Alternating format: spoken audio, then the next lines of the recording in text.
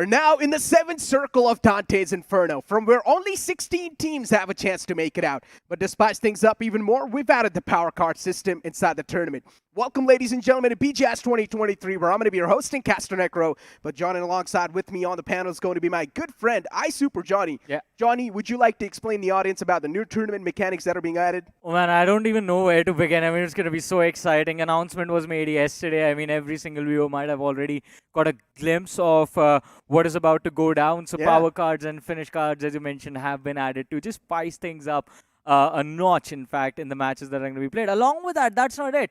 The viewers now get to decide which is going to be the third match played by the groups. Exactly. And that is, I think, a little bit more exciting for me than the power cards and the finish cards. Yeah, even now you guys have a chance to engage inside all of this tournament that's going on. You guys will have a chance to vote for the upcoming maps that will be played inside the tournament. Of course, back-to-back same maps cannot be elected. That's why the options will be limited sometimes as well. But still, you guys having a chance. Now at least the audience have a chance to engage too. And considering so many possibilities can actually happen because of that. Not just engage. I'm going to say this. Not just engage with the tournament, be a part of it, but audience, the viewers can be the deciding factor in which teams make it through to the semifinals and which teams get left behind. Because imagine, your best map is Sanok and you don't even get to play. That can happen.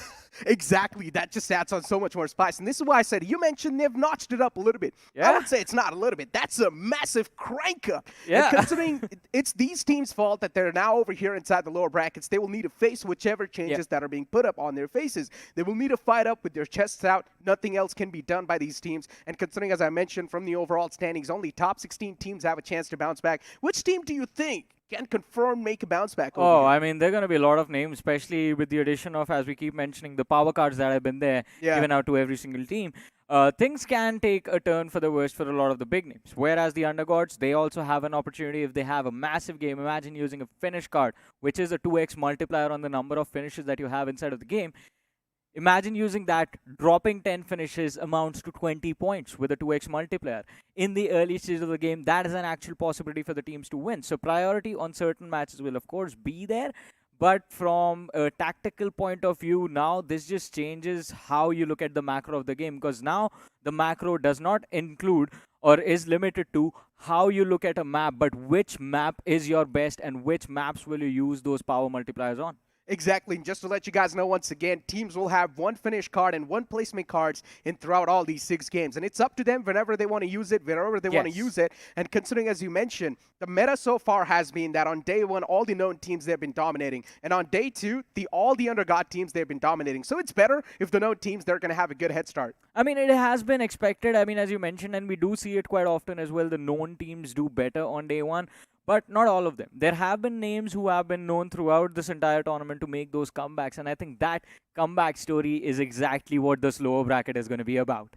Exactly. Speak about the comeback story soon enough. We're also going to be moving on forward towards the prize pool. This will definitely give all these teams a big motivating factor for the comeback. So let's move on forward and take a look at the prize pool. As we all know, 2 crore rupees are going to be on the line. Nothing else is going to be changed over there. 75 lakhs for the champion team. The second spot getting a lot of money too in their hand. Oh man, Necro, we are already in the lower bracket. Just 2 steps left before we have the 16 names who will be competing for that 2 crore prize pool. And just thinking about it gives me so many goosebumps, man. I mean, it's so exciting. Just low bracket semifinals, and then we have the grand finals in front of us. I mean, when we looked at the overall structure of this tournament, we thought, oh, it's going to be a long journey, right? Yeah. But then now if you look back in the past and you're like, wait, the days have passed by so quick. Exactly. And just a few more days, and we will have those 16 names, as I mentioned, competing for that 2 crore prize pool. And I think from the low bracket itself, we will have our eyes on teams that will have that potential to lift the trophy and, of course, walk away with 75 lakh rupees in the bag. And not just that, even those special prizes down there, players will individually need to perform exceptionally well to sort of get their hands over there. But speaking about the depths of hell, which is, of course, the lower brackets, we all know a lot of these known teams, we did not even expect them to be here. They have been here. And I think so the main reason for that is definitely complacency. I mean, a lot of teams did get complacent in the previous round, round 4. And we all did attribute a lot of that to the fact that there was a safety cushion for teams to work with in the lower bracket. But now, that safety cushion has turned out to be a cushion filled with a lot of thorns. Because, I mean, multipliers, point multipliers are there. The map voting is still going on for our viewers, by the way. During match 1 and match 2, they can continue to vote for the third map that's going to be played. And during match 4 and 5, they can vote for the 6th map that's going to be played. So you guys watching us on GeoCinema or YouTube, make sure you're voting continuously for your favorite map. Hey, but you know, we've got the format in front of us. As we all know, we started the journey all the way from the grind, but now we're over here inside the round 4. Not exactly in the round 4, but we're in the lower brackets from where all the remaining teams from the round 4, which are not able to keep themselves in the top 16, are now over here in the lower brackets. And now lower brackets, only top 16 teams can bounce back inside the semifinals. It's going to be a direct bounce back, but still, they will need to work really hard. 16 out of 64 teams will make it across. I mean, 1/4 of the lobby will get to push through. 3/4 of the lobby is going bye-bye, straight back to home. I mean, they are going to be playing from their homes, but they will just stay there eventually, not move on to the land finale. Or the semifinals, in fact, which is going to be the next stage of the tournament. So semifinals is going to happen between the 16 teams from round 4, the top 16, as you mentioned, who have already made it through, plus the 16 teams that qualify for the semis from this lower bracket. And after those 32 teams are there, we all know only 16 get to move forward to the grand finals. Look, I know that a lot of things are going to be quite confusing for you guys considering so many things being added, but trust me, when the first game rolls in, a lot of things are going to be cleared for you guys as well. Now, speaking about, once again, about the power cards, depending on when you use it, how you use it, on the timing of those, it can actually be a big savior for all the teams that are sort of just drowning down in the depths of hell, or there's a chance that they might just be eliminated. And imagine they just use the power card, either elimination card or the placement card, and maybe they can make a big comeback. I do 100% agree with you. I mean, especially if you think about it, majority of these teams will be prioritizing that elimination card for, I believe, later stages of the run in the semifinals, because it does become a priority. Because look at this, we do have the point structure in front of us, and I think it's perfect that we are discussing those multipliers at this point, because winning a game gets you 15 points. You put on a placement card in that particular match, that's a 1.5x multiplier. You win the game, it only gets you 22.5 points in total. Whereas, as we talked about it, finish cards are a 2x multiplier. One finish is 1 point.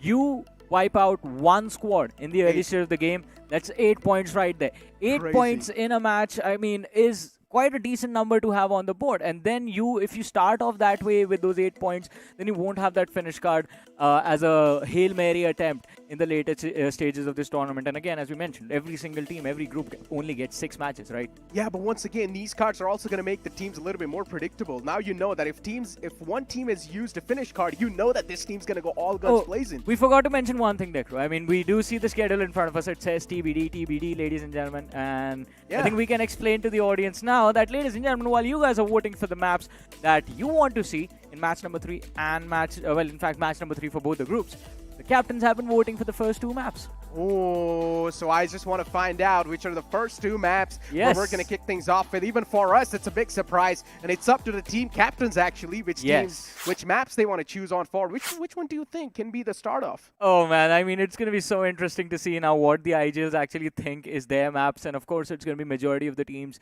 who have voted for the same map. That is the map that's going to be played. I wonder, will we ever get to see our day begin on Weekendy, like match 1 of the day Weekendy? Is that going to happen? I would say Sanok would be the best way to start things off. Just complete aggressive, and imagine all the 16 teams, they're going to use their finish cards. Dude, it would be one of the best starts you can ask for. Imagine how many early game actions we're going to see. But you know what can also happen? Teams just pick Weekendy and use the placement card in game number 1. Oh, dude, even that can be happening. But once again, using your placement card on Weekendy, I would say it's not really the best thing to do because every single team's going to be playing so passive that in the end, everything will just be all over the place. It will be so scattered, you do not know how to make a safe rotation inside the circle. So I would say, I do understand Weekendy's a slow-paced map, but do not use your placement card on Weekendy. Yeah, 7th zone of Weekendy, 8th zone of Weekendy, you still have 14, 15 teams remaining. That might actually happen on that map, but I think just sticking to the norm, I think it might be a very high possibility that teams would start from either angle on Miramar. And are you expecting a lot of these teams to actually start off with those point multipliers in the first game itself? It would be better if you start off, if you're confident enough that you know that you will be able to wrap up a lot of points. It's better to at least use one of your card instantly. Because if you do get a big head start off the bat, no one else is going to be able to catch up to you. I mean, for example, Native Officials, if you remember, in the previous round, Native Officials was able to start off so aggressively. They were taking down their opponents left, right, and center. Yeah, I mean, Nate Official was quite phenomenal, and especially on Erangel, their start was quite brilliant. They had a lot of good fights. And it seems like they were getting that positioning and team fighting aspect, the 4v4s down to the wire. They're working upon that, and they had improved quite a lot. Quite unfortunate for them, because they ended up on the 5th position in their particular group, just a tad bit lower than where they expected to be, because I think at the end of the day one, they were comfortably sitting in the top 4, and the last day, the second day, wasn't really theirs. On the other end of the spectrum, we do have teams like Team Mayavi, teams like BR Vintage, Psych, who do like to take that aggressive front. Yeah. And we are expecting them to utilize that finish points. I think tomorrow, day number 2 has always been quite good on Team Mayavi. So these teams are going to be focused on tomorrow. But we do have the map predictions, and this one is by the teams. Erangel. And most of the teams have actually went for Erangel, so that means we're going to kick things off in a classic way. In a standard way, Erangel's going to be the map where we're going to start things off today as well, ladies and gentlemen. Soon enough, the plane will be hitting the skies on that map. But you know what, Johnny? One team will be really good add-on to this conversation has to be CK. We do not even know how the game plan's going to be looking like for that team. CK was a big surprise, and not in the good sense during the previous round. I mean, we expected them to pop off, destroy the lobbies completely. Did not happen at all. They were on the 16th position for, I think, up until the last game was played. Yeah. But at this point, I mean, looking at the map poll by the captains, we should have a word with the players of Do or Die and Redemption Crew. Like, how do they feel about the fact that they were the only ones that voted for Miramar and Sano? You know what? A big applause to these guys, though. Yeah. I mean, one of those actually went for to choose Sanok off the bat, and I would say that's a really good choice considering I like to sort of start things off quite aggressive. But you know what? Speaking about the finish and the positioning card, no one has decided to use any of that in the first game of the day. I think so. Not a lot of teams are confident enough. Yeah, I do agree with you. I mean, teams are going to wait and try and study the lobby. In fact, but I was hoping there was going to be like some sort of change. Yeah, You'd see me like too. names pop up all of a sudden on finish card and position card. Seems like that has not happened, but it's okay. I mean, we'll be off to a standard start, and I think, oh, wait, it's happening, Necro. Oh, They're wait. officially going for the finish card right off the bat, and I believe that's the only team. I told you, Nate Officials, even in the previous round, they started Yeah. so well. And then now over here too, Nate Officials, they've got so much confidence that they know we're going to start off quite aggressive. We're going to try to get as many elimination points as possible. And this is the only finish card Nate Officials had left over, and they've already used it. I think this is the only point multiplier that's been used in this game. Yeah, it is. Yeah, no positioning cards. No position cards used, no other finish cards used apart from Nate Official, and it's going to be quite exciting now, because you know this one team will look for finishes, and by this point all the other teams know where they'd like to drop on Erangel, know where they like to start from Erangel. They're going to be left abandoned. I mean, for a lot of these teams, now they know that Nate Officials is going to try to go absolutely aggressive inside the lobby. Yeah. And a lot of these teams will try to stay away from Nate Officials. That's as they see in the elimination feed, oh, it's Nate Officials. It's better to just run away, back off from them, because these guys are going to be all guns blazing. Even if they do manage to get, 8 elimination points inside one single game, and then they just 16 sit points, quite passively, that's 16 points. And imagine second place in the overall standings or in the game. That's still going to give you 16 plus 12. How much is that? 16 to 28. 28 points. That's a good deal. Yeah, that is an amazing deal. I mean, 28 points from the first game and you don't even win the match. I mean, the only way other teams are going to be able to cope up with this if they manage to either be consistent or they have a very big game themselves. That is the only way you keep Nate Officials in check now. But now this is kind of a gamble, because they don't know what other strats the other teams have prepared for the semifinals, how other teams looking to start their day off. This is just them going completely blind. But we do appreciate the confidence from this team. Yeah, I mean, look, Johnny, even when the tournament wasn't even started, even when the day wasn't even started, I told you, at least on the day one or even on the game one, there's high probability of teams not using anything. Yeah. And then we just see Nate Officials using that finish card. Definitely has surprised me quite a lot. But it makes a lot of sense why the other teams did not really opt out to use that. Because as you mentioned, no one knows how the teams are going to be performing inside the lower brackets. What the gameplay is going to be, what the game style is going to be, what the strategy is going to be looking like inside the game. So many questions. Hey, man, we don't even know what the next map is. We know it's Erangel, though. No, after Erangel. Oh, yeah, after Erangel. Even that's a big question. So What's going to happen, ladies and gentlemen? So many questions inside this new format, but once again, it's just adding on so much thrill. Yeah, it is a thrilling experience for us as well, because now us and the viewers watching at home are in the same shoes. You guys don't know what map 2 is. You guys might know what map number 3 is going to be, because you get to decide what third map is going to be. Keep voting for that, by the way. And we'll just figure it out which game you have decided. But before that, I think first game itself, we're about to jump into the map of Erangel. And Necro, considering Nade Official has decided to go for that finish card, does that help you decide are they going to be the winners of this game? You know what? If you ask me for my prediction, I want to go with Nade Officials. Yeah, I want to go with them. I'll join you on that ride. I mean, now we just love the confidence from this team, and you just can't do anything but root for them in this game 1. Exactly, but you know what? Speaking about the game 1, it's already on the board, and the plane's going to hit the skies once again, and the plane flat path starting all the way from Yasna Poliana towards the southern side as usual, a little bit tilted to the left one as well, considering it's going to end towards Gatka. And this plane flat path is heavily tilted on the northern. That means if the teams do want to shift down south towards Sosnovka military base, it's going to be a tough extent. This, by far, is going to be the most exciting stage of this BGIS. I mean, a lot of new introductions happening. Bottom 64 fighting to stay alive.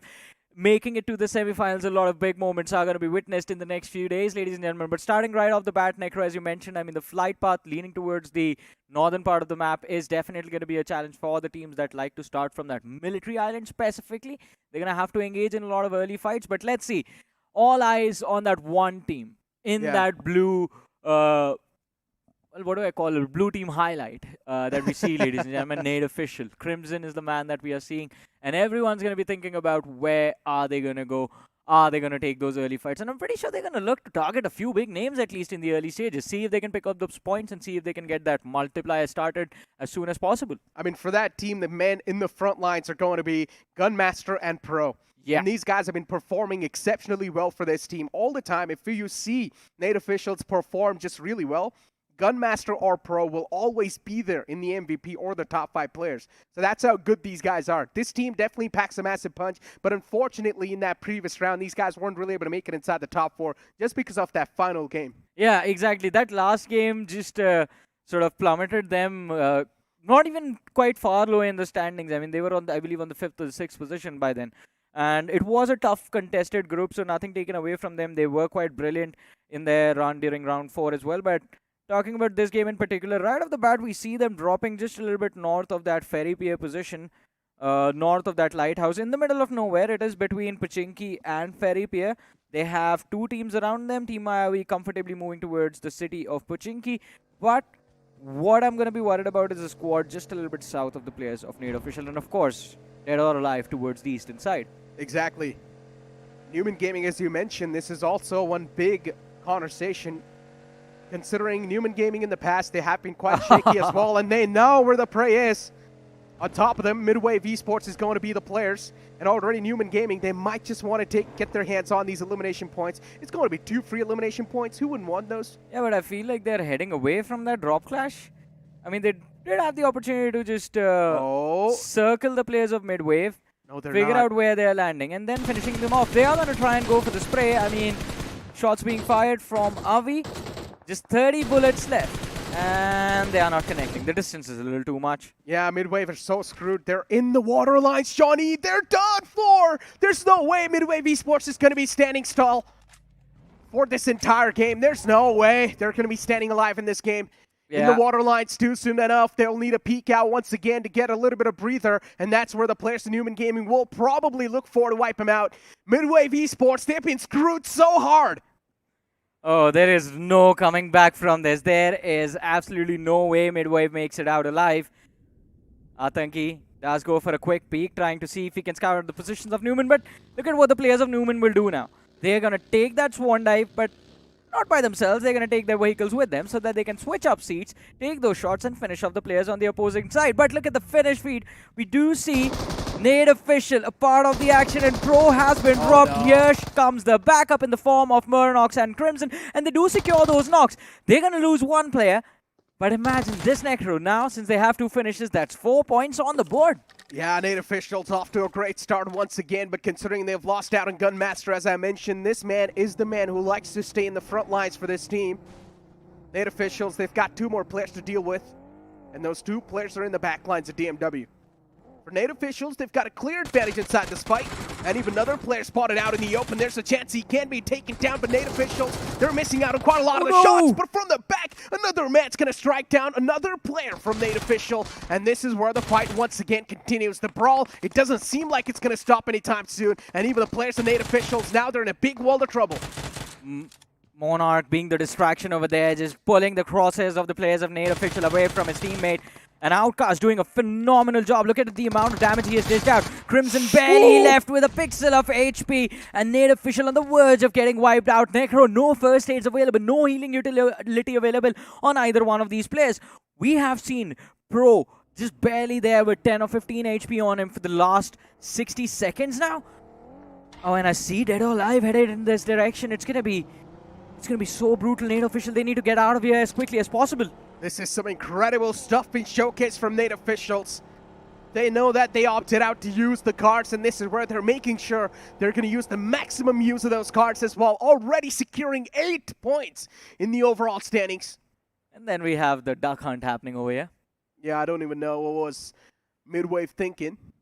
But Newman Gaming, they know these are free elimination points. Why would you want to give up on them? And that's why they're just dedicated to taking these players down. What's going on with Midwave Esports? They've already lost out on 1 guy. 3 more to go. Yeah, but don't you think Newman is actually wasting a lot of time just waiting for this lads to pop up? Newman hasn't started their loot. I mean, we saw the players with just 1 extra mag, and even that was used just to try and take down the players of Midwave. So, to avoid these type of scenarios, what usually a team does is let those 2 players lose, and then the rest 2 players will move on forward and loot up. You loot up in pairs. Yeah, you loot up in pairs, right? So you keep on switching up the duties. It's sort of like a night shift and the day shift. Yeah, completely agree with that. But now we see, I mean, Newman move with the plan that you were pointing out. I mean, we do see 2 players fall back to that Milta City, the power plant, and sort of try and take control. Sorry, Ripovka, and then try and take control of those positions. Oh, they found a boat for themselves. Nice. This just keeps getting worse and worse for Midwave with every single second. They've already lost 1 player from their side, 3 left alive, and, well, they're going to be hunted down. All right, Dionysus is going to be knocked because he runs out of air eventually. Oh, no. Savitar's on a hunt, and he spots out the players of Midwave. Now they know exactly where they are. Klutchgod's still in the water. What is this guy doing? He's still in the water from the start with a gun in his hand. He was just switching weapons so much you could just hear the sound happening. Midwave Esports so screwed after this one. I think even Dinosaurs is going to bleed to his death. No way. Midwave Esports off to such a bad start. Midwave were like, we might as well give our lifelines to the BGMI gods than get taken down by the players of Newman Gaming. Not giving them the satisfaction of getting those finishes. And I think it is fair after all. I mean, you would not want your competition to get really far ahead of you, especially if they wipe you out. That's 4 points that you can't get yourself in that game. There is absolutely no way to recover this for Midwave in this particular matchup unless the last player that's surviving, who is Whiskey by the way, makes it one way or the other in the top 3 of this match or in the top 2. You can just play for survival and make it that far. Yeah. So this is like a big lesson for the players of Midwave. Now they know how not to approach a site. So let's hope that in the future lines we're not going to see the same mistake repeated. Yeah, the man's on top of the buggy because there's 3 players are not allowed to sit on top of the buggy over here. Is that allowed? It is, it is. Yeah. They're just having fun together. You know, that's actually quite risky. You know, one of them falls off and you lose a chunk of HP. I mean, haven't you seen like one of those memes where a dog is on top of a car just standing? Look at this. I mean, I do know what you're talking about. Yeah. But speak about this entire scenario. I mean, the game is off to quite a great start. Aggressive, fun. It's filled with a lot of entertainment. Welcome to the lower bracket, I guess. Yeah, I told you, this is how bad it's going to be. It's better if you not find yourself over here. It makes a lot of sense as well. One last opportunity for the teams to push through to the semi-finals. Only 16 teams will get to make forward. And why would you not want to put your best foot forward? Exactly. Right off the bat, get a dominating start and then just protect that lead till the very end. Play for survival in every single game from here on out. And I think that is the plan that Nate officials have entered this game with. Yeah, once again, the viewers and the players need to understand life never gives second opportunities. Yeah. But over here, Crafton India Esports, they have given you a second opportunity to bounce back. Yeah, quite a nice little motivating a few lines from you, Necro. Yeah, because life has never given me a second opportunity. So I'm happy for these players, right? When I used to play professionally, there were no second opportunity, my friend. You get one game. Yeah. You try to place yourself in the top 5 or top 10. If you're not there, you're screwed up. You're eliminated. I mean, apart from that as well, you look at the prize pool. 2 crore rupees back in those days was unheard of. Yeah.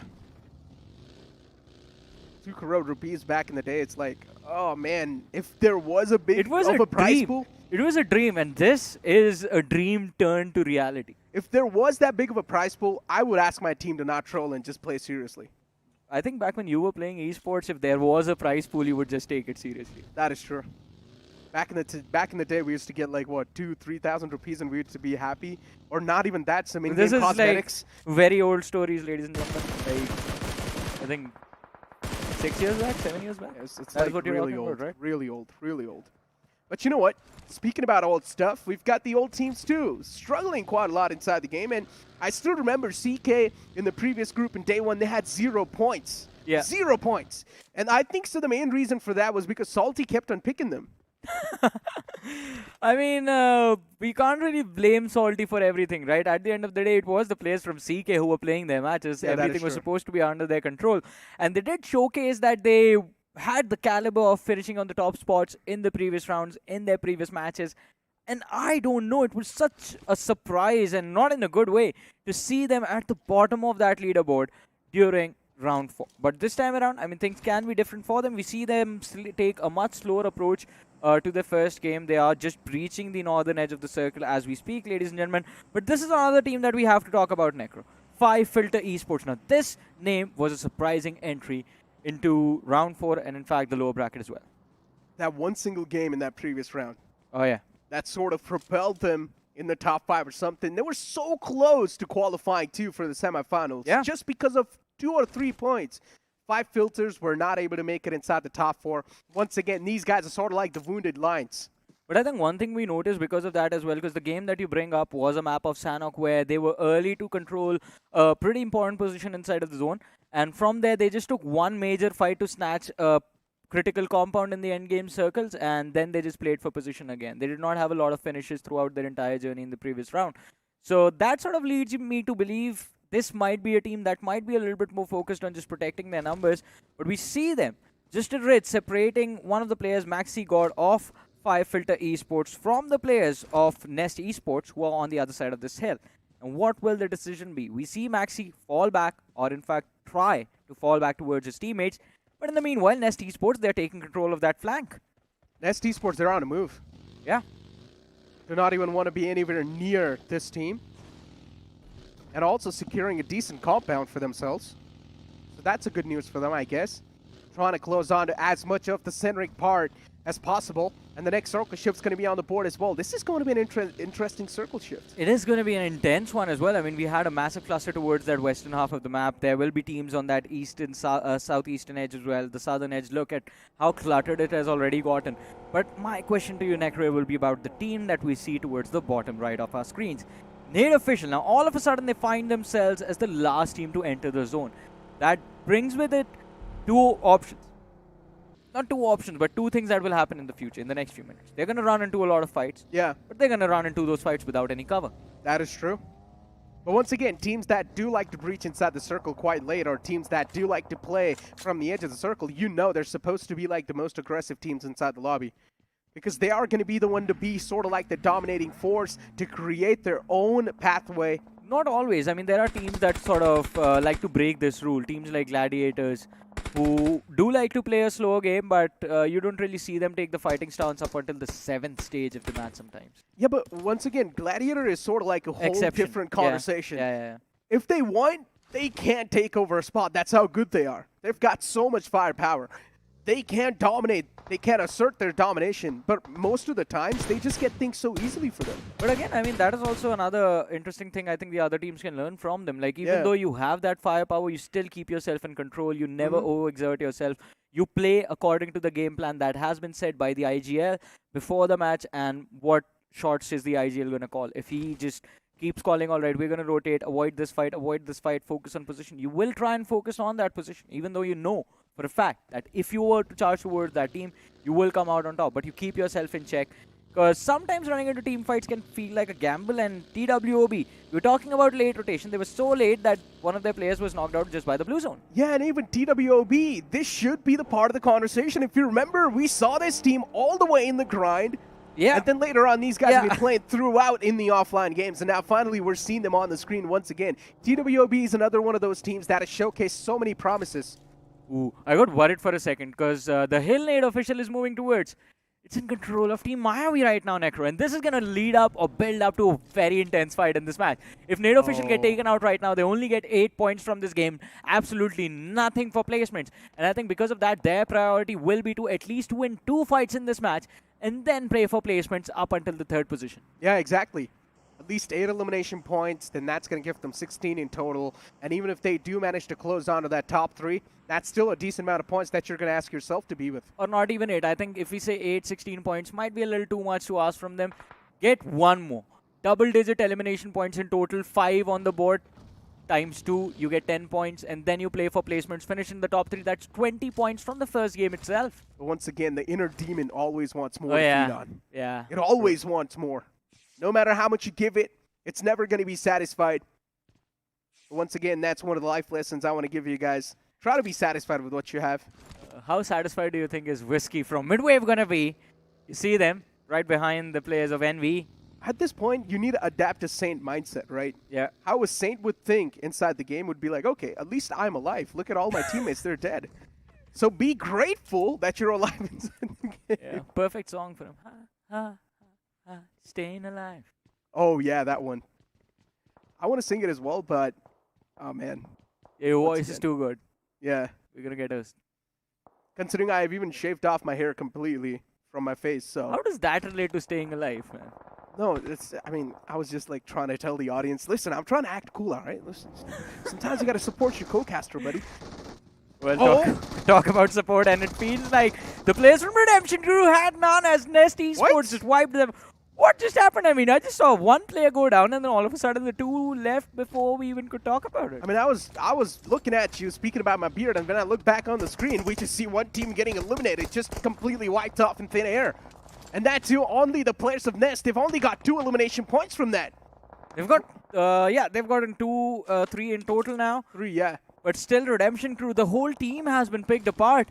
And it was all just in one position, just a little bit north of this hill, ladies and gentlemen, which is called a potato hill. Because it looks like a potato from the top view. Potato, and right now, a lot of the teams are going to be on the receiving end. Midway, if this last guy, Wixkey, he tried his best to pull things back, but then CK is going to be the one to cross-check him and take him out of the game. A little bit blow, that's for sure, but hey, for Midwave Esports, not really the ideal start they wanted to have, but they've still got 5 more games in the hands. I mean, they still have 5 matches left, but now they have to make sure that they don't miss out on any single match or any single points in the upcoming matches. On the other side, we did see the name of Nade official pop up again yet on the finish feed, and I believe they are running into a few more fights. But for now, Nest Esports, right after they are done with the players of Redemption Crew, find themselves trying to deal with the pressure, or in fact, trying to create an opportunity against the players of TWOB. Now, TWOB, this is an interesting rotation because they were the last team to head towards the zone, and they find themselves contesting the center all of a sudden out of nowhere. Speak about contesting the center. Team Mayavi as well is now on a move. But I genuinely think so they do not really need to move from this spot. They've got a solid spot to hold on to. Yeah, maybe a 2-2 split makes a lot of sense, but still, you never know where you can get pounced on. Nade officials, we were quite worried about this team finding a good spot for themselves inside the circle, and right now, they found themselves a pretty good spot. They have quite a difficult position to work with. I mean, it can be a decent spot if the zone sticks on top of them. If the zone moves towards the western side, Nade official, they're going to have such a hard time breaching into the next circle. But bringing it back towards Team Mayavi now. Legit, he's looking to fall back towards the high ground with his teammates. And that does give them an advantage in the fight against Team Invincible. But it is going to be a complete 4v4. And I wonder how much utility these two teams have to lob on each other. Because utility will be a key deciding factor in this fight. But look at this, ladies and gentlemen. The worst possible shift for the lads of Nade official has presented itself. It is a western shift, and now they will be gate kept. so much as they try to move west from that position. Out in the open, not a lot of cover to play with. The only thing that you can try to use as covers is your vehicles and a little bit of ridges. This will be an intense one indeed. And now Team Maya V2, they're on a move. They need to be quite quick on their feet, that's for sure, Johnny, because they've also got a couple of threats on the sidelines. There's a third party that has showed up out of nowhere. Team Psych, look at them. Just on the backside of the hill, they're waiting for Team Invincible and Mayavi to sort out their differences so that Psych can chime in, pick off whoever's left. And we do see Abhi from the side of Team Invincible trying to push the ridge. He was so close to spotting the players of Team Mayavi on the other side, but I think right in the nick of time, he realized his helmet wasn't really there. It was almost on the verge of getting shot up, and he did fall back just a little bit, taking damage from the rear as well. Invincibles, they now find themselves sandwiched between Mayavi and the players of Psych. But Team Mayavi, they have their own problems to deal with, because right up now on the finish, you might have noticed one of the players from the side of Team Mayavi was picked off by Gujarat Tigers, who, as I like to call them, are king of the third parties. Speak about Gujarat Tigers, as you mentioned, them being the king of third parties, but right now even they've got their own problems to deal with. Team Maya V2 now slowly and steadily just gripping their hands against the opponents. And this is where Team Maya V2, as I mentioned a while ago, they need to be quick on their feet as well. They've got so much more trouble to deal with. The sidelines are definitely not clear, but at least they've got a couple of smoke grenades that's going to block the vision of the enemies. So Team Maya V, they will be quite safe in this spot, at least for now though. Another interesting thing I just noticed was majority of the time we see Team Mayavi sort of play with Pro, but this time Thunder has actually stepped in for the team, so it's going to be quite interesting to see where they finish. But of course, I mean, the nade from Nest Esports a few moments ago has made sure that UK07 has no coming back from that fight. That was a quick wipeout. Yeah, so many teams are getting wiped out so quick. This lower bracket indeed is quite dangerous, and now we've got Newman Gaming too, jumping inside a fight against the players of 5Filter Esports. Newman Gaming, so much on the line for them. Managed to get 2 elimination points so far, but considering there's only 2 players left alive from Newman Gaming as well, this just makes the situation even more worse for both these teams. A 2v2 scenario, the odds of both of them winning are 50-50, so let's see which one actually comes out on top. It's going to be so intense. 5Filter Esports, they have an opportunity to go for a revive, but Nikki, that nade, if this lands correctly, and even if it takes Clutch God out, it's going to change everything. A lot of damage on Avi, who I believe is outside that compound. He's trying to ricochet off the window pane so that it goes down, connects on Avi. Avi and Clutch God have taken a lot of damage. That HP deficit can actually be a game changer for these guys. Indeed it can be. For the players of 5Filter, though, they're looking quite decent inside this fight. Avi once again so low that it's been tossed into perfection, but Avi moves away in the nick of time, so at least he's going to be staying alive for a couple of more moments. Nikki going for that resurrection onto the fallen comrade. And Newman Gaming, if the guy gets back up on his feet, this will just be such a big trouble for them. Newman Gaming, they need to make it quick. They do get the revive in. Newman, as you mentioned, they had to make it quick, but a little bit slower on the approach. Damage dished out with an 8, but not enough. Clutch God might just be in a world of hurt now. He has to deal with 3 players, and he is quite close to the players of 5Filter Esports. But brilliant nade. Finding the opening, he'll run for the finish, but is he aware of the second man sitting on the first floor? The answer is no. Yeah, he gets taken down instantly. Good trades from the side of 5Filters, and this trade's going to work out at perfection anyways for them. They've got the man advantage now inside the fight, and Obi, even the Wall of Death starter moves in. He's got no first aids left over. The only thing he has to patch himself up is the bandages, and that's it. Newman Gaming, they get third party from the back. A blast to the face in the back lines, and that's it. 5Filter Esports as well. They've lost out on one of their comrades. Now it's all down to the single solo man. And he has, in fact, started things off in a brilliant manner. Arsh God, definitely a god on that spray. Lines it up perfectly. It was precise as a laser beam on that individual from Psych. Nikki, by the way, was knocked out by Avi, and then Avi's finish went to the players of Psych. But before we see 5Filter Esports even move an inch towards the circle, they also get picked off. Team Maya, we getting eliminated from this match. We're down to the top 5 teams of this game, Necro. And, well, where's the team that pulled off that finish card? Where did they go? They have been vanished into thin air, my friend. Eliminated from the game. Native Officials isn't there anymore. So much confusing stuff happening inside the lobby. It's an absolute street fight. And even CK, they want to get their hands dirty inside this one. Loki trying to hide behind the tree, but not for long. From the back lines, it's going to be the players of BR Vintage who knock on the doors and go for that third party. Nest Esports, though, they've got their eyes quite trained. Then this man definitely does have the eagle eyes. And still Sekiro just spread inside the smokes, hoping to find that one single connection, but he's not able to do so. Quite upset on losing that 1 point. Instantly just focuses on the players of BR Vintage. Now BR Vintage up and down. Nest, they have a brilliant momentum. The ball is rolling in their favor. 14 eliminations already on the board for the players of Nest. But ladies and gentlemen, here's the biggest challenge for any team in this game. Team Psych, they're looking in perfect sync. The Molotov inside the shack is going to make sure that the opposition burns alive. And that will be the exit for TWOB. Yeah, they're going to be taken out of the game. And now we've got the players, the Nest officials, or Nest Esports pushing up close and personal with the DBS in the hand. Just make sure that you're not going to be the one to get incinerated from the game once again, just like outside Esports did to their opponents. But that push happens, and the drop shot comes into play, and he shuts them both down. Nest Esports on the verge of getting eliminated, while the players of Nest, they've got such a good advantage over the players of Psych. I thought Nest Esports would be the one to be in the problem. Yeah, but it's Nest's game all of a sudden. The DBS is a game changer, and that was a hero moment coming in from that individual.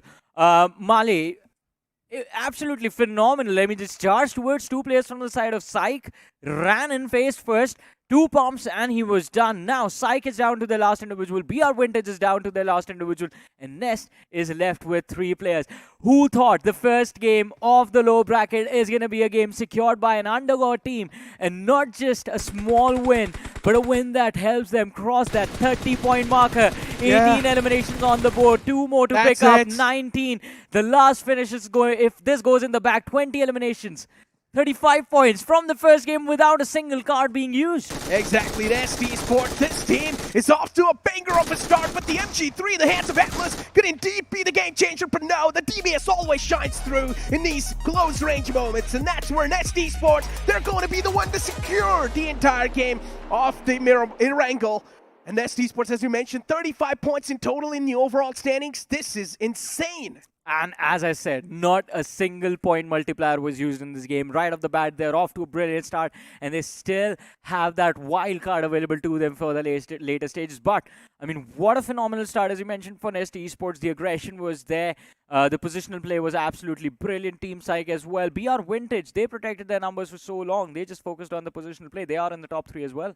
When they pushed against Psych, I genuinely thought Nest Esports could have been eliminated. I agree with you. I thought that was going to happen. That's why I said that Nest Esports might just be in a world of trouble, but then I just see, wait, what? This single guy's taking down both of them?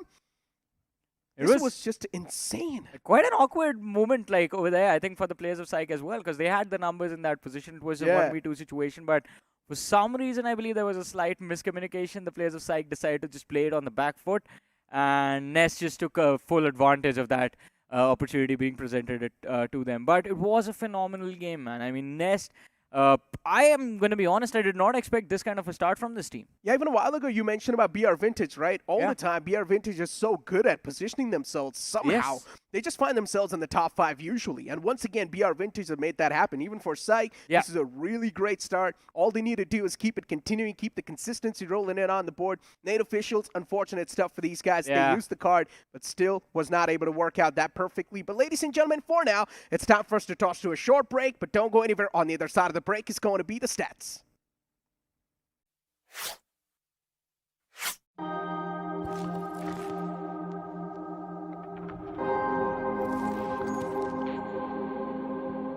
आपने कहानियां कई भाषाओं में सुनी होगी, पर कभी किसी भाषा की कहानी सुनी है? तो squad, let me introduce you to me. एक लैंग्वेज जो लाखों लोग बोलते हैं, सुबह शाम बोलते हैं, दिन रात बोलते हैं। यहाँ फिर भी नो एंट्री का बोर्ड लगा है। स्ट्रेस नहीं रे बाबा, स्ट्रेस नहीं। अपन प्ले में है, पर प्ले में नहीं। क्या शाने लोग समझे कि नहीं? लिटरेचर आउट, ड्रामा आउट, फिर है क्या इस भाषा में? Sit back, zoom in and watch out. इस भाषा में एक्शन है, इस भाषा में बूम बाम है, गूज बम्स है, धूम धाम है। वो क्या मांगोगे न्यू वर्जन मिलेगा, ग्रामर को पट से हेडशॉट मिलेगा, मेटाफोर हमेशा आउट ऑफ साइट मिलेगा, फन मांगोगे सीधा बैन मिलेगा। स्ट्रेंजर्स को फ्रेंड्स और फ्रेंड्स को भाई बनाने वाली भाषा मैं ही हूँ। जो हर टाइप के, हर जगह के, हर एटीट्यूड के लोगों में शांति तो लाती है, पर सबसे ज्यादा युद्ध भूमि बोले तो बैटल ग्राउंड्स पे बोली जाती है। क्या समझे? वेला वेला चिकन लेला। इंडिया में चाहे कितनी ही जुबान, इंडिया के दिलों पे राज करती है आपकी बनाई हुई बोली, BGMI की बोली, इंडिया की बोली। सर सीन सेट है, एक सॉफ्ट रिहर्सल कर लें क्या? Yes, let's go. सर तो सीन में आप थोड़ी सी सैड हो, हीरोइन आपके पास दौड़ी चली आती है और जैसी ही बात है आप कहते यार लीडर को पहले फिनिश करो ना यार। हो ये आप कौन से डायलॉग्स बोल रहे हो? बैटल ग्राउंड्स चल, दिखाता हूँ तेरे को। आ रहा हूँ मैं BGMI की दुनिया में अपने स्क्वाड के साथ। Get ready to play pure.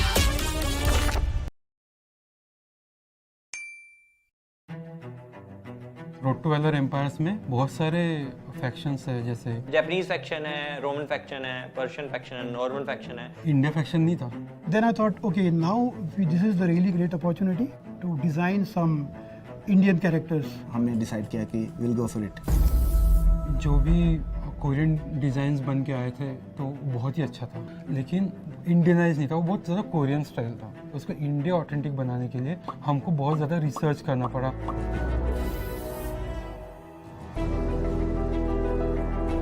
모두 어메이징 했었어요. Indian faction? 제가 어렸을 때부터 좀 보고 자라왔던 한국 게이머들의 열정이 저는 인도에서도 똑같이 보이는 것 같아요.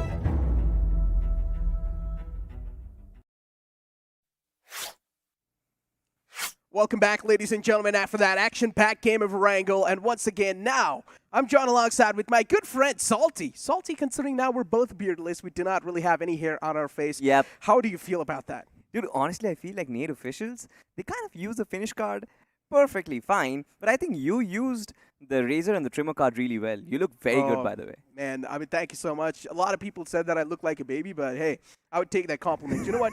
Speaking about native official, though, I don't feel like they used that card that well. They were not really able to get a lot of elimination points, but once again, we'll be able to take a look at how many points they exactly secured. But one thing is for sure, now native officials, they're going to have a lot of pressure on their backs. It kind of turned out to be like a double-edged sword, no? Like just having the finish card on your shoulders right now that you have activated. You know you have to go aggressive, and that initial fight just did not really feel that native officials were comfortable about it.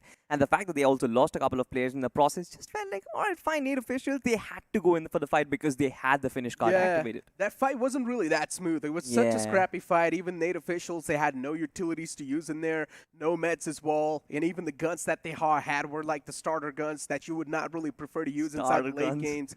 Yeah, I mean, starter guns, it's something like, okay, I get my hand on this gun, I would like to use it. It's okay, at least it's going to help me in the initial fight. And that's what was literally happening with the players and native officials. And they even lost out on one guy that early off inside the game. Exactly. I mean, losing that player early on, and then you were talking about that late rotation and everything. Johnny mentioned it perfectly, that the circle in the center was actually very stacked. Every single corner was also more sort of occupied. For native officials, the only way to sort of breach the circle would be to just try and go in. And that just creates so much pressure, especially when you have like the finish card on your shoulders. So this just gives us one important lesson. Do not activate the finish card on the first game of the day. It's not good. That is true. But then even the fight between the players in Human Gaming and Fight Filter Esports, that was another awkward engagement. A 2v2 fight being elongated for such a long time, and then the players of Psych Esports, they just third party and take the advantage, and they get that last elimination point against Human Gaming. You know, to be honest, I kind of felt like Avi is going to pull off his Super Saiyan mode once again, just going in for that clutch. It was much easier, to be honest. He kind of pulled off a 1v4 in previous situations. It could have been a 1v2 for him as well. I kind of felt like Newman would be surviving that situation, but that also did not happen. And then again, from the start, they just found themselves as free finishes. What was wrong with Midwave? And then once again, another, as you mentioned, what was wrong with exactly Midwave? They should have seen the opponents just sort of move underneath them when they were taking a look at the map, but still somehow Midwave Esports didn't realize that they were getting chased down by Newman Gaming. Yeah, I mean, to be honest, that was like a deep plunger, right? Straight from the airplane, straight into the waterways. They're like, all right, fine, we're going to avoid all the land that is available. And then Newman Gaming was like, all right, fine, we have some fishes in the water. We're the sharks, by the way. Welcome. I mean, what Midwave Esports could have tried to do is just reroute their way towards Lipovka. They could have tried to do that. It was right next to them. Hey, that's a long swim, by the way. I would not have that much stamina. I know. I'm not speaking about like when they dive inside the water. I was saying when they're in midair. Yeah. They definitely did have a chance to reroute all the way back there, or at least find yourself a little bit of land, a place to be with. Oh, that way. Rather than just diving deep inside the water lines where you do not even have a chance to fight back.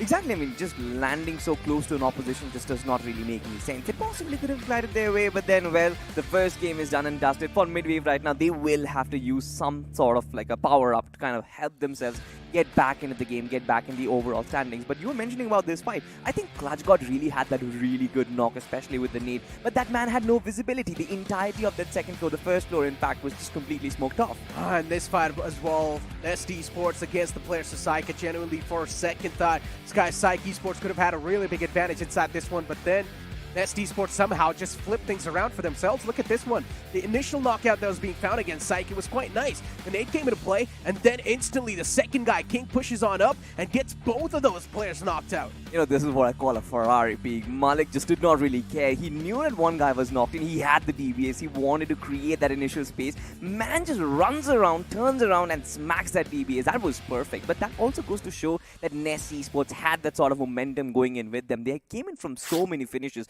They were almost like this cleanup crew coming in from the edges. As the circle shrinks, they're like, all right, fine, I see Lon over there, let's just mow them down. I see Lon over there, let's just mow them down. And one by one, they're like smacking different teams. Imagine if Nest Esports had activated their finish card. 20 finish points converted into 40 points? And then 15 placement points. That would have been one of the biggest game any team has ever secured in the history of BGMI or BGIS, call it whatever you guys want to call it, but that would have been one of the most iconic games, that's for sure. It would have been noted down in the history.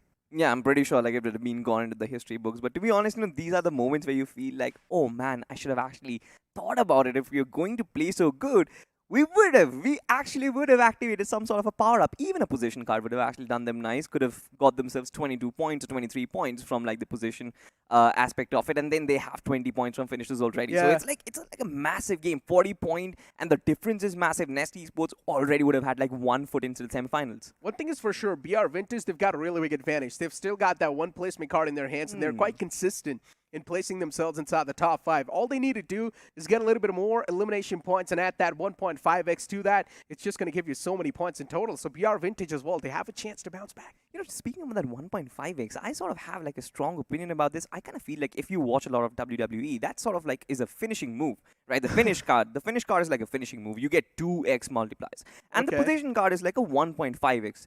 So that's like a signature move, to be honest. So you use the position card first, and then you dive down on the finish card so that you get more points. It's like it should be in order. And BR Vintage for them, yeah, it's like you have to use the position card to get back in the competition. Yeah. But when they use the finish card, use it very wisely. Don't be Nest Esports. Yeah, teams like BR Vintage, they would struggle using that finish card. I genuinely think so. BR Vintage isn't really one of those teams that likes to go all guns blazing inside the game. They like to keep themselves preserved to the late game scenario. Yeah. They try to preserve their man number as well. And then in the late game is where they start taking those fights. And that too, not really unnecessary fights. They only take fights that are being forced onto them.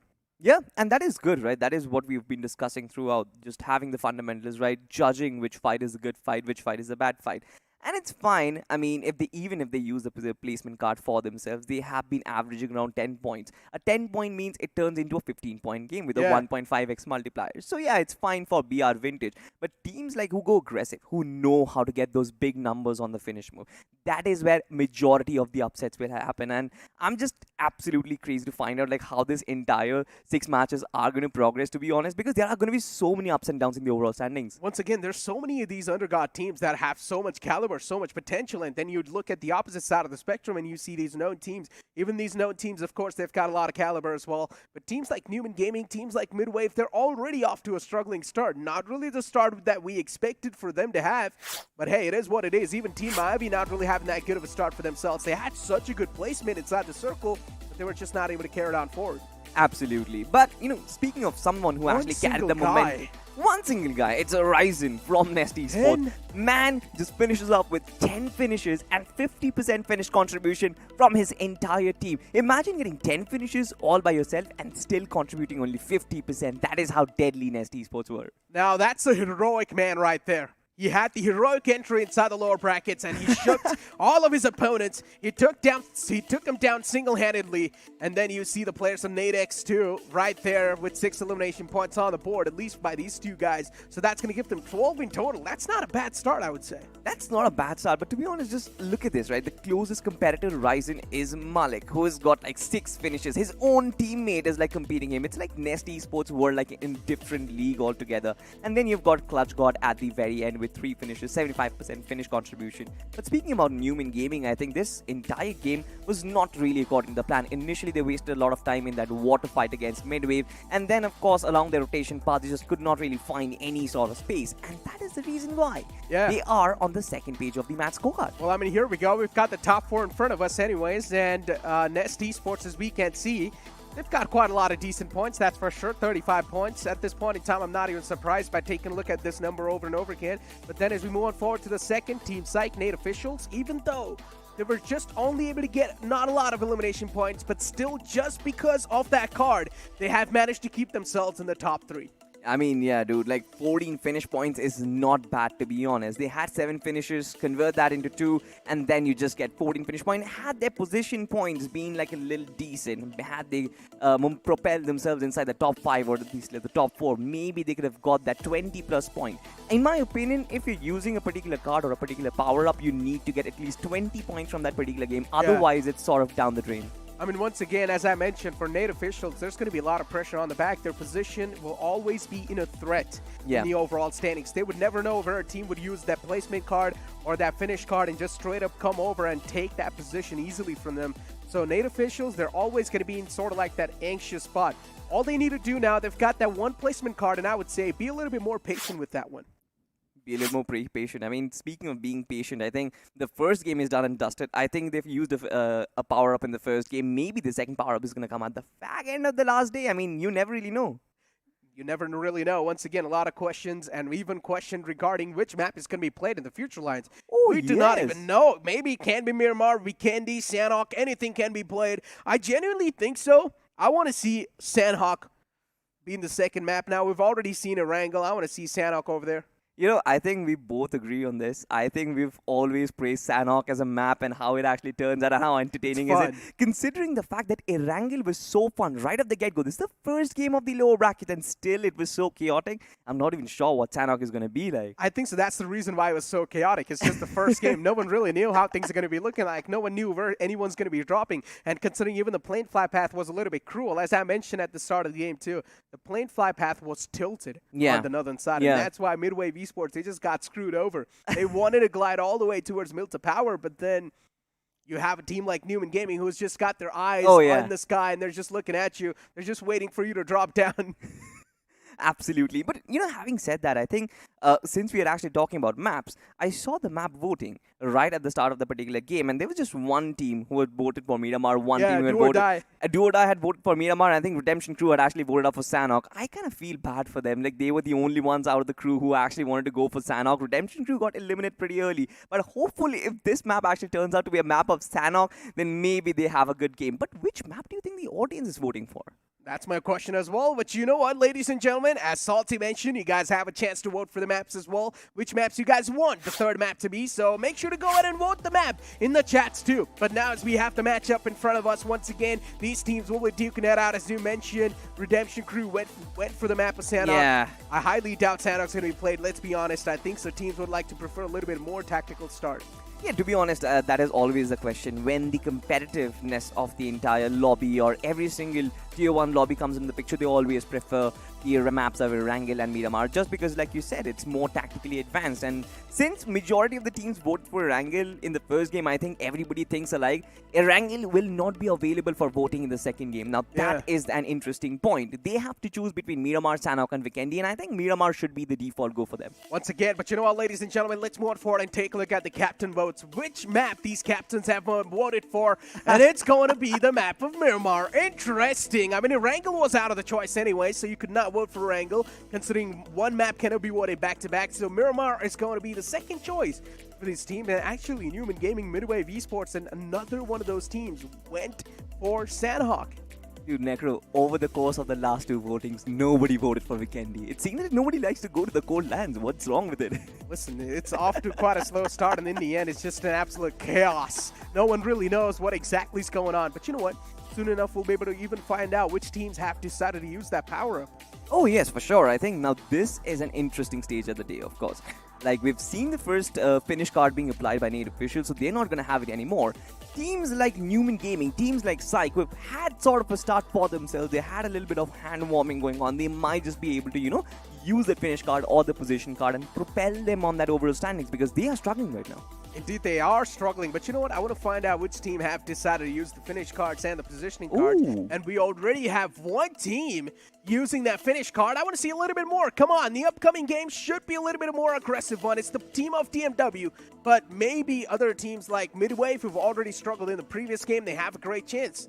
I mean, to be honest, even Nest Esports can kind of go for it as well, right? When you have 20 finishes from the game prior, maybe your hands are warmed up, maybe you want to go for more as well, but yeah, but it's like the second game curse, and wait, I guess they did. Oh, wow. I mean, I was about to say that there's usually like the second game curse. If you have a first game good, then usually in the second game you do not really tend to perform. But even Do or Die are going to go for that finish card. So a lot of these teams are rooting out for the finish card inside the second game. They're sort of feeling a little bit more comfortable. Oh my goodness, this is getting crazy. This is getting crazy interesting. Necro, to be honest, when the first day had started, we were having this conversation off broadcast as well, that I don't really think a lot of these teams will be using the power-ups on the first day. They might just be, saving it up for the day too. But this is crazy. Native officials using it in the first game itself. And now you've got 4 teams using finished cards on the map of Miramar. This is going to be hell-breaking loose. This is going to be quite interesting. But you know what? This just tells us that how many teams are desperately looking for that good head start in the overall standings. Every single team just want to have a good start for themselves, and then the position card is being used by Gujarat Tigers. This is going to be nice. Gujarat Tiger, a team that's known for their third-party potential. This time they're going to go for that placement card. I'm interested. I'm interested as well. Now, position card is sort of, like I said, it's sort of the signature move. It comes as a penultimate form of success. And I kind of agree with Johnny as well, who kind of explained it really well during the pre-game segment, how the position card sort of applies like a sort of a small multiplier, a small push on the overall standings. But 4 finish cards being applied. Now, 3 of them are on the second page. You've got DMW, you've got DOD, and Redemption Crew. For Redemption Crew as well as for DOD, it wasn't really the best of fares. But why is Nest Esports going for a finish card right now? I mean, that's just going to spice things up even more. You literally gave the explanation a while ago as well. You answered your same question. You said Nest Esports might just be feeling warmed up. So they're probably like, you know what? We're feeling ourselves. We think so even the game of Miramar can be our game. We think so we can probably get a lot of elimination points over there as well. So, Captain, use that power right now. We have it in our hands. Use it to its maximum potential. We're feeling ourselves. How about we just build a big lead on the first day? And then on day 2, no one else will have a chance to take us down. I think that is exactly the mentality. Now, what I said initially was like a hypothetical statement. Yeah, for sure, you had 20 finishes in the first game. Maybe just go for it. I did not think, I could not fathom the possibility of that actually happening on the main stage. But, well, here we go. I think we're going to have a lot of fun. 4 teams using the finish card. Like I said, it's a double-edged sword. Teams will be forced to go in aggressive. Do you think that's going to be the case, though? Maybe. There will be. Of course, 4 teams being taking that finish card. Of course, it's also going to give a lot of these teams intentions as well. A lot of these teams will go for that aggressive start. Yeah. But other than Gujarat Tigers, these guys are going to sit back, relax, and play for that placement game. And of course, if they can get their hands on a couple of elimination points, then yeah, go ahead. Might as well roll with that. But speaking about the upcoming map, ladies and gentlemen, Miramar's going to be on the board as the plane flat pad starting all the way from the southern side of Los Leones towards Trailer Park and Ruins. Now, this plane flat path is highly tilted to the left side. I want to see how teams are going to be adapting. That means a lot of drop collisions. I'm up for it. Absolutely, a lot of drop collisions. And lately, Necro, this flight path, particularly on the map of Miramar, has always favored the western edge of the map, always favored that Ruins and Trailer Park. And now we might just get to see another drop collision. I'm expecting a lot of teams to actually drop towards Chumasera and the Los Leones region, because that is like the most accessible big cities that is available, because majority of them, be it Al-Azhar, be it Campo Militar, Torre Amoda, all of this are practically out of reach. And see, so many of these teams have already ejected out of the plane already. Yeah, I mean, Let's see. Lost Units is probably going to be heavily contested. There's a chance it might be. Native officials at this time did not really opt out to use anything. As I mentioned, they should try to use that second card a little bit more wisely. They've only got one more card left in their hands, and that too is going to be the placement card. And Native officials is not a team that likes to play passive inside the game. So I want to see how they adapt themselves when they're going to use that placement card. But as we did see the play and fly path, a lot of these teams are opting out to drop card early. DOD and Midwave dropping too close.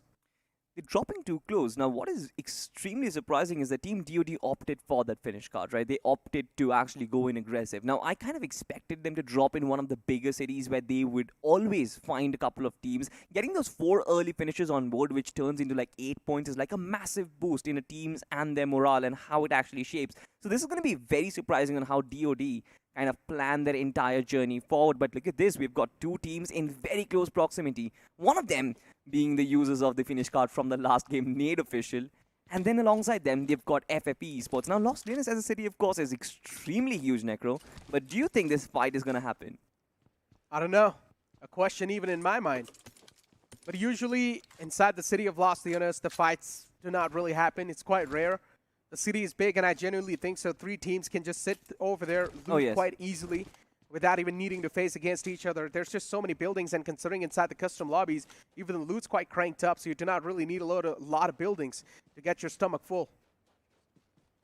Speaking of getting their stomach full, I'm just doubt that Nade Official kind of was successful in the last game. You see, 7 finishes in one game, which turns into like 14 points in total. That is a crazy game. That is a good game in everyone's books, to be honest. But Nade Official just barely needed a couple of placement points to go along with it. And that is one of the reasons why they might have the feeling of not being entirely full when it comes to their stomach and oh my God, on being in terms of like the overall standings and the picture of it. Gujarat Tigers, users of the position card. Now, I want to see how this actually turns out. Flash is very close. The funny part is, both these teams are now going to try to play passive. BR Vintage, they're known for their placement game. And even Gujarat Tigers, now they've used the placement card. Both of these teams would not want to lose out on their man numbers this early inside the game, but the man's quite exposed, and he's going to lose out on his life as well. Uzumaki, not really the best of the start they wanted to have, but Tsunami gets knocked out. Oh no, Salty. Gujarat Tigers, that placement card is sort of turning out to be a curse for them. I mean, man had no information, right? There was no scout available. Nobody had scouted this region as well. It's not really like a big city or something. Of course, you just got scrambled compounds.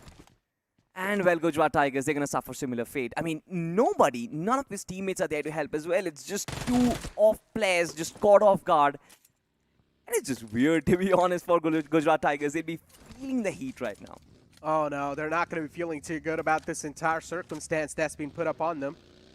And BR Vintage, they've already got their cavalry in this area. So nothing much to worry about just yet. And Flash was the man who managed to get that first ever elimination inside the game. The World of Battles, too, they've lost out on one of their players. This is not really that good of a start for these teams, but considering we've got some network issues apparently, and that's why there's a chance that the match might just be rehosted. Now this actually becomes pretty interesting, all right? I'm pretty sure that this is a situation which sort of happens in every single tournament, right? Some games don't really tend to kind of work out the way it is. But I'm pretty sure like the finish card and the position card situation is still going to be there. I'm pretty sure like the early collisions are going to be avoided. But something which we got to see, Gujarat Tigers trying to play passive, BR Vintage trying to play passive, that is something which I think is still going to happen no matter which map we go, no matter which match gets started once again. Exactly. I mean, as you mentioned, once again, BR Vintage, Gujarat Tigers, that initial kerfuffle has sort of worked out in the favor of Gujarat Tigers. Now they get another lifeline. All the 4 players can stay alive inside the game, and also for a lot of these teams, it can be a big saving grace considering the plane flat path was so cruel. The plane flight path was cruel, but the circle was not actually. The circle was a pretty decent circle forming over El Pozo. So this time, we might be heading somewhere else as well. I would say even that circle was quite cruel, my friend. Imagine the final few moments of that circle. Maybe just standing all the way in the outskirts, somewhere out in the open. So even that circle in the late stage could have been really cruel, though. Could have been pretty cruel, but I still wonder. Where are the 4 finish cards going to go? How many finishes are we going to see from these teams? To be honest, just imagine, right? Imagining the top 4 teams being the top 4 finish card holders, right? And you've got finish numbers like 20, 15, 18, 16. What is, I mean, that is a possibility. That is a very high possibility. Imagine Nest Esports once again get 10 elimination points. That's going to be 20 points in total because they've already used that finish card.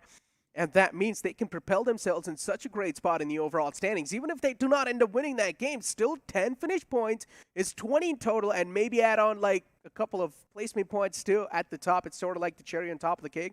It's going to give them a good start overall in the first 2 games. I mean, since we are talking about the micro adjustments or the micro changes that these cards or the power-ups technically make on the overall standings, we also have to kind of think, right, from the back end, what is the IGL's mentality, or what is the coach and the facility mentality, and how they strategize this entire usage of these 2 power-ups. Now, the timing of these is also pretty important. I feel it's not just the multiplier. Which particular map you're playing is very important. I think you always would go for the finish points on the map which is your comfort pick. Now, audience get to choose a particular map. You never really know what's going to come. But if the audience tend to choose your favorite map, then just go for it. One thing is for sure, there's going to be a couple of people like me who sit at their homes and they'll just have an evil smirk on their faces and they'll choose Weekendy. Weekendy. Yeah, just play on Weekendy. A team that the maps that you guys do not really want to play, well, you now need to face it. Play on Weekendy, have a lot of fun on that map because in the end, it's just a complete chaotic moment. And if you try to use your placement card on Weekendy, I feel like that would be a really big rookie mistake. Yeah. Because it's tough. It's easier to survive till the late stages of that game, but if you do make it alive till the late stage, then it's going to be all guns blazing. Everything's going to be scattered all across the board. Yeah. You do not really know where to make a safe rotation because usually the circle tends to shift out in the open. Exactly, and the fact is that you will be able to survive to the late game stage, possibly up to like the 6th or the 7th circle, but you look at the player count and you still have like 60 players surviving, and now you're like, how am I going to deal with it? But this is fine, right? I mean, I kind of understand that Weekendy might just be into the loop, but I also think that since we are like big fans of Sanhok, and Sanhok is where majority of the action lies, I think the audience might even want to go for that as well. I mean, look, let's be honest. At this point in time, all the Hindi casters are going to be in the driving seat. They are going to be the one to just dictate which map they really want their audience to choose for. And I'm pretty sure they've got like the biggest viewership that they can have. Yeah. And now it's my request to them. Please choose Sanhok. It would be a really great start for these teams. And once again, it would sort of give these teams a little bit of a good head start as well, considering they can use their finish card in the game of Sanhok and they can try to go all guns blazing because Sanhok usually rewards the team that is the brave. Now, we've pretty interesting topic which we've actually picked up. Native Official have used their finish card. 4 other teams have actually used their finish cards. Now we are left with like about 11 finish cards to be used on like 4 maps in total, right? The last game of the day and of course tomorrow's 3 games. That kind of brings us to an interesting day 2, to be honest, because imagine this, 10 finish cards and 10 position cards being utilized in just one single day where teams just go guns blazing. I mean, day 2, we already know teams just go guns blazing, so just why not add more masala, more spice, or more salt to it? Speak about salt being added inside the games. I mean, for a lot of these teams, I want to see what your prediction's going to be. Pretty tough question, to be honest, especially when it comes to these prediction things, because I know, right, you just will flame me for my prediction, and if the team does not perform well, Necro and Johnny will just get behind me. But I mean, looking at the teams, I think it's gonna be mid-wave, considering that they did not really have the best of games. I mean, they might just be. They are one of the most experienced lads, that's for sure, inside the tournament, and they've barely made it inside the lower brackets too somehow. Midwave is a pretty solid pick, but I genuinely think so. Inside these lower brackets, there's a chance Midwave cannot make it out inside the top 4. Now, that's a tough pill to swallow for a lot of these people. I do understand these guys are supposed to be like the bunch of players that are known to play really good, but you also need to understand there's so many of these undergod new talent that's rising up, and there's a chance these guys can easily overshadow some of the top teams. Absolutely. I mean, they certainly have that potential, and we've seen that, right? Out of Newman, out of Mayavi, out of so many other big names, Team Nest Esports with 20 finishes in the a chicken dinner in the first game just goes to show that how much unexpected are we expecting from the lower brackets. And this was it. This was always in the cards, the lower brackets. We called it the trenches of hell. I mean, you mentioned it very clearly, the 7th stage of Dante's Inferno. I think this just goes very perfectly with the theme of this lower bracket as well, because you never really know. A team who has never really performed inside of like the 4 rounds that they have played so far, they are just feeling themselves, and in the 2 days, they just completely whitewash you, and that is definitely happening. Not just that, another big conversation starter could be the team CK. So far, yes. I mean, speak about the 7th stage of Dante's Inferno. For them, that started in the previous round itself. They haven't really been able to perform with 0 points is how they started off inside the day one. And then CK, once again, with how things are looking like for them in the future lines, especially that big dip in the performance, sort of took our trust away from them. I kind of completely agree with you. I mean, we've seen similar situation happening with Team X-Park on the first day. I mean, remember X-Park on the first day of that particular round, they only had like 4 or 5 points. Similar situation happened with CK as well. They only had 1 point from that first day and the overall game as well. But X-Park managed to bounce back. I was kind of expecting the similar sort of thing from CK as well, because for sure, when a team is like good, they've been playing good throughout the tournament, right? You kind of expect that, all right, fine, one just bad day will be sort of overshadowed by the second day when they come back, and a comeback will be there. But for CK, it wasn't really there. And that is why the question marks are there. That is one of the reasons why I kind of agree with you as well. Now, in the first game, they kind of had the top 4 finish, not really going in for a lot of finishes. I think this sort of gives them a little bit more kind of confidence. Yeah, I mean, once again, CK is sort of like a conversation. Whenever you first hear about this team, you remember what they did in the previous 2 rounds, right? Inside the round 2, these guys performed exceptionally well. They were dominating the competition so nicely. But then inside the round 4, a big dip in the performance, completely opposite. And we know CK is sort of like a good mixture of aggression, positioning, and passive and defensive. They're a really good mixture. But I just don't even know what exactly happened to them. Because if you remember inside the round 2, when we saw CK for the first time, these guys were so good at positioning themselves inside the circle. They would always position themselves consistently somewhere in the top 5 with a decent amount of elimination points. Inside the day 1, they did not even have any chicken dinners, but still, they were somewhere in the top 3. Yeah. And I think that consistency is sort of lacking as the rounds kept getting tougher, and as we constantly cut off teams from like the bottom part of the lobbies and only the cream layer left. I think this is just purely lack of confidence at this point. CK kind of lost the trust on themselves. If you look at individual players as well, Loki, as a matter of fact, Loki was performing so good in the earlier rounds, but as the rounds kept progressing, the individual brilliance also sort of, I mean, I understand, right? This is a team game at the end of the day. Individual brilliance shouldn't really be there every single day. You can't rely on just one player purely. But that man who was shining so bright, I kind of felt like that shine has also sort of dimmed down a little bit. He needs to regain that form if CK wants to qualify from here. Speak about regaining that form. Even Team Mavi can be the similar conversation starter over here. Team Mavi 2 and day 1 usually do not really tend to perform. And day 2 is where they sort of make that comeback happen. But inside the round 2, that was not the case. Day 1, deactivated. Day 2, deactivated. We do not even know how the lower bracket's going to look like for them. Even the first game, it wasn't really that good of a start. The second game, soon enough, we're of course going to be diving deep in that map of Miramar. But you know what, Salty? I asked you for a prediction. Which team did you go for? Midwave, right? I'm going to go for Team Mavi. If you remember, in the previous round, which was round 3, Team Mavi, they just absolutely steamrolled in the map of Miramar. They had the high ground to play with. They were not looking left, right. They were not looking left. They were not looking right. They were not really overthinking a lot of these scenarios. They had the good positioning. All they wanted to do was just rain down death and destruction, and there's a chance Team Mavi can make that happen once again.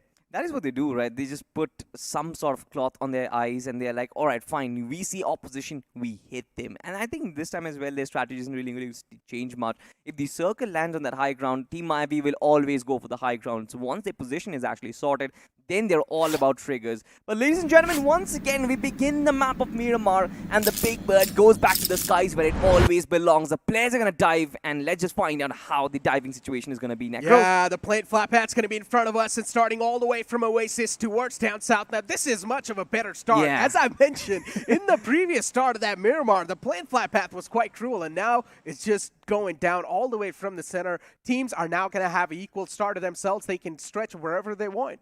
You know, I again want to find out if Team DOD are going to drop in a similar spot. Once again, the position card and the finish card situation remains the same.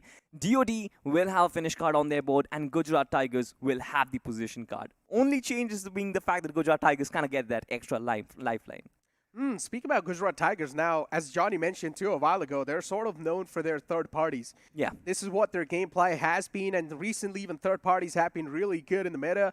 But the problems for third parties can genuinely be when you try to third party, there's a chance there might be a fourth party. But the third party usually tends to be in the outskirts, right? Yeah. You're the latecomers inside the fight. The third party always needs to worry about their backlines because their backs are always going to be quite exposed. This is one of the reasons why I see Gujarat Tigers always hugging the blue zone, because they know as a matter of fact that nobody, almost every single time, is going to come in from the backlines.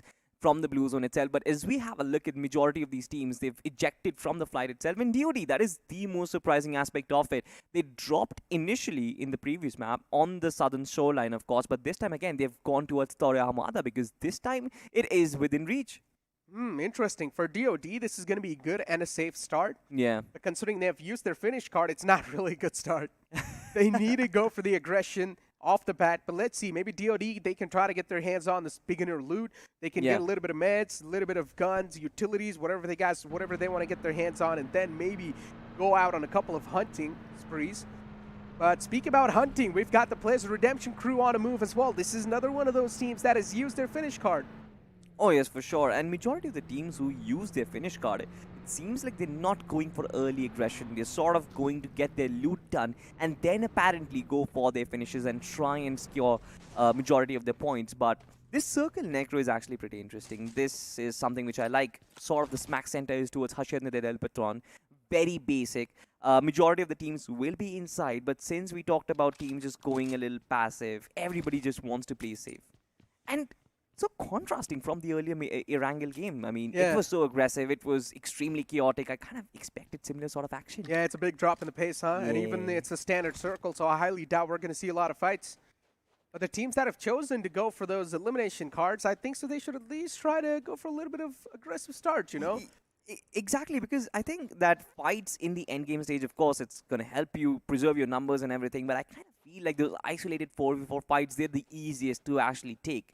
When you actually go for those end circle fights, you never really know. You might just get third-partied. For example, and we saw how Newman got third-partied in that particular fight against FFE. So, similar situation can always happen. It's safer to actually scout out your opposition and try and go for those isolated 4v4 team fights. That's the best. But Nest Esports, they are going to be on our screens for majority of the time. I'm pretty sure because the performance in the last game. I genuinely want to know, where did they get this name from? Nest Esports. Because whenever I hear Nest, the first thing that pops up in my mind is a bird. It's not eggs? You are a big fan of eggs. Yeah, but birds are the one that create nests, not eggs. Yeah, would you lay on nest? You lay eggs. And since you're like a big fan of eggs, I felt like you're going to say eggs. Imagine these guys were just sitting down on a table and they're like, what should we name our team? And then they see a bird flying. They're like, oh, what about Nest Esports? No, I think initially, if you actually look at a bird flying, you might actually try and name yourself maybe eagle or an owl. And then they came up with, somebody would have been like, let's just get a little more creative. Yeah. Let's just call them Nest. Their home, their place. Yeah. Where we lay eggs of Of finishes. victory. No. Of finishes of other teams. Sort of like mosquitoes? Wait, I don't know if mosquitoes and how their system actually works. Mosquitoes do not really lay eggs on a nest, but they suck your blood, right? Yeah. And then they lay eggs. Oh, yes. So it's technically the same. These guys are just like taking down enemies, their blood. Get it what I'm trying to say? I'm trying to relate, but yeah, I think so. It's not really that good of a relation, but at least you guys get the entire summary of whatever I'm trying to say. But you know what? CK on our screens. They've dropped right in the smack center of this entire map inside Picado. Now, it's quite a dominating position to be in. It comes with a lot of responsibility. And CK, so far, they haven't really been falling true on these responsibilities. I mean, to be honest, I want to see the CK when they activate their power-ups. Because at this point, when you're not using your power-ups, it means that you're still trying to get settled inside the lobby. You still want to put yourself in a position where you are in the mid-pack, you're comfortable, you're out of danger, and then you want to go in for those power-ups. I think CK, like we said, the lack of confidence in the pre-game or the mid-game segment, I think that is something which Team CK needs to overcome at this point. Dexter, Loki, Tony, they're all fabulous players in my eyes. You mentioned they're fabulous players, but recently the consistency has been dropped down. Yeah. And usually a fabulous player is supposed to keep the consistency rolling. So I would still say these guys have a little bit of more time to prove themselves. Yeah. And if they're not able to prove themselves, then once again, it would be okay to call that type of performance a fluke.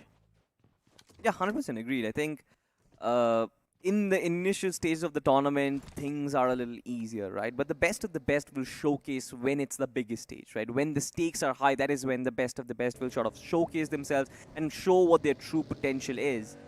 And if Loki, Tony, Dexter and co, if they are actually so good, they will showcase their performances inside of this particular lobby, but they still have a long journey to make. At least at this point though. I mean, not really the best of positions where they are. They are kind of looking still a very shaky outfit. They did manage to find themselves inside the top 4, but what about it? Just one finish point to go alongside it as well. Not really that confident on the trigger, and that is something which I want to see. That is something which I want to associate with CK Esports always. That aggression, that not having any sort of hesitation. But look at this. On the split screen, we have a little bit of a scuffle happening. Speak about the scuffle. Team Invincible in front of us. Ooh. Redemption Crew. These guys so far haven't really been invincible inside the games, just to let you know. Their name is completely opposite of what they are inside the game. And right now, they definitely need to be a little bit invincible against the players of Redemption Crew because they lost out on one of the men a while ago. He's back up on his feet now, but Redemption Crew still, even those knocks can give you a really big mental edge. It's not just a knock, Necro. Their finished card is also activated. And I'm pretty sure Redemption Crew, this is the best case scenario for them. The initial loot is done. No. They have isolated. They've cornered down the other team. Why wouldn't you want to go in and get those finishes? It's still an urban brawl. And you never know from what angle you're going to get picked from. You never know where a player's position himself. There's just so many of these cheeky players. Oh, yes, that can position themselves in the cheeky angles and try to take you down in a cheeky manner. How many times do you say cheeky in that one line? Because I like being cheeky. Ah, you have a lot of cheek now. Initially, it was covered with beard. Wow. Thank you, man. I don't know if I should take that as a compliment or... No, you're looking good. You're looking pretty amazing. I'm sure you're going to get a lot of new followers right now. Oh, wow. I'd accept those. Why not? But you know what? Do or die in front of us. Another one of those teams that has used their finish card. Let's see how they're going to try to use that or how they're going to implement that inside the games. And this man's got his hands on a bolt-action sniper, M24. You do not really see a team use this one that often. But one thing is for sure, this man's looking to crack some skulls open. Yeah, I mean, M24 is sort of one of my favorite weapons initially. And when, of course, the bolt-action rifles had that initial bit of impact in any particular fight, right? Especially on the map of Miramar, it was always about the sniper rifles. But now it's more about DMRs. It's a different meta right now.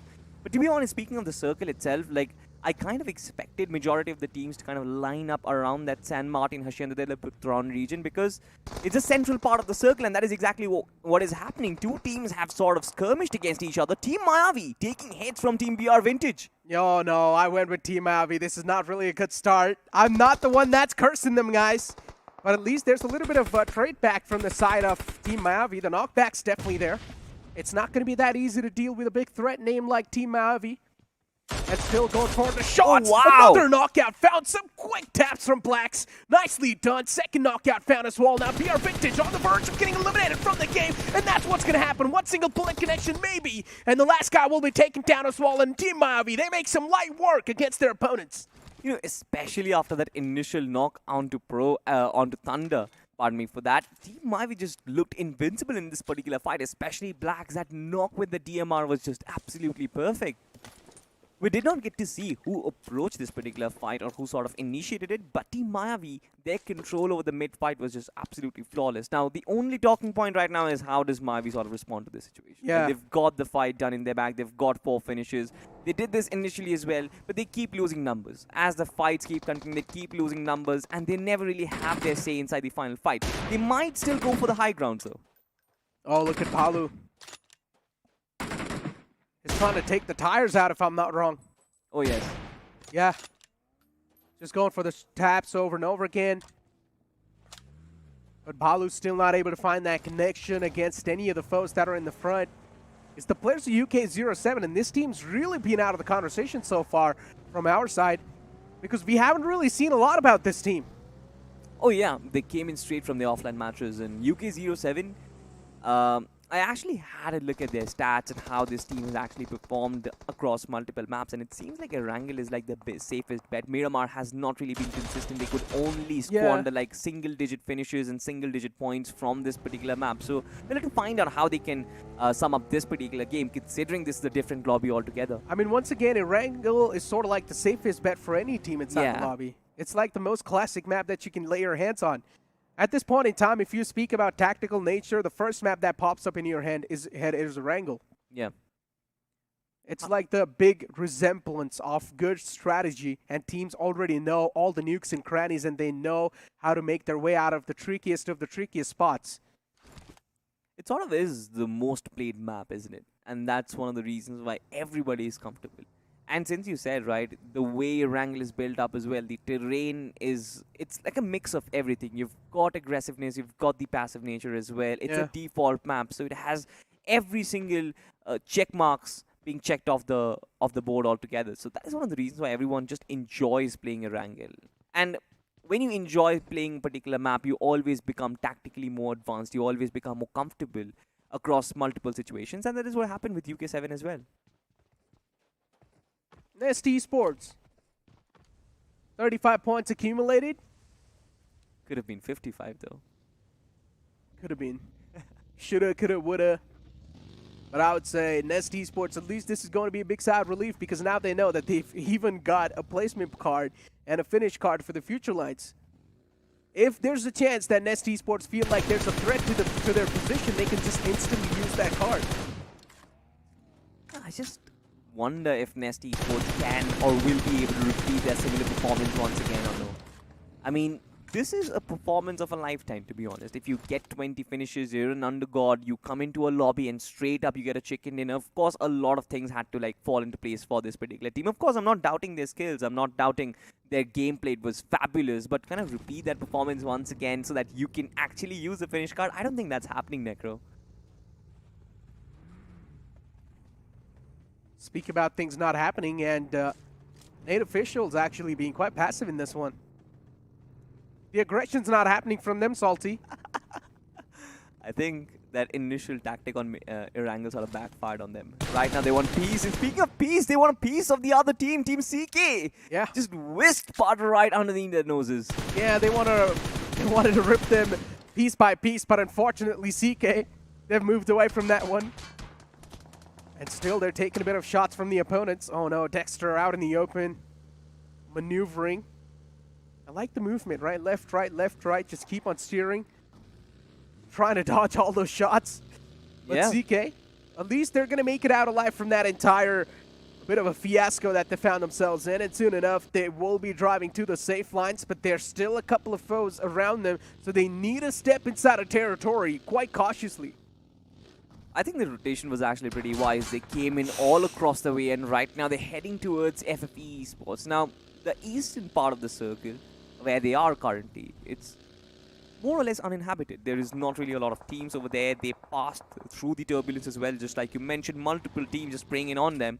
But I think that phase is sort of gone, and now CK Esports will be able to get themselves a safe haven. But look at this Team Psych. They've got Team DMW very close by, and DMW, they've also got their finish card activated, Negro. Yeah, for Psych, it's a huge sigh of relief that they're in a decent spot right now. But around them, the players at DMW, they can be a big threat. That will be tough to evade. CK2 in front of us. Tony behind that shack is being pinned down. Salty, it's not really the best of the spots you would want to be in. But the World of Battles, they're not going to let him go. If you remember World of Battles, the last time we saw this team was in the grind. And now, once again, we're able to lay our eyes on this team. But even a little bit of return fire from CK is putting these players in a bit of a state of discomfort. And I think that's going to be there, especially how open hell was in that particular situation. Shots were definitely going to come. Return fire, you sort of expect that, right? But CK once again just caught in the crossfire. Look at this. They've lost a player already. The rotation was massive. It was heavy risk. And that is one of the reasons why they're just paying the price for it. Tony is being knocked out. He has been finished off as well. On the other side, you've got Team Psych, and the fight with DMW has officially begun. The circle shift down south, and this is going to be an intense one now. CK, we thought that they were in a really good spot, but they've lost out on 2 players, and now they're just down to a 2-man squad. Team Invincible 2 down to a 3-man. Even Team Mavi a while ago in that fight, they took a big hit. And now Team Psych against the players of DMW. This will indeed be an interesting one. Let's find out which one will be the one to sort of come out on top. Team Psych, they've got a little bit of advantage because they've also got the high ground to play with. But DMW, they're not really letting loose on any of the sites. Oh, I love this bot. It's actually Saad from Team Psych who go in for that long rotation. They leapfrog DMW and now they have completely pinned them down. Officially not into the fight. Saad just won't leapfrog and get a proper positioning inside the circle. They're heading towards the higher grounds, towards Gujarat Tigers, towards Team Nest Esports. I'm not really sure if Team Psych, being a two-man lineup, will be able to get that position. But DMW, they have a good advantage in this fight right now. Every single player is isolated. That prone spray was quite nice, but once again, the pixel moved. And that's why it was not really able to connect all those shots that well. But it's completely fine, though. Team Psych, they could have been in much more bad spot. But at least for now, they're looking pretty decent. Monarch, he steps out of the buggy. He knows if you're going to be on the receiving end, if you're going to be on the passenger seat, you will be taking all the damage. It's better to just sit inside a coupe. Oh, for sure. I would not want to be inside. On the passenger seat of a buggy. It's not really that comforting, but look at this. Speaking of not being comforting, this entire hilly region has got multiple buyers right now. This is the hottest real estate on the market. Nest Esports, they have the high ground advantage, and of course the last remaining player is going to get caught in the crossfire. Mona! No, smoking! It's smoking! It could have been so close! But still, these guys were able to make it out alive from that one, but another player catches them instantly. Mullik UNS is going to be the man to catch that player from DMW and instantly going for the finish as well. The players in Nest Esports, they've managed to stop DMW in their tracks. And even Gujarat Tigers now, they're taking a fight against them. So many teams just wanting to get a little bit of piece of that pie in their hands. And for that reason, DMW, now they're in a big world of trouble. Monarch got knocked out, and it's just down to these two players. This is the valley of hell, to be honest. DMW, they are not coming out of this safe and sound because they've got multiple teams eyeing up on them.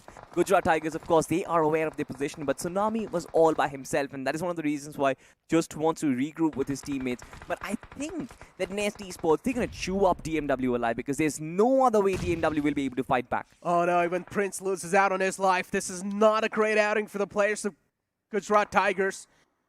Prince is bleeding to his death. Gujarat Tigers, they've got so many demons fighting inside their heads. And right now, even AJ instantly gets confirmed.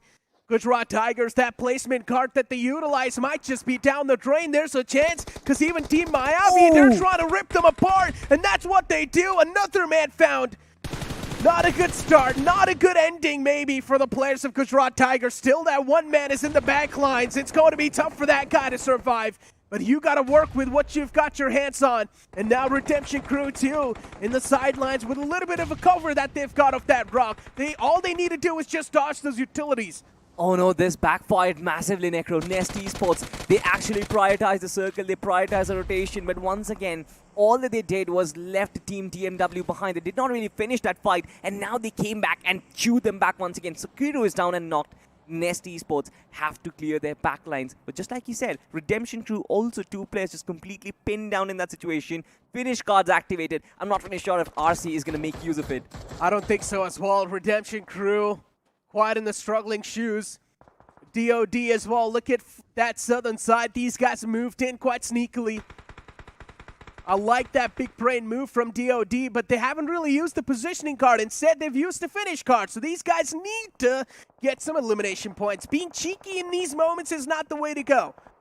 But maybe they've got something planned out for the future that we don't know. We're not really the mind readers over here, ladies and gentlemen. Invincible in the receiving lines against the players of Mayavi. Legit, going for some legit shot against that player. But still, no connections found just yet. No connections found. DMW, they're still surviving, and it's just crazy to think that they have to bless their forefathers at this point because there's no way you're coming out of that situation. Even Redemption Crew and Team Psych just rotating in such close proximity. This circle has put everyone off the waters right now because everybody is in a tricky situation. Indeed they are. Human Gaming as well on top of that hill, moving around. And now closing in quite close to that last man standing up. Gujarat Tigers had his hands on that shotgun S12K, but was not able to stay alive for that long. So that's why Newman Gaming almost lost out on 2 players, but it's completely okay.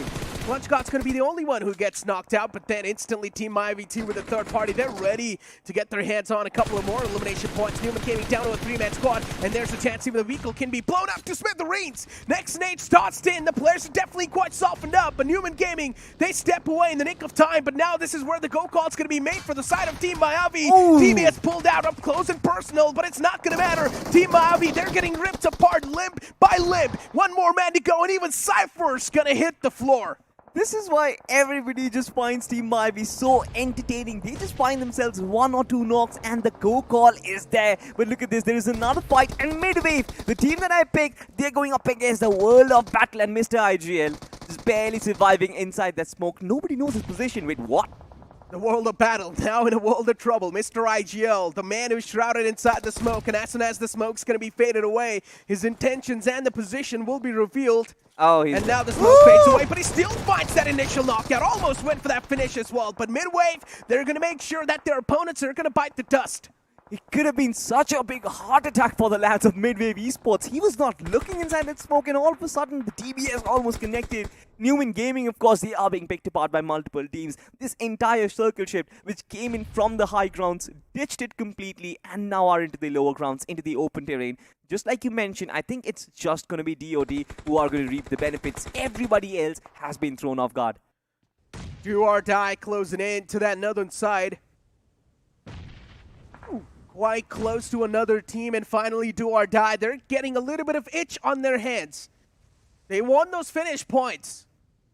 They want to utilize that finish card to its maximum potential, at least at this point in time. So many nades being just lobbed against the players of midwave, but none of them connect. None of them connect, none of the bullets connect as well. They are just open firing inside the smokes, of course. The bolt action is there as well.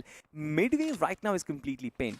DOD at least have some ridges to actually play along. They have the couple of smoke grenades to lead them inside the zone. But I'm not really sure if Midwave will be able to come out of this situation. They need some sort of return fire, because otherwise they're going to be blown into smithereens. Yeah, the vehicle next to him definitely got blown up. And now we've got the players of 5 Filter Esports again. Psych, some good fights through the smoke.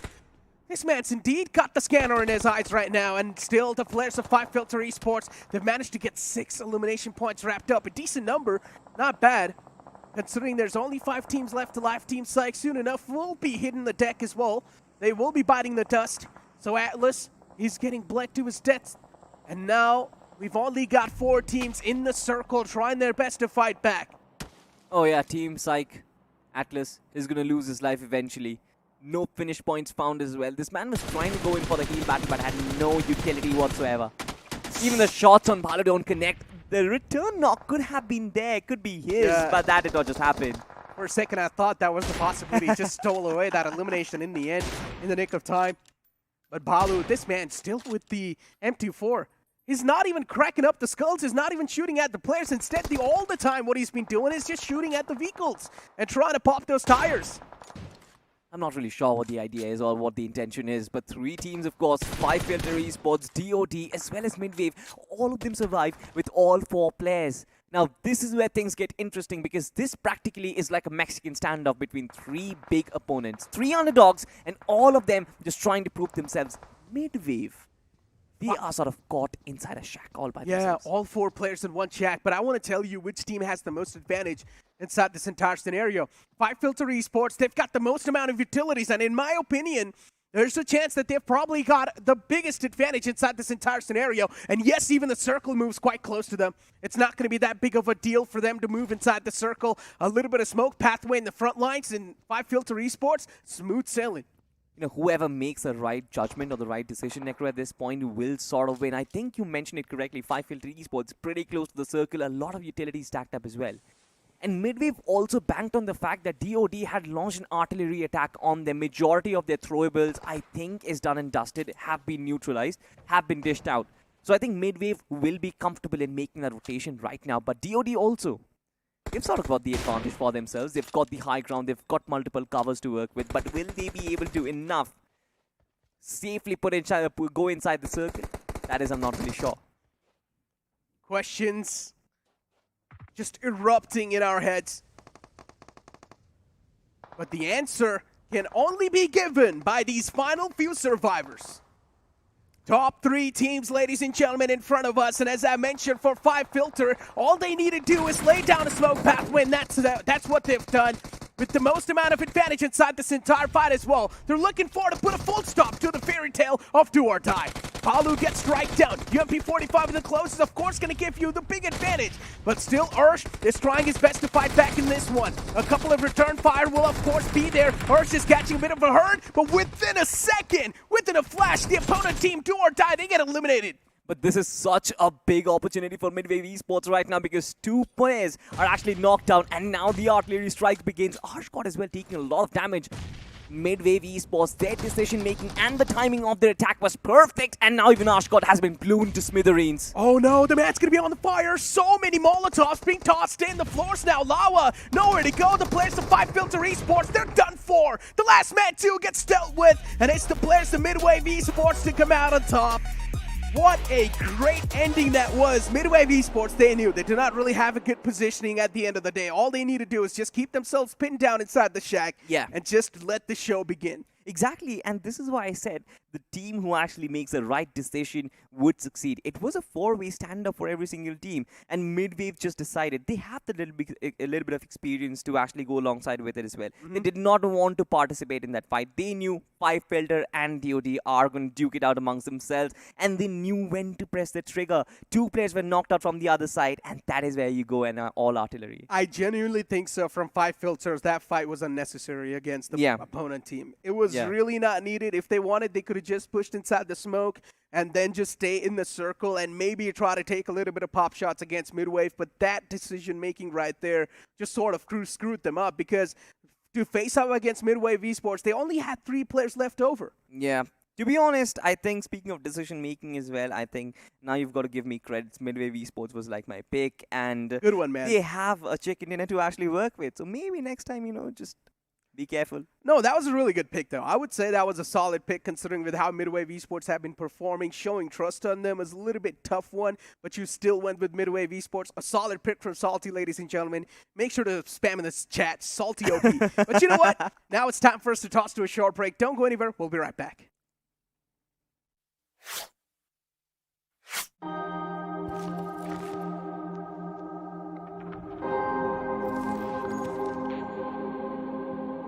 आपने कहानियां कई भाषाओं में सुनी होगी, पर कभी किसी भाषा की कहानी सुनी है? तो squad, let me introduce you to me. एक लैंग्वेज जो लाखों लोग बोलते हैं, सुबह शाम बोलते हैं, दिन रात बोलते हैं। यहाँ फिर भी नो एंट्री का बोर्ड लगा है। स्ट्रेस नहीं रे बाबा, स्ट्रेस नहीं।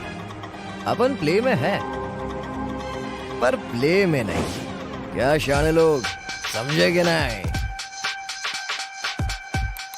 लिटरेचर आउट, ड्रामा आउट, फिर है क्या इस भाषा में? Sit back, zoom in and watch out. इस भाषा में एक्शन है, इस भाषा में बूम बाम है, गूज बम्स है, धूम धाम है। वो क्या मांगोगे न्यू वर्जन मिलेगा, ग्रामर को पट से हेडशॉट मिलेगा, मेटाफोर हमेशा आउट ऑफ साइट मिलेगा, फन मांगोगे सीधा बैन मिलेगा। स्ट्रेंजर्स को फ्रेंड्स और फ्रेंड्स को भाई बनाने वाली भाषा मैं ही हूँ, जो हर टाइप के, हर जगह के, हर एटीट्यूड के लोगों में शांति तो लाती है, पर सबसे ज्यादा युद्ध भूमि बोले तो बैटल ग्राउंड पे बोली जाती है। क्या समझे? वेला वेला चिकन लेना। इंडिया में चाहे कितनी ही जुबान, इंडिया के दिलों पे राज करती है आपकी बनाई हुई बोली, BGMI की बोली, इंडिया की बोली। सर, सीन सेट है, एक सॉफ्ट रिहर्सल कर लें क्या? Yes, let's go. सर, तो सीन में आप थोड़े से सैड हो, हीरोइन आपके पास दौड़े चली आती है, और जैसी बात आती है आप कहते यार लीडर को पहले फिनिश करो ना यार। और ये आप कौन से डायलॉग्स बोल रहे हो? बैटल ग्राउंड्स चल, दिखाता हूँ तेरे को। आ रहा हूँ मैं BGMI की दुनिया में अपने स्क्वाड के साथ। Get ready to play pure.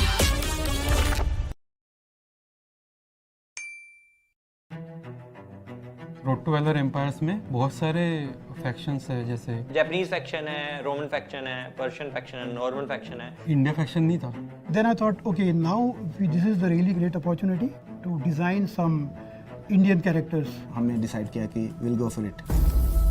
जो भी कोरियन डिज़ाइंस बन के आए थे तो बहुत ही अच्छा था, लेकिन इंडियनाइज नहीं था, वो बहुत ज़्यादा कोरियन स्टाइल था। उसको इंडिया ऑथेंटिक बनाने के लिए हमको बहुत ज़्यादा रिसर्च करना पड़ा।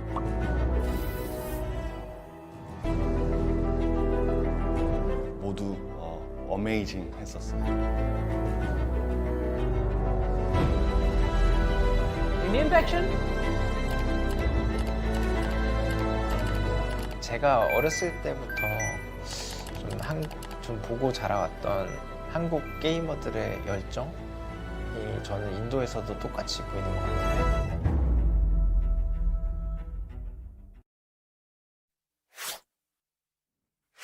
Johnny, I had no clue that so much work actually goes in to behind designing a particular character. I mean, I kind of understand that there has to be like a lot of research done previously, but this is like way too much work, and I think the game sort of reflects the entirety of the brilliance that the design team has done. Exactly. I mean, just saw that video, Road to Valor Empires, how the Indian faction came about, how it was designed. Quite exciting, but I think now it's time to talk about something even more exciting. The lower bracket, match number 3 of Group 1 is about to take place. Salty, but are you satisfied with that matchup on Miramar? I mean, we had a lot more teams use their finish cards and place cards.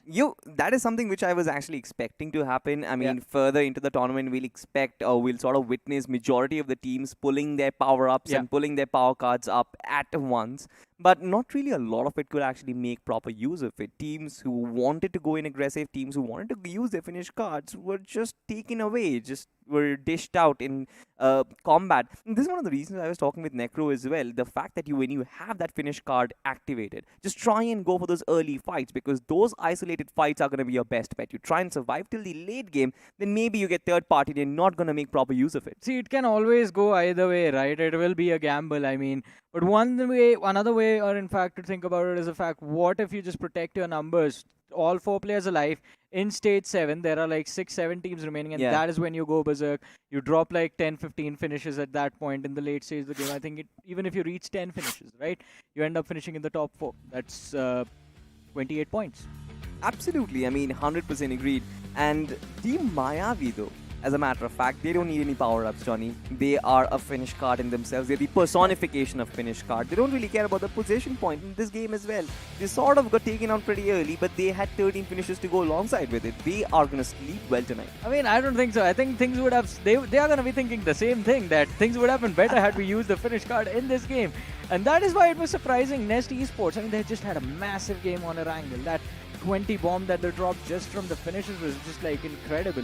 But apart from that, they used their finish card in this game. They were hoping to do the same in this one, and when you're actually running into fights one after the other, you can't really win all of them. There will be that one fight that will not work out the way you were hoping it to go, and it will be the deterring factor for the end result that you wished you were going to see on that overall leaderboard, and that was the case with Nest Esports as well. But still, I believe they have that decent number of finishes on the board, plus with the multiplier, it will get them a lot of points. So at least in terms of the aggregate that they wanted on the overall rankings, the consistency will be there. You know, at this point, I think the sort of the objective of how to use these cards and what result or what outcome you actually expect out of it, I'm not really sure if any team will be able to use it to their full potential. So just like you mentioned, Nest Esports, on that 20 finish game, they could not really use that finish card. But they kind of used it on a game where the performance was more or less mid, to be exact. And I think that's going to happen. It's just going to screw up with their mindset and be like, alright, fine. I wish we actually used the finish card right at the get-go itself. These moves from the side of 5-Filter Esports is the reason that I don't remember exactly how many finishes Nest has.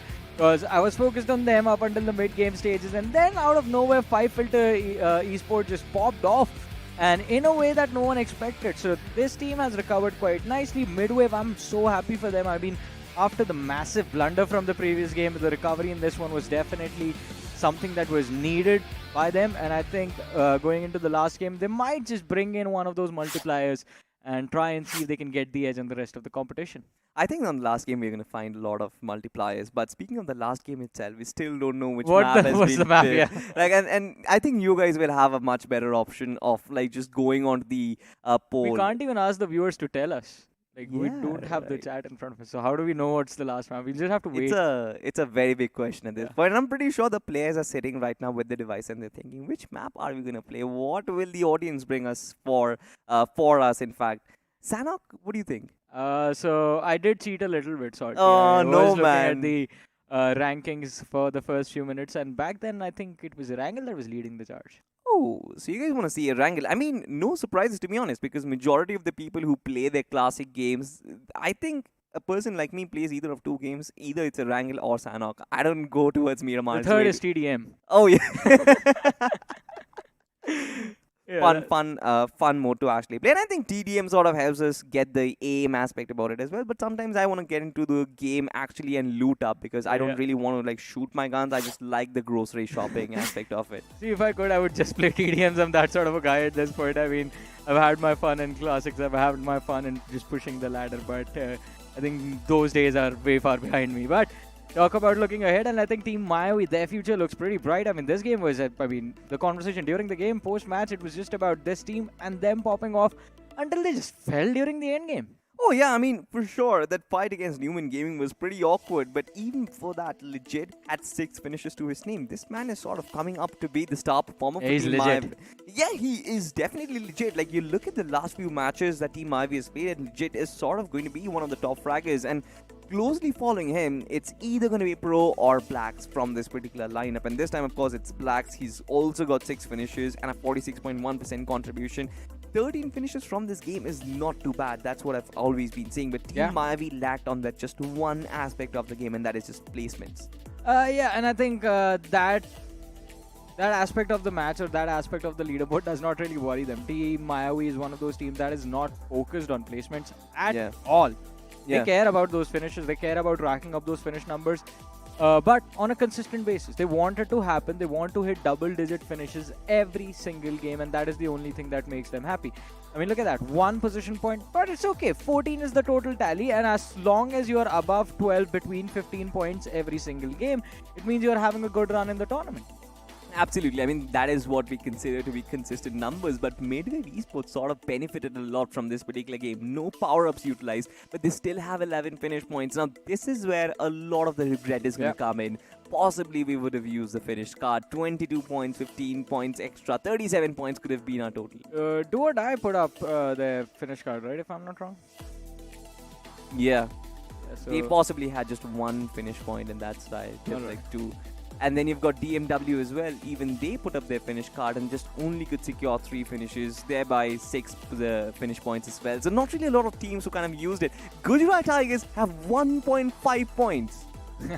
1.5. That is the placement multiplier, ladies and gentlemen, in action. As I mentioned before, I really don't think like the placement multiplier is gonna reap as much benefits as we thought it would. I mean, Yeah. I think a lot of these teams might just save that placement multiplier for tomorrow, just in case like a desperate Hail Mary. And I think so far in this particular group, Nest Esports have turned out to just outsmart everyone basically. They just right off the bat dropped off that big banger performance in the first game without any multipliers in hand, and I think that is something that they need to protect. Because now look at this, Psyche is just 10 points away, you have 5 Filter 12 points away, you have Midway 14 points, Mayavi 16 points away from the leaders of the leaderboard. All of these teams still have their multipliers protected. I'm not really sure about Nest, to be honest, though. They just had that one big game, and after that, 5 points on the map of Miramar, in spite of their card being activated as well. Viewers are picking up the last map, Salty. Let's not forget about Oh, it. yes. I'm pretty sure that is happening. That is like the last minute changes. What if there's a tie? Like, if we get to see a tie between Wrangle and Sanok, that might be a question as well. But look at the second page. I mean, BR Vintage, the World of Battle, Newman Gaming, all of them on 14 points. Not really very surprising. Will eventually come back, hopefully. I mean, there is still an opportunity. I mean, they still have matches remaining. 4 games to be a little bit more precise. And in those 4 games, they still have that option of dropping either the finish card, using it in one match, having like a big matchup, double-digit finishes. Even if you hit 10 eliminations in that game, you have the finish card on board. That is 20 points straight away from one game, and that is not even counting the placement points that you get from that particular match. Same thing goes for the placement card, but for placement cards, I think in order to get maximum value out of it, you have to win the game. Because winning the game will mean 22 and 0.5 points, 22 and a half points, and that will be the advantage that you will be looking for in that particular game. So placement card, if you are using in your match, you need to go for that win.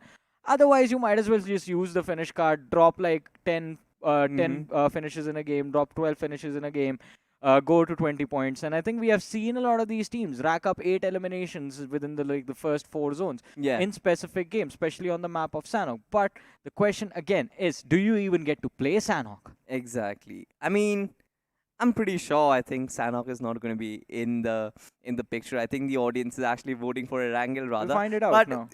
I want to double click on something which you said pretty interesting, taking out value out of that position card. Yeah. And speaking about it, Gujarat Tigers, right? I mean, I've been constantly smiling at this, but they used the position card and they had 0.5 points extra added to their tally. 0.5 points. Wait. 0.5? Yeah, they had 1. No, so 1 point is what they earned for themselves. Oh, they got just a 0.5 added, just a 0.5 added. But ladies and gentlemen, speaking of the map polls right now, just go for it. I think Sanhok is your best bet on either on GeoCinema, either on YouTube or on GeoCinema, wherever you're watching. I think Sanhok is the best map, ladies and gentlemen. If you're watching the English broadcast, you have to vote for Sanhok. What is it? I mean, we're starting the game in a few minutes, Salty. I mean, what are you talking about? I just want to know, like, what have you guys decided at this point? I mean, I think they're still deciding. I think the last minute voting is still happening. But I am excited, dude. Like, I am so excited to find out which map is going to be played. What if the audience just come up with a banter that, alright, fine, we're going to see Weekendy. Oh, that's going to be brutal on so many levels. That's going to be brutal. Why? Because none of the team captains, not even one team captain voted for Weekendy in the early 2 games. And I think the captains and majority of the teams are hoping, in fact, that the viewers also do not vote Weekendy, and our lovely viewers have sided with the teams and decided that the teams should play to the best of their abilities. So, ladies and gentlemen, Erangel is the map that you guys have picked. 66% votes for Erangel from YouTube and 50% votes. So, almost half of our viewers from GeoCinema are rooting for Erangel as well. Oh, no. Only 16% of the YouTube audience wants Weekendy. What? Yeah, I mean, I understand. I've been saying I hate that map, but I expected a few people to root for Weekendy at least. Yeah. I kind of expected a little more competition, to be honest. Erangel is like undisputed winner at the very top. There is nobody challenging it as well. I kind of felt like it's gonna be like a 51-49% victory. That just makes it more interesting, you know. Yeah, I think at this point we need to start like a new agenda, save the Sanhok. Oh yes. Vibes for Weekendy. Yeah. I think we're going to do that for the rest of the week. I think we are also going to include our friends over at the Hindi desk as well to just follow us and follow our campaign as well. I think we need more Sanhok to just spice up the entire group. But speaking of spicing up the entire group, let's just find out who gets the finish and the position card. Prediction over here, Salty. Who do you think goes for the finish card? It has to go for Mayavi, yes. Oh, yes! We got it right. I mean, that is fair. I mean, it's the last game of the day and Team Mayavi is not really... like, I think they might be thinking to themselves, like, guys, game 1 we dropped a lot of finishes. We were comfortable in this fight. Game 2 also we did the same. Why not just go for it in game 3? I mean, see what happens. And I think Team Mayavi is the only team that has gone for that finish card. Still have to see. Has anyone picked position cards yet? Oh, yeah, Newman is there. Now, this is very surprising. Newman picking position card at the end of the day, which means that they are playing for survival. They are trying to restore their position on the overall standings. But I completely agree with you. Mayavi would be like, alright, fine, let's just add up the math. We are going to get finishes in this game as well. Yeah. Now look at this. Team Psych also going in for the position card. Every single team on that second half of that leaderboard. They're sort of dying for, or rather sort of striving to get inside the top half. I mean, the option is going to be there for them as well. I mean, right now, the difference is not that much. I mean, yeah, the top 5 is a little too far away from the rest of the competition. I think within the top 5, the team on the 5th position is there with 30 points, and then we see the drop to 19. Yeah. But still, from the second page of the leaderboard, it is quite easy even now to make it into the top 8, and I think that is something a lot of these teams, especially the bottom four, are looking forward to. But again, I think in this game, our prime focus will be two teams, or in fact 3 teams. Psych Newman for their placement cards that have been used, and of course Team Mayavi, who I'm pretty sure will be very comfortable in at least securing 10 finish points from this game.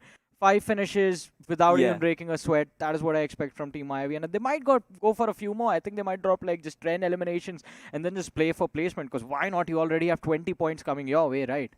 I mean, to be honest, I kind of agree with majority of the points over there. But the only problem is, I have felt when you have got like extra pressure on your shoulders, Team Mayavi in any case, they sort of personify the finish card. They are going to go for finishes every single day. But when you have that added responsibility of like, there is a multiplier being added, and you have to go in for the finishes, there is a high probability that you might actually screw up in the process. I mean, it can happen. Happens to a lot of them. I mean, we saw it happen to Nate Official in the first game, where unfortunately for them, they did not anticipate the players from the opposing side to push upon them the way it happened on that military bridge, and them losing out on their star player, Gunmaster. If Gunmaster were there, then maybe Nate Official, we would have seen them drop a few extra finishes from that first game. It happened in the previous match with Nest Esports.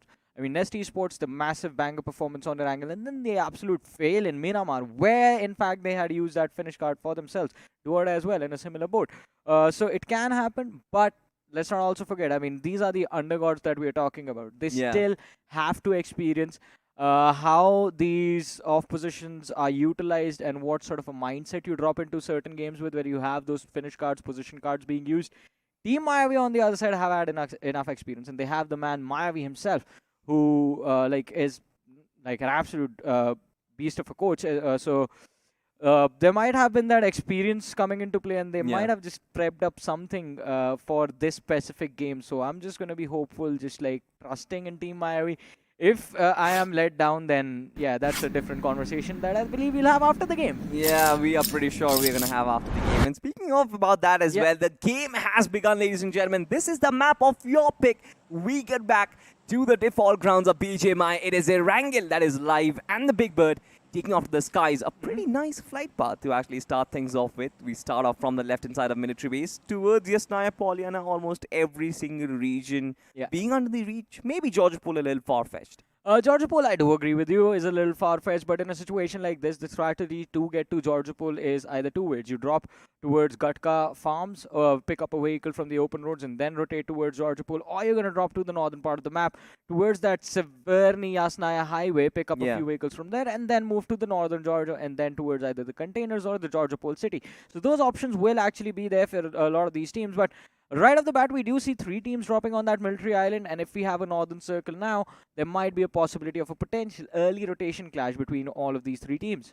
You know, my eyes, Johnny, will be set on the teams who sort of have used the power-ups in this particular game. Now, we've seen in the past the teams who take the power-ups, the games don't really go massively. Yeah. Right? We'll have to find out if Team Mayavi can actually change that particular trend, change that particular outcome. Where are they, though? Where have they dropped? That is my main question. But look at this. Over towards the C building inside of military base, we have 2 skirmishes. Nate Official finally have the opportunity of regaining some of that momentum which they have lost from the first game.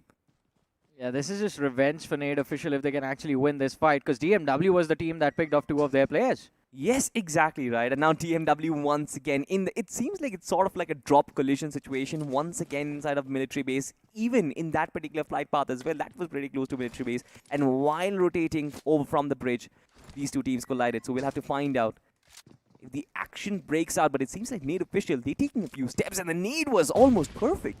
It was almost perfect. The almost is the part that's going to sting the players of DMW now. But if Voti on the other side, another nade in his hand. 3 in the bag. In fact, 1 lobbed out, 2 left. He's actually trying to secure the knocks with just the nades, or in fact is trying to dish out a little bit of extra damage. Has the Scarl to work with. Let's not forget that weapon. If Crimson is dropped, or even if Pro goes down, on DMW's part, his job is going to be well done, but Pro, he switches things up, drops down to the first floor. Now, all the time that's being wasted by the players of Nate Official allows the players of DMW to loot up in the other parts of this military base and then show up as backup for their teammates who are stuck in the center building of the C building structure. And all 4 players of DMW have arrived, Salty. Now things will get interesting. They certainly have, but the massive split from Nate Official is something which I am not really a big fan of, right? They've got one player who's still very far from this particular fight. I understand that these two teams are not really looking for a full-blown warfare in this region. They're just flirting with each other at this point, just dishing out the nades and all. But even Gunmaster, right, his position might just be given away, especially with so many nades that has been pulled out. I'm not really a big fan of the fact that he's all by himself. Team DMW might just decide to team up on certain players and pick them apart one by one. And that might just hurt Team Nate Official and their journey forward, because it hasn't really been the best. This man, Murnox, has to be extremely precise. The M16 needs to connect every single shot on the players of DMW as they're looking to go for a push on towards his teammate. Gunmaster, having taken the position on rooftop, will be able to isolate the fights and, of course, drag the players of DMW into the line of fire of his teammates.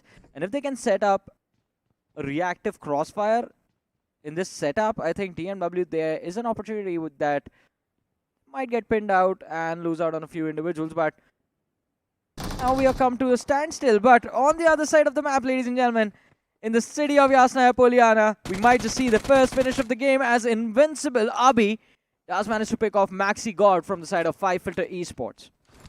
Finally, some sense of life coming in from Team Invincible once again, just getting that early lead up top. And we never really imagined that inside of Yasnaya there would be the first drop collision, especially with so much Cold War going on. It's still happening on the lands of the military base, but over at Yasnaya we have had the first finish, and that was by Team Invincible's Avi. Now we'll have to find out, of course, if they are going for furthermore, because it seems like Fifield Esports, they are looking to take their vehicles and get the hell out of there, because that is not a safe space. Yeah, it's not going to be safe for them. But they have the opportunity, Fifield Esports, as you were talking about, them to find a safe haven, because it is a northern zone, and as you can see, Severny to Rozhok, there's just basically one team, Nest Esports in Severny.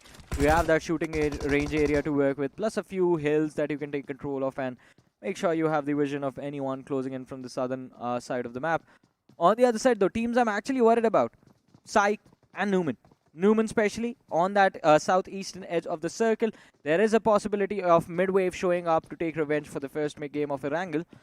And Psych as well. Look at that. Team Mayavi is the one blocking their way. This time Team Mayavi did not drop in the city of Pachinki. They did abandon it for that Gutka drop, which is actually quite interesting. It is definitely interesting. They knew that there were no real contesters for the Gutka region as well, and I kind of figured that every single team, they kind of do that, right? To just try and start off safe, especially when the game starts, especially when you've got the finish power up added to your arsenal as well. But this duel, these two teams, they've been looking at each other for quite a while. I'm still waiting for that first move. Something has to be the icebreaker. And there needs to be a catalyst for a reaction to take place over here.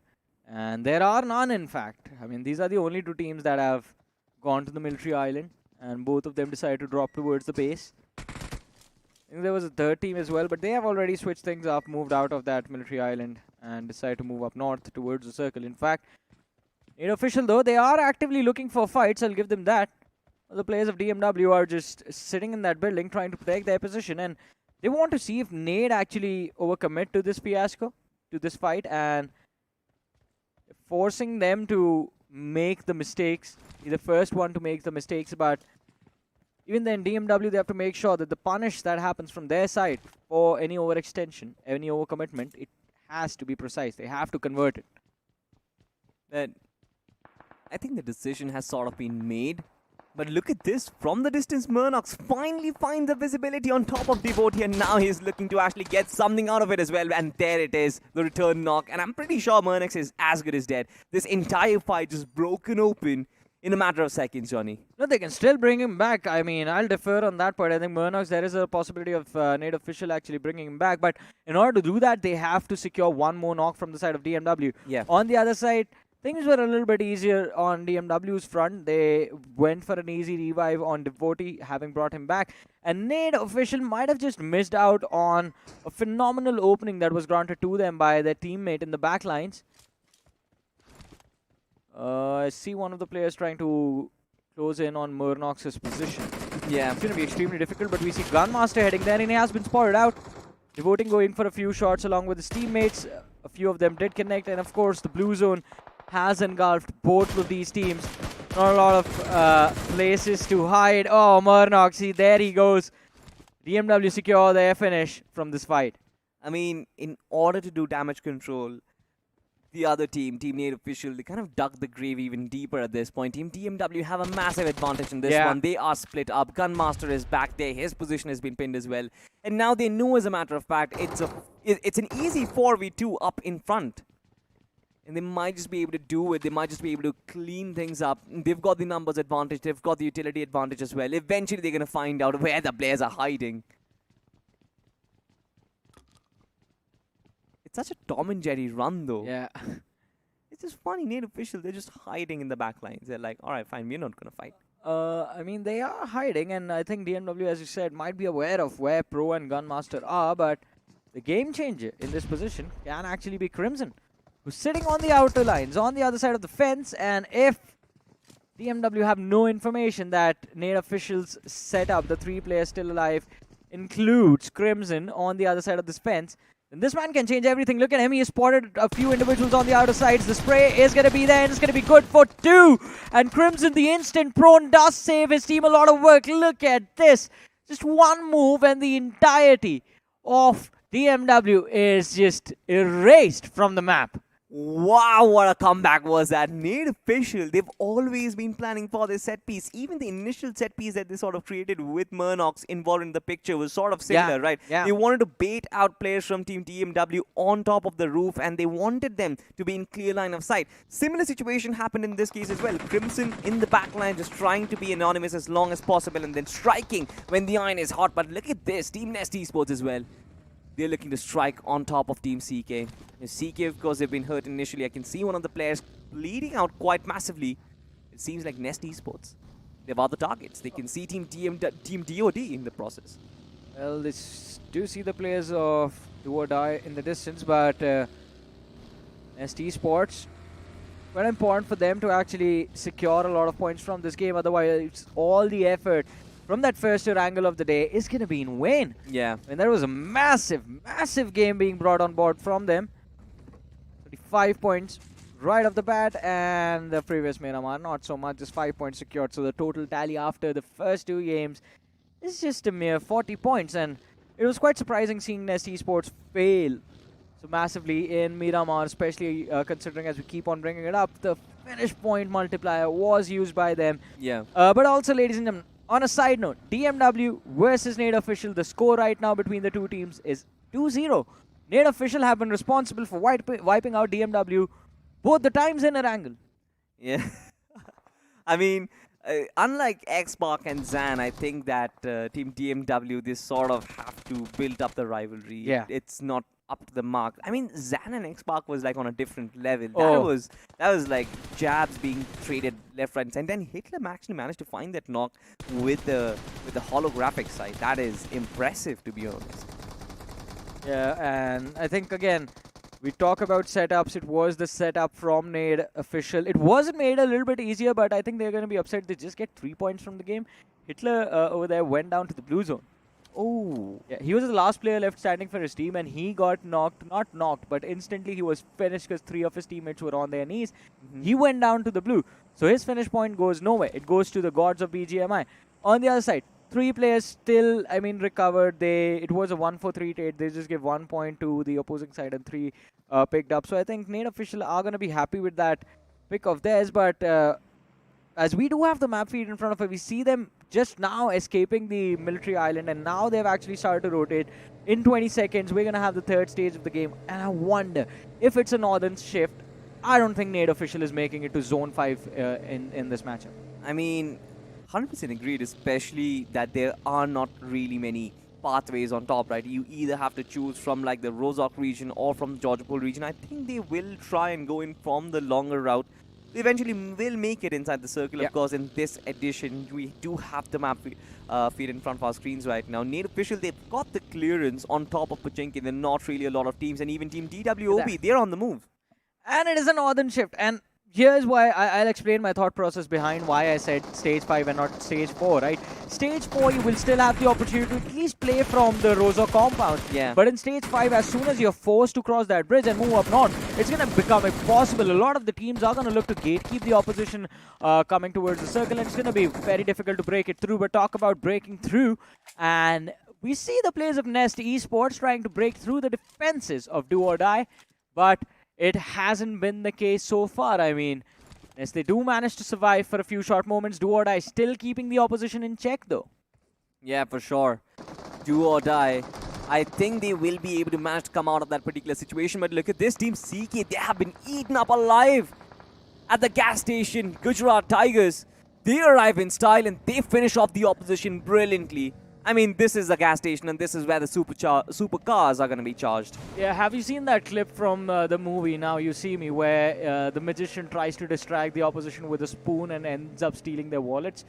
That is what Gujarat Tigers like to do with other teams. I mean, they're going to make sure someone's going to be distracted by other teams looking somewhere else, and then all of a sudden they just show, voila, surprise, guys, you are gone. Here's the magic trick, you guys disappear and we get your points. They might not stack up a lot of points that way. I mean, that is one thing that you have to be aware about Gujarat Tigers. They might not stack up a lot of points just by securing third parties, but because of the fact that they don't really necessarily charge towards aggressive position phase first, they do end up securing a decent balance of finishes and placements in every single game. Yeah. And that is the consistency that I think this team hopes to achieve, and I think it's going to be exciting to see if they can actually make it happen, make it work this time around, especially with the multipliers in place. Exactly. I think Gujarat Tigers could not really do much with their position card initially, but this time at least they've got 4 players, they've got a nice position inside the circle as well.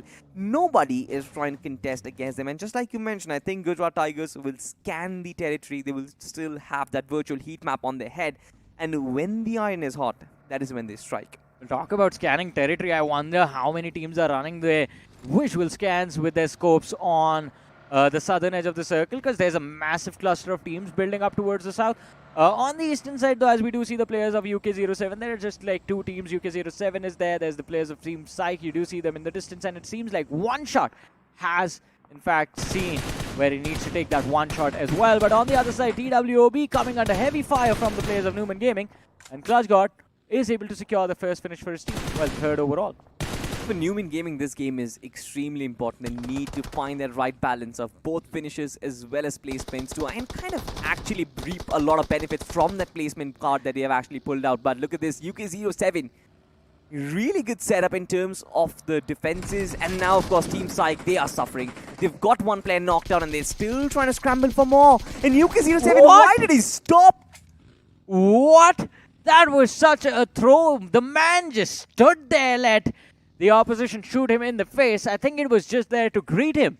Sir, your Uber has arrived. Your rider is here. Where do you want to go? I'm going to take you. And, well, Psych, they do not want to be driven anywhere. They wanted to take their own vehicles. Because, of course, I mean, if you have those Koenigseggs, those Aston Martin, why not just drive them? I'm not getting into a Dacia, the normal one.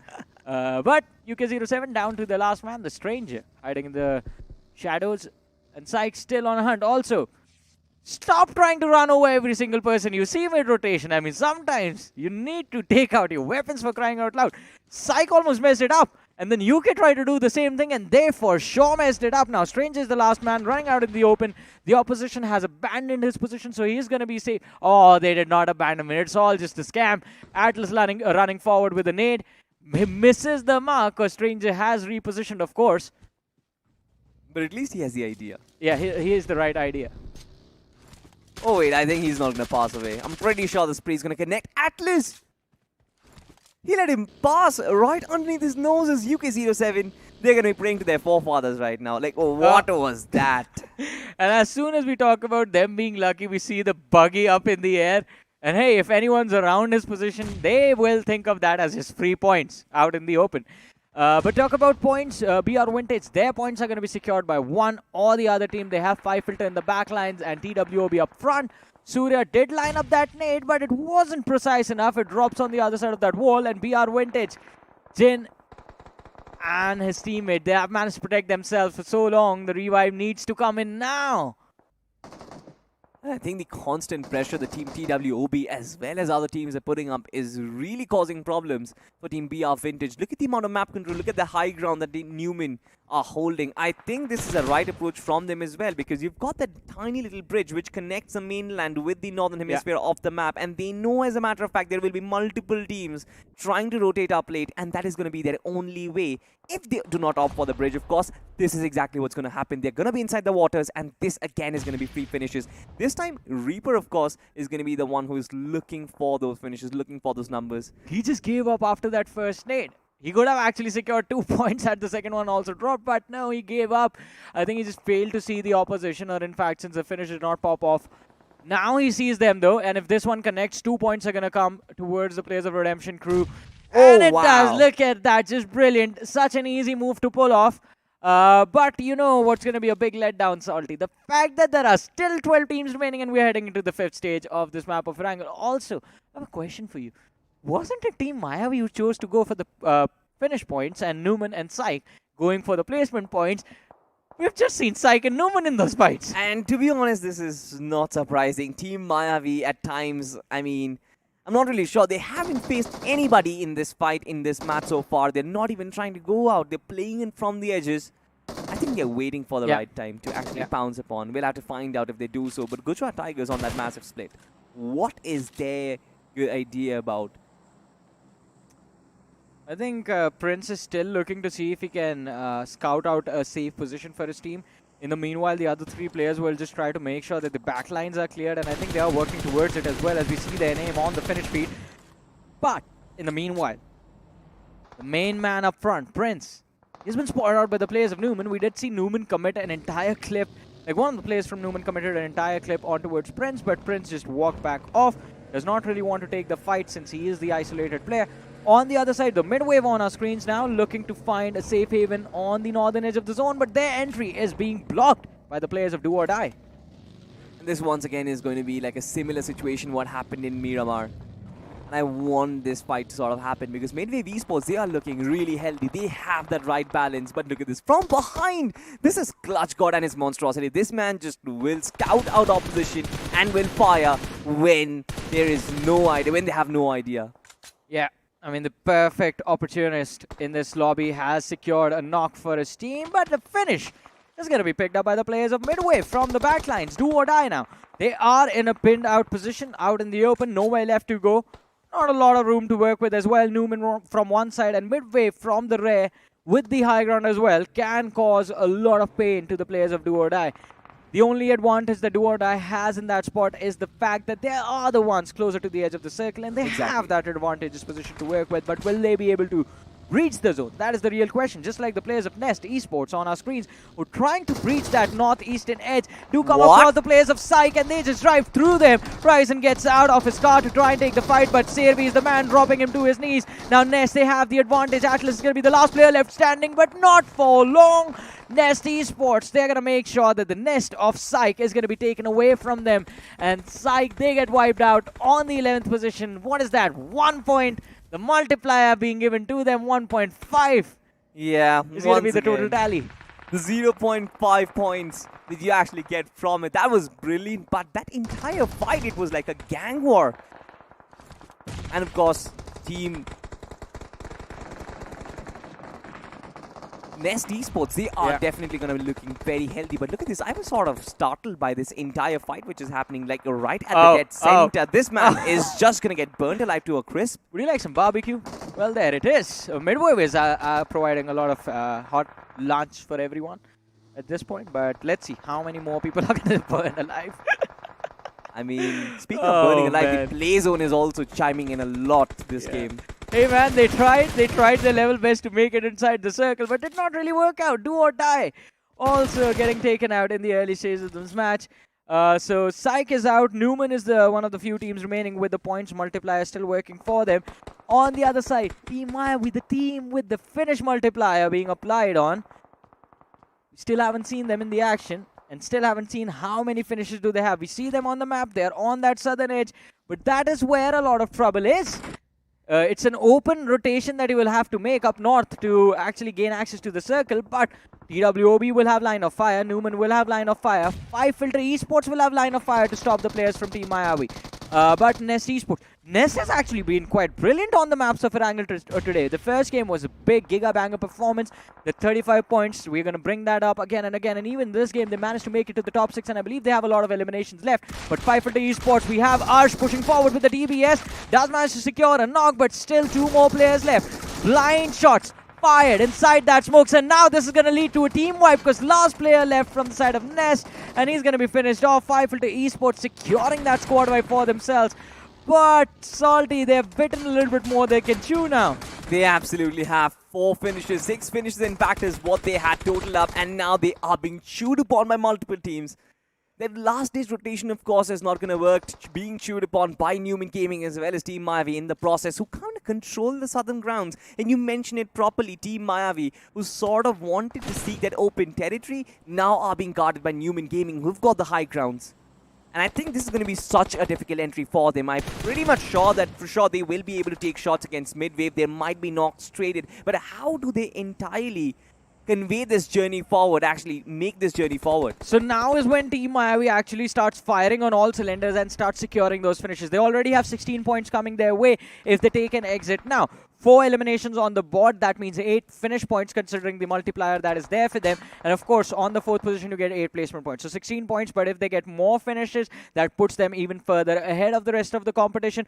On the other side, the stress will actually, or in fact, has in fact built up for the players of Newman, because Clutch God is the last player surviving, and they need maximum placement points from this game. This is going to be so upsetting to the man, having spotted out by the players of Midwave Esports. Last few moments for the players of Newman in this game, and they are literally just blown back to the lobby.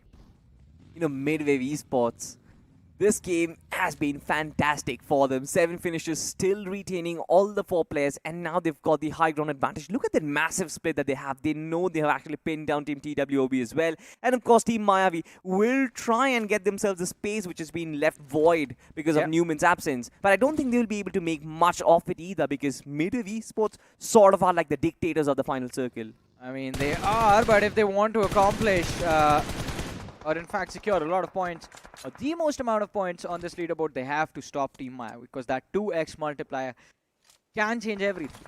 I mean, there are 6 points still left on the board for Mayavi to pick up, and if they have those 10 points in the bag, along with the 4 that they already have, 10 total eliminations in this game, 20 points secured. And if they do secure those 6 finishes, that is again the chicken dinner in the bag, 15 points more. That is 35 points to Team Mayavi straight from this one game. A lot of math and a lot of consideration for Team Mayavi as well. But what about the world of battle? They know they've got the circle, they know they've got the cover as well, but this invites only one thing and an array of utility. Yeah. I mean, every single time we're going to see them survive, I'm going to fear one thing, and that is a flying Molotov just landing right in front of their face, and the fire trail just engulfing the entire thing. But it seems like it's not going to be the fire trail. Team Mayavi is looking to make amends and taking steps against them.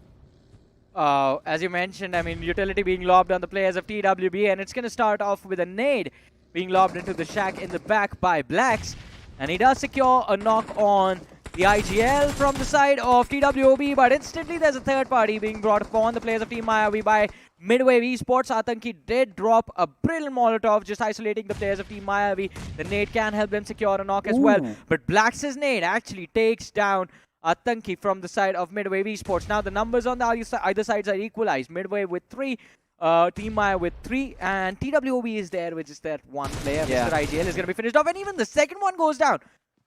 What? Whiskey spray? Yeah, he just took down the last player of Team TWOB. Now it's a proper 3v3. Yes. Of course, Team Midwave, they had that initial skirmish. Atanki, he was knocked and he was taken down. Team Mayavi do have the momentum with them. And I kind of felt like that fight had to be finished early. Team Mayavi had to focus on Team Midwave Esports. But I think the lead is going right now. The zone, of course, will force Midwave out in the open. And that means Mayavi just have open lines of sight to fire. Well, at least Legend is going to have that open line of fire available. Thunder and Black's brilliant cover to work with. And Wixky, oh my god, such a massive blunder, runs into the Molotov. It is going to be burned alive. Now the advantage has swung in the favor of Team Mayavi. They have the numbers to work with. Black's Thunder and Legit all grouped up together. Midwave Esports on the other side. Dionysus and Aru, two players still left standing. Aru's helmet is completely gone. No smokes to work with on the man. And his position is completely compromised. Thunder steps out, looking for that last man, finds him, but also finds the weapon in his hands, the M4. And Dionysus does manage to survive 1v2 situation, the final fight of the game. Team Mayavi, they've run out of utility at this point. Dionysus still there, and Legit has spotted his man, his mark behind the enemy lines. The nade is going to be lobbed, and it is going to be perfect. I think it does reach Aru to a certain extent. Dionysus steps out, Legit as well out in the open. Blacks in the back line, trying to provide some cover to his teammate, down to a 1v1. Does Dionysus have heals on him? He has an 8 to work with, has 4 first aid, but Blacks, he's not stopping. He's just charging forward to the opposition. Thunder just rallying the information to his teammate, and Blacks, he's going to start shooting, and Dionysus finally falls, and along with him, the hopes and dreams of Midwave Esports winning back-to-back chicken dinner. But ladies and gentlemen, Team Mayavi do walk away with a lot of elimination points from this game, and also the points for the chicken dinner. I mean, I think they're going to be just sad of one thing in this entire fight, and the fact that Midwave Esports took one guy out of Team TWOB. They wanted all of it. They wanted to eat and leave no crumbles behind. But I mean, it's still fun. I think they racked about 9 eliminations from that particular game, which amounts to 18 points. And then, of course, you've got 15 points from the chicken dinner. A total of 30 to 34 points, not too shabby. But, I mean, talk about things not being shabby. I mean, massive props to Midwave. They have been one of the most consistent teams. I mean, yeah, the first hit angle was a little bit unfortunate for them. And we can't really take it away. I mean, it was the start of the day. It was start of the lower bracket. They also did not. I think they should have expected Newman to actually do something crazy in that position. But I think they were caught off guard. But from there, they won the map of Miramar. And now the top 2 finish in this map of Erangel was absolutely incredible from this team.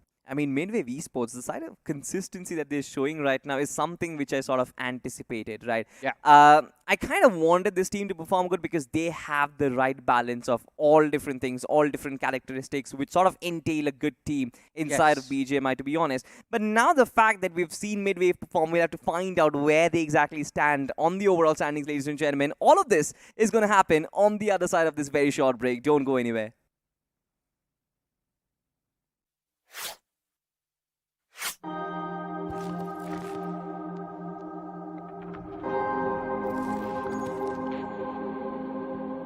आपने कहानियां कई भाषाओं में सुनी होगी,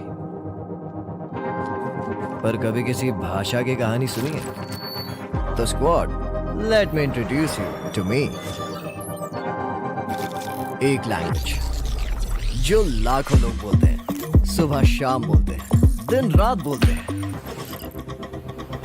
यहाँ फिर भी नो एंट्री का बोर्ड लगा है। स्ट्रेस नहीं रे बाबा, स्ट्रेस नहीं। अपन प्ले में है, पर प्ले में नहीं। क्या शाने लोग समझे कि नहीं? लिटरेचर आउट, ड्रामा आउट, फिर है क्या इस भाषा में? Sit back, zoom in and watch out. इस भाषा में एक्शन है, इस भाषा में बूम बाम है, गूज बम्स है, धूम धाम है। वो कैब मांगोगे न्यू वर्जन मिलेगा, ग्रामर को पट से हेडशॉट मिलेगा, मेटाफोर हमेशा आउट ऑफ साइट मिलेगा, फन मांगोगे सीधा बैन मिलेगा। स्ट्रेंजर्स को फ्रेंड्स और फ्रेंड्स को भाई बनाने वाली भाषा मैं ही हूँ, जो हर टाइप के, हर जगह के, हर एटीट्यूड के लोगों में शांति तो लाती है, पर सबसे ज्यादा युद्ध भूमि बोले तो बैटल ग्राउंड्स पे बोली जाती है। क्या समझे? वेला वेला चिकन लेला।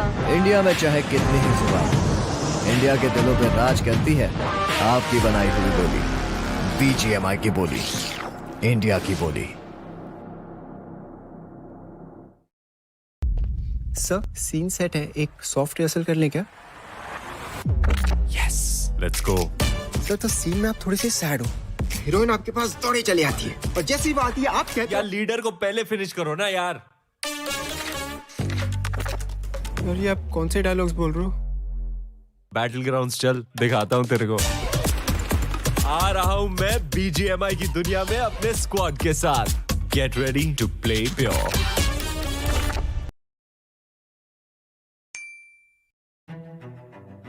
रोड टू वैलर एम्पायर्स में बहुत सारे फैक्शंस है, जैसे जापानीज फैक्शन है, रोमन फैक्शन है, पर्शियन फैक्शन है, नॉर्मन फैक्शन है। इंडिया फैक्शन नहीं था।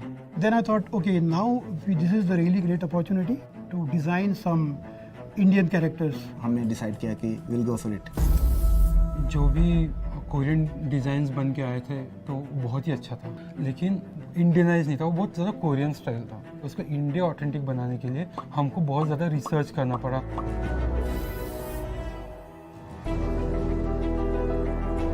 모두 어메이징 했었어요.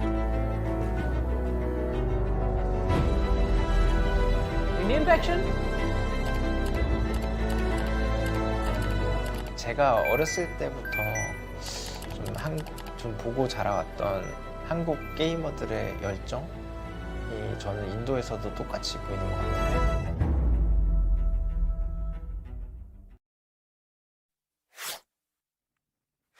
Welcome back after the break, ladies and gentlemen, after that phenomenal game of Erangel. But that was the last for Group 1. Now we'll be moving forward with our day as well. This is Super Johnny. Joining me right now is, again, the good boy Necro, as we're going to call him from now on, completely clean-shaved. I mean, I don't know if that makes me a good boy, but thank you so much. You know, I was downstairs, and a lot of the people were just reacting in a weird manner. I was just sitting down on the dining table, and they were like, wait, who's this kid? Yeah, because you look like a different human being now. I do not look the same just because I shaved my beard. But you know what? Speaking about things not looking the same, Midwave Esports, a complete switch up inside the lower brackets, dude. Yeah, I mean, the first game, after the way the first game went, I mean, I'm going to be honest, and I think you also... Yeah, we gave up. Yeah, we just gave up on Midway. We were like, all right, this is something that just happened in the previous round as well, and even now this team is not going to perform. But what an amazing way to bring it back. 1 second dinner, 1 top 2 finish, and they had quite a lot of eliminations in the previous game. This is like one end of the spectrum, and then you take a look at the opposite one, and you take a look at Newman Gaming, and you wonder what exactly is going on with that team as well. Yeah, they used the placement point multiplier in this game, and they were in the top 4, so I wonder if that actually gets them somewhere. Not a lot. But at least still they did better than Team Psych. Psych also was a team that was using the placement multiplier in this game. Did not work out too nicely for them. I mean, one team that was actually able to use the cards to the perfection, I would say Team Miami. Not exactly to perfection, but still a decent amount of elimination points wrapped up. Yeah, I mean, so ideally we would want to see Team Miami, and we have been used to seeing Team Miami drop those double-digit eliminations in the games that they played. But this time, I think they just took that finish card and finish multiplier card and used it as a modes of recovery, as a modes of bringing themselves back into the top spot of the ranking. Because look at this, they did not have to put in too much effort in this match. They protected their numbers till stage 6, and stage 6 they started to be a part of the action. They showed up to the final fights with 4 eliminations. They got 5 more, 9 eliminations. But with the multiplier, they have 18 points. That was a crazy spray down. I was looking at the highlights and Nate officials. That wipeout from this team was quite nice. It was made quite easy for them, I would say that. Because before that spray down, what happened was a nade was lobbed towards the players of DMW, and they were just left with like 10-15 HP on 2 or 3 of their players, and Krim just went.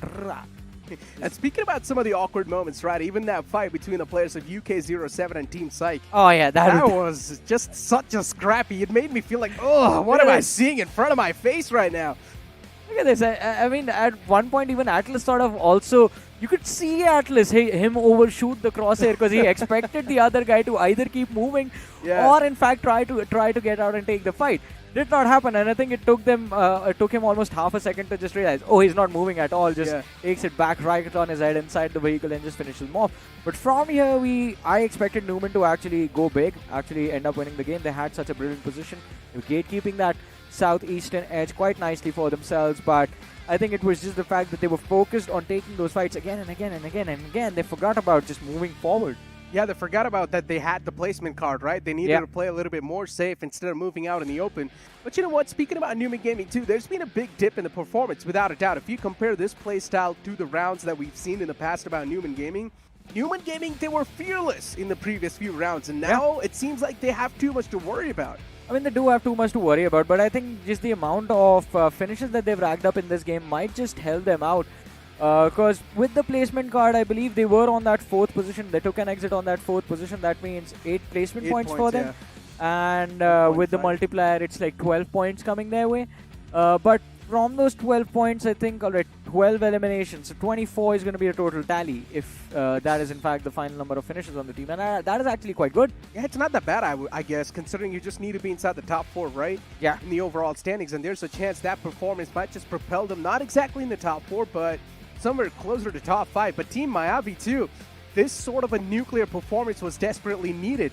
Blacks moving out in the open, I genuinely for a moment thought that this nade might just be the sealer. But no, instead, the man just overcooked the nade a little bit too much, Johnny. Even one little millisecond less, and maybe that nade could have found such a big chunk of damage. I mean, in that last 1v1, Blacks just not even...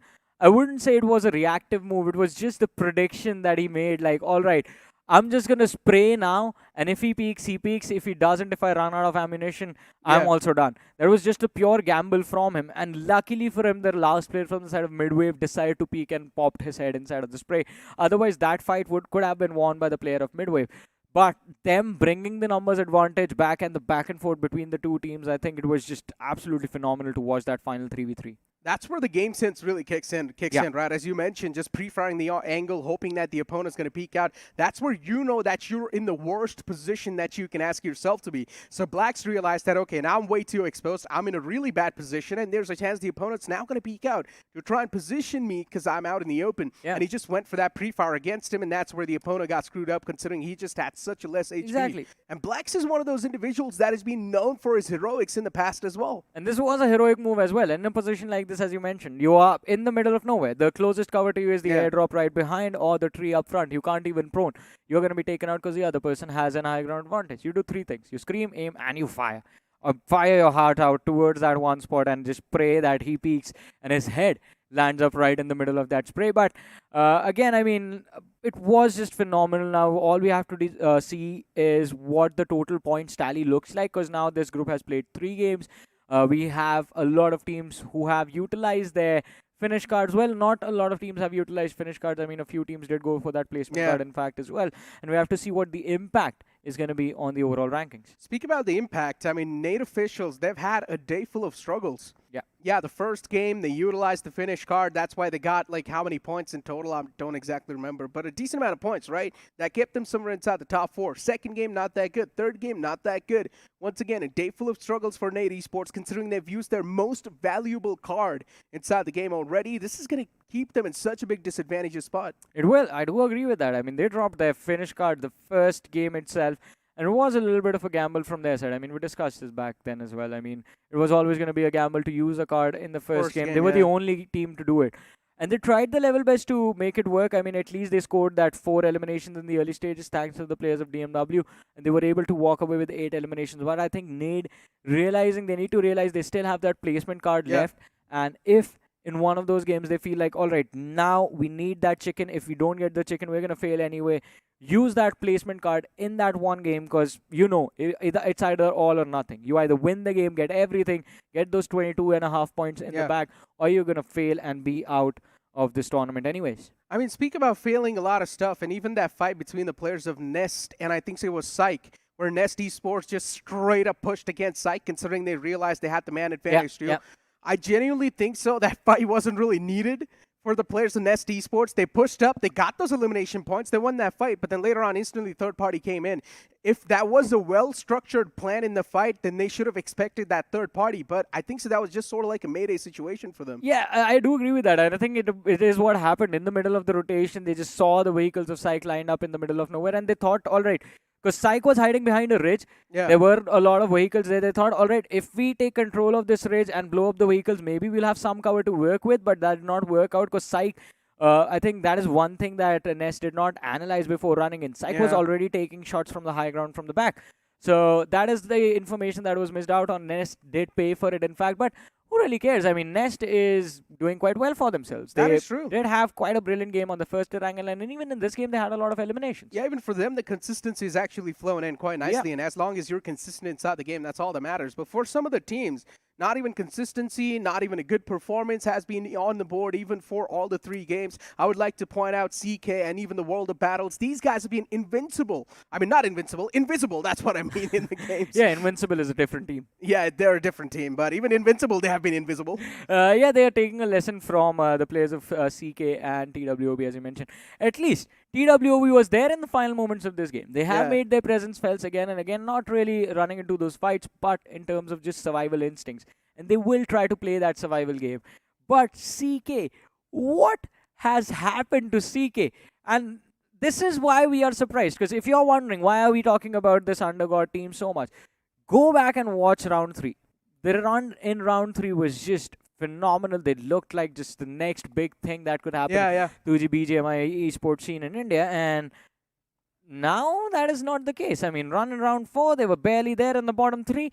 And they weren't really able to secure a lot of points in the 6 matches that they played in round 4. And now we expected them to actually bounce back. Because in round 4, I was just wondering, and I think you might have had the same thought as well. Like, all right, they have the lower bracket left. Maybe they're taking things a little lightly. But this is not what we expected in lower bracket. That is true. But you know what, Johnny? That's all the conversation about the previous group. Now, I think so it's time for us to move on to another group. Because Group B is going to be joining us on the fray. And as we all know, even teams like Lucknow Giants, Velocity Gaming, these big dogs are, of course, going to be there. We haven't done the stats for the previous one, Necro. Oh, yeah, it's been a while. But you know what? Let's move forward and take a look at the stats of the previous game before we move on to another group. So we will have the MVP on the screens right now.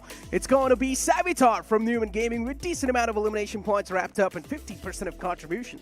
Yeah, I think this is the only thing that Newman was hoping for. Like, if we are not able to capitalize on that placement point card that was utilized, might as well just make sure that the finishes are there on the board. And Newman made sure that it happened. Specifically, Savitar and Klasgard. Because look at that, 11 finishes on these two individuals. And then we have Blacks from the side of Team Mayavi, who follows up with 5 to his name. Atanki from Midway with 4. And then there is Sparsh God from 5 Filter Esports with 4 eliminations to his name. Even 5 Filter are proving to be like, they can turn out to be a big threat to a lot of these teams. Yeah, 5 Filters. I think so. They're just slowly and steadily moving in from the underlines, right? They are trying to slip under the radar. I do understand what these guys are trying to do, just being real cheeky inside the games. But let's see. Still, the day 2 will be sort of like the decider where everyone will be judged on that day. It will be the judgment day. But as we do move on forward to the match scoreboard in front of us, ladies and gentlemen, Team World of Battles, they're in the top 5. Okay, that's quite an interesting finish for them. Yeah, it is an interesting finish. They have 10 points on the board. But look at that, Team Psych. This is going to sting them. Just the placement multiplier as well, not there to save them. And as we were talking about Newman Gaming, look at that, 12 eliminations on the board. 12 position points, all thanks to that position multiplier, 24 points. And I think this game does help them recover, but I'm pretty sure of one thing. Team Mayavi is going to be sitting on the first position in the overall. I just want to find out how the overall structure is going to be looking like for this entire group. And as we do move on forward towards the overall standings, the top 4 is in front of us. As I mentioned, 5 Filter Esports, they're just trying to slip under the radar, and they've actually made it in the top 4 as well. And if I'm not wrong, these guys have all their cards left. Yeah, they do. Yeah, they do have their cards left. I think you are correct. In fact, God. and 5 Filter Esports will show up tomorrow with just a plan or to cause a massacre in the lobbies. I mean, I wonder when they will use that finish card. Now, I just have a little request to the audience. I understand we do not really get a lot of viewership, but still, a little request, right? I want the audience to vote for Weekendy and Sanok tomorrow only. That's it. Yeah. Just Weekendy and Sanox. Just make things even more tough for these guys. Hashtag Weekendy vibes tomorrow, yeah. Hashtag Sanok vibes as well, because we haven't seen that Sanok is save so the Sanok. Okay. Sanok maybe in the end would be like a really good one, the decider map. The viewers only vote for one map, Necro. But you know what? As we've got the overall scoreboard in front of us, ladies and gentlemen, and the latter half of the board in front of us. Native Officials, as I mentioned, day full of struggles. DMW as well. BR Vintage, Gujarat Tigers is actually one of those teams, if I'm not wrong. Someone went with them from our sides, from our desk. Was it Salty? I'm not sure. Someone said Gujarat Tigers will definitely... I think it was me. It was me. I expected them to drop a big performance today, but that hasn't really been the case. And it has me worried. I'm not going to lie. It has me worried quite a lot about this team and the future in this tournament. Again, just a reminder, friendly reminder, only 16 out of 64 move forward. So Gujarat Tigers, I think tomorrow is going to be a day of recovery. They have used their placement card. They still have that finish card left. And if they get a chance to play a map of Miramar tomorrow, maybe we're going to see them recover. I mean, they would like to do quite well on Miramar. I mean, Day 2 is supposed to be the day of comebacks, so there's a chance maybe Gujarat Tigers can actually make the comeback happen too in the overall standings. There's a chance, maybe. A lot of ifs and buts, a lot of maybes, but you know what? With that, we need to wrap up the conversation about the previous game. And finally, move the fairy tale onto the upcoming group. As we know, a lot of interesting names are going to be joining us. Speaking about Lucknow Giants, one of those teams that has shown a big step up inside the performance. VLT as well. Their performance has been up and down, up and down. We do not even know how these guys have managed to make it over here in the lower brackets. You sound quite surprised. Like, are you surprised with VLT being in the lower bracket or still being in this tournament? I would say still being in this tournament because these guys have had a really shaky journey. For a moment, you think that, okay, VLT might just be the unstoppable force. And then the next moment, you're like, wait, what are they doing? I'm not going to comment on that. I mean, I still believe in the players. I mean, they have a stacked lineup, so you never know when things are going to turn around, especially with how the shot calling has been working with Velocity and Punk, in fact, being the IGL man leading the charge for the team. On the other side, though, Lucknow Giants. Now, that is an interesting team to have a look at because, as you mentioned, yeah, I do agree with the fact that Velocity's performance has been quite inconsistent over the last few stages of this tournament. Lucknow Giants, they have just been on a trajectory upwards. Their performance has just improved. We saw them a couple of months ago, and back then this was a team that would not take fights, just be focused on placements, and they were struggling with their rotations. When we saw them in BGIS, all of a sudden the rotations looked completely new. They looked more defined, more precise. It felt like they were not reacting to the circle and where the teams were. They were stepping into the game with a plan set in mind already. This is how we want to approach this match and this is how we want to play. And they would stick to their plan. And in the previous round, I think we saw them bring a new aggressive front on the board presented to the other teams, and it looked quite nice. So Lucknow Giants definitely have a lot of hopes from this team. Another team though, LOC. Massive expectations from LOC in the previous round. They delivered quite nicely, and now again in the lower bracket, we do see like signs of hope for them. LOC, another, as you mentioned, signs of hope. Yep. Signs means you're still not sure. It's just little signs of hope, right? And that's the problem with LOC. We're not exactly sure if they're going to make the bounce back happen or not. There's been a lot of these moments, even another inconsistent team I would like to call LOC. Yeah, in the first initial days of the tournament, in the first initial round, LOC, they looked like the unstoppable force. But now as they moved on forward as deep and deep inside the tournament, now they're a little bit too deep in the depths of hell. But again, I mean, LOC, we can't really blame them for it because their group, if you remember, in round 4, they just barely missed out on qualifying for the semifinals. They were so good in the last game as well. They fought till the last game, and in the last game, just in the last game, they fell out of the top 4. It was brutal to watch, to be honest. Do you remember Seven Shores?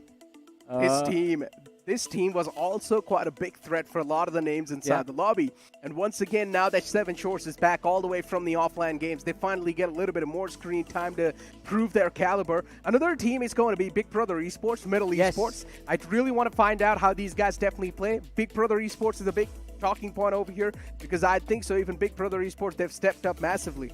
And VST as well. VST has like 2 brilliant players in the form of Sui and Beast. Who are absolutely phenomenal, new upcomers in the BGMI scene, and we've seen them play over the last few months as well. And that is one team that I'm actually surprised to see. All right, the underperformance was there. That is why they are in the lower bracket. But look at this. The poll of the captains is in front of us, Necro, and just like the previous group, everyone wants to start on Erangel.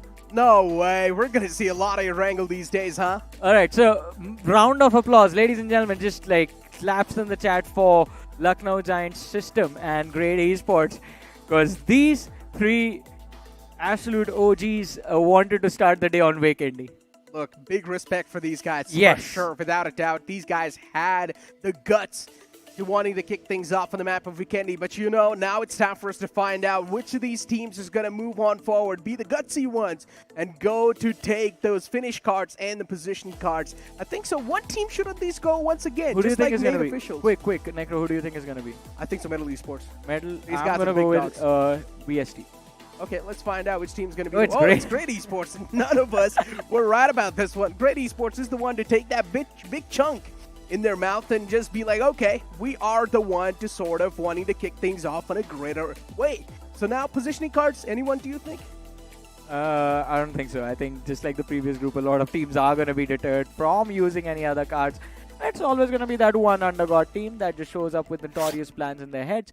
And that is what Great Esports, it looks like, are going to be up to. Just like the evil shenanigans being displayed on inside the game. And Great Esports is actually a team you have to be worried about, because even in the previous round you might have noticed this team is just like, if they're out for blood, they're going to be out for it. They don't really care where they're going to drop or where the other teams are going to drop. They will just drop clash and take the fight. Now that statement can be taken two ways, right? You need to be worried about Great Esports is because as a viewer, are they going to qualify or not in the future stages? Even that's a worry. And the teams that are going to be playing inside the game, for them, they need to worry about Great Esports because they're really unorthodox. Yes. You never know how they will opt out to play the game. And now considering they've also decided to use that finish card off the bat, I do not understand. Why are these teams taking that straight up that big chunk out of nowhere in the first game? I think going for the placement point in the first game, placement card in the first game makes a lot of sense. But finish card is like the big crucial thing that you have. I do agree with you. I completely 100% agree with you, because this is the same thing that I've been saying throughout the day. I mean, finish card gives you a little bit more than you ask for. 2x multiplier versus just the 1.5x multiplier on the placement card. Plus, placement card has a ceiling. You can't go beyond 15 points. On the other side, finish. We have seen teams drop 20 finishes inside of the game. So that is something that you will hope for when you use that finish card. But hey, it's not us playing the match. Let's just see the story that is about to unfold in front of our eyes. I mean, here we go. The upcoming map of Wrangle's going to be in front of us, ladies and gentlemen, as the plane hits the skies. And the plane flat path starting all the way from Quarry towards Stalber.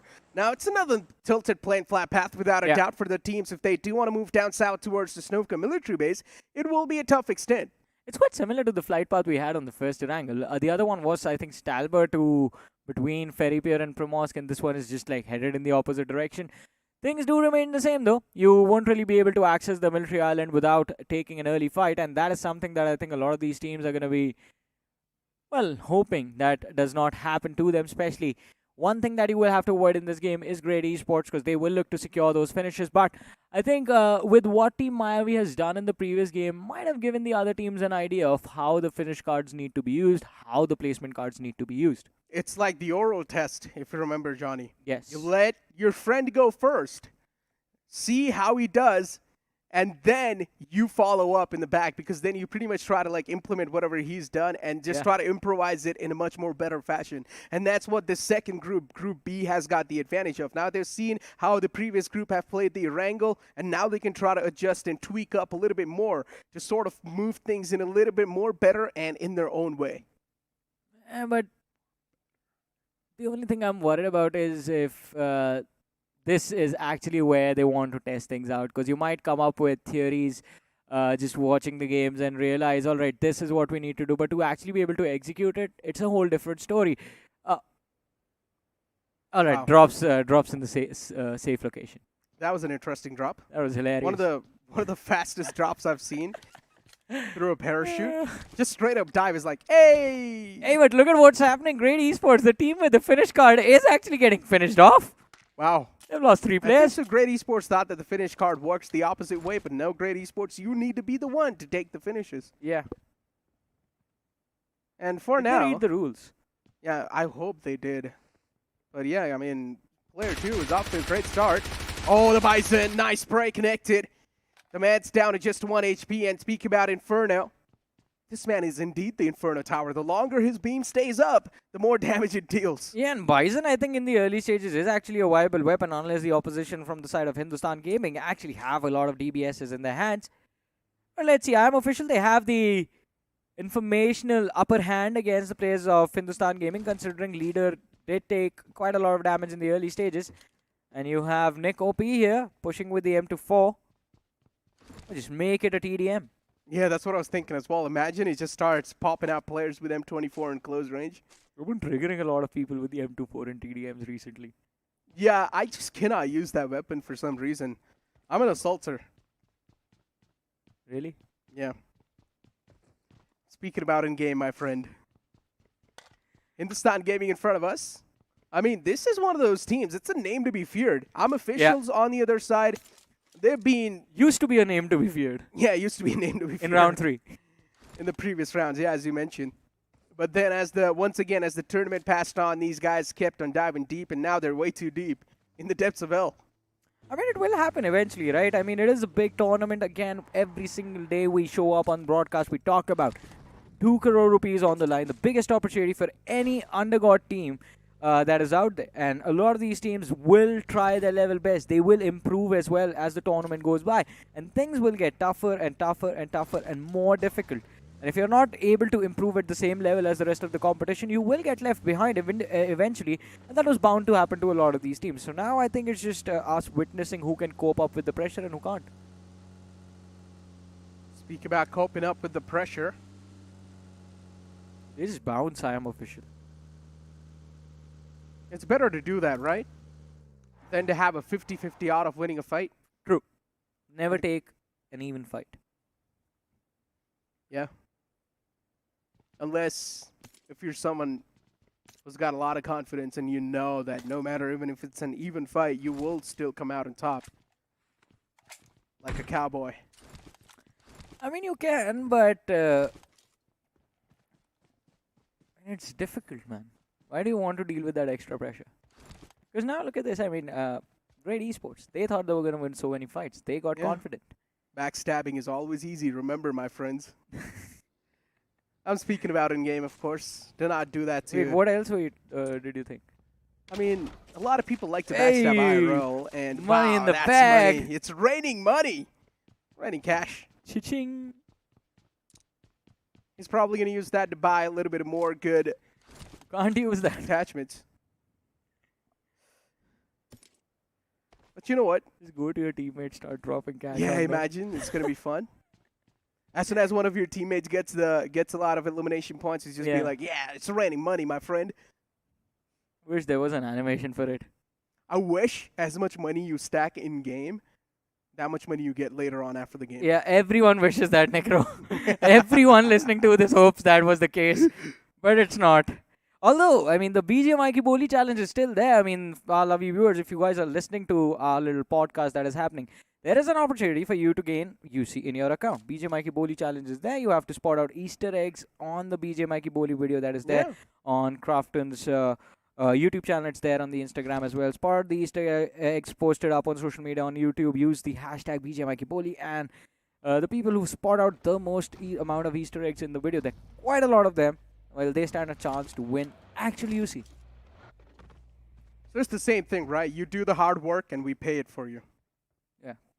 The lovely folks at Crafton pay it for you, not us. Yeah, not us. Yeah, of course. We're not that rich. We wish. Everyone does. Imagine the Bugatti you have in-game could be transferred IRL. Yeah, I think you're just thinking of, at this point, just like the next thing should be imagine having the pencil from Shakalaka Boom Boom. Yeah. Just draw a Bugatti, get it. Wow, that's actually so fun. Think about it. But you know what? You just refreshed my childhood memories, dude. I don't think I can draw a good Bugatti, though. Me too. Our Bugatti would be scrapped up, dude. Would ask someone else to draw it, though. An artist.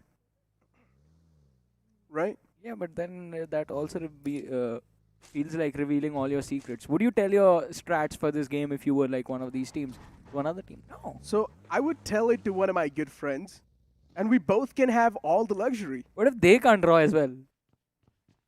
Well, we both use a little bit of our brain, and maybe at least we can draw something good. Just trace it on top of like a paper. Yeah. That's actually a good idea. We can do that. But you know what? Now, as we do focus on the game once again, we've got Metal Esports on our screens. And in quite a decent spot, of course. At this point in time, every single team's just waiting for the next circle shift to hit the deck. I am looking out for the players of Great Esports. Where are these guys? Towards Gatka. Yeah, they can't really do much. Team Seal was just brutal upon them in the early fight, and Seal did force them to move down south.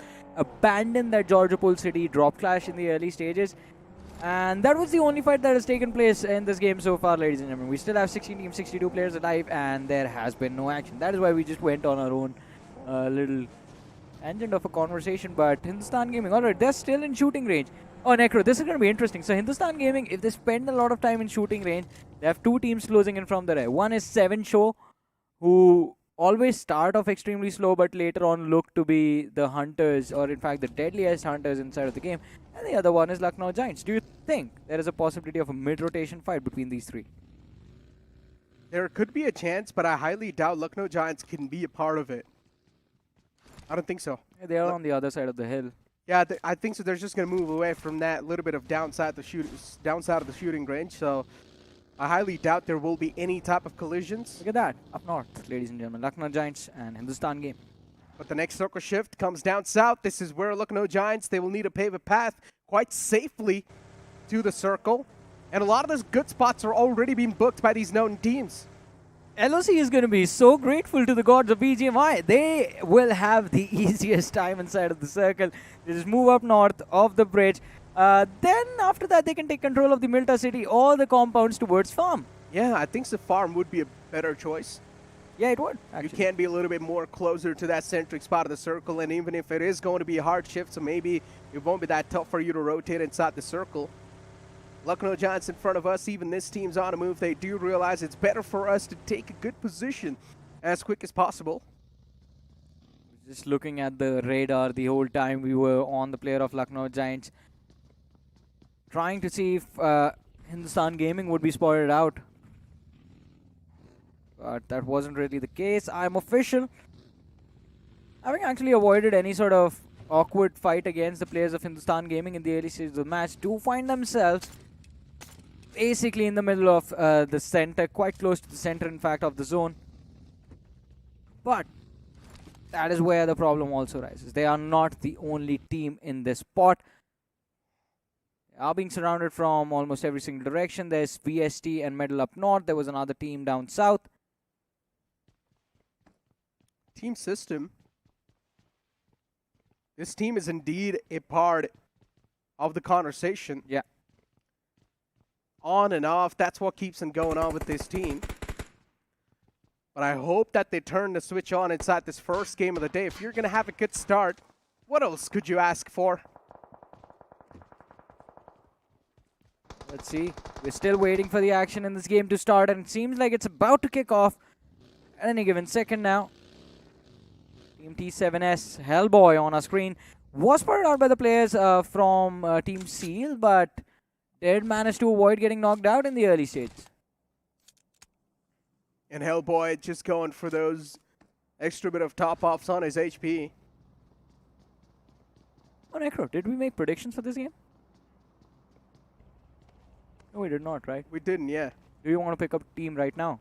I mean, Great Esports is already taken down to just a two-man squad. Listen, don't you really have to pick them for the win? Okay, go ahead. Which team do you think? You go first. Okay. Team Seal. Team want to be a Seal. little unique. All right. I'll go with I Am Official. I mean, we were so brutal on them in the previous round.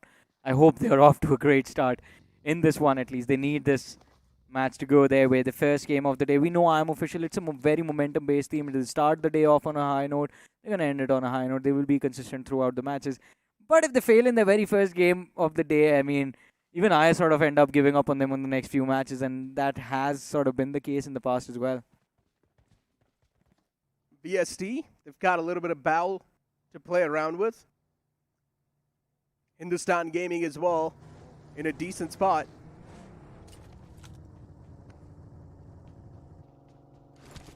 Considering these guys are on the northern side of the circle, at this point in time, every single person is just waiting for that next circle shift to hit the deck.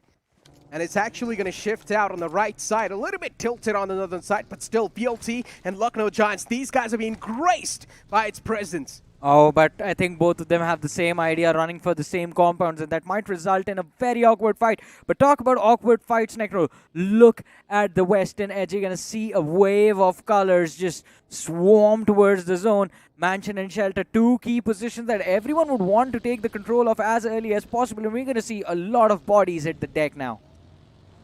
A big wave of vehicles just moving in. A massive splash of colors. And we're already seeing a couple of fights happen too. This is indeed going to be an intense game. I'm Officials. They're opting out for that southern control. These guys want to be the Guardian Angels. If they do manage to execute this one perfectly, these guys can indeed wrap up a lot of these elimination points. Hindustan Gaming in front of us. So far, this team hasn't even started off that good.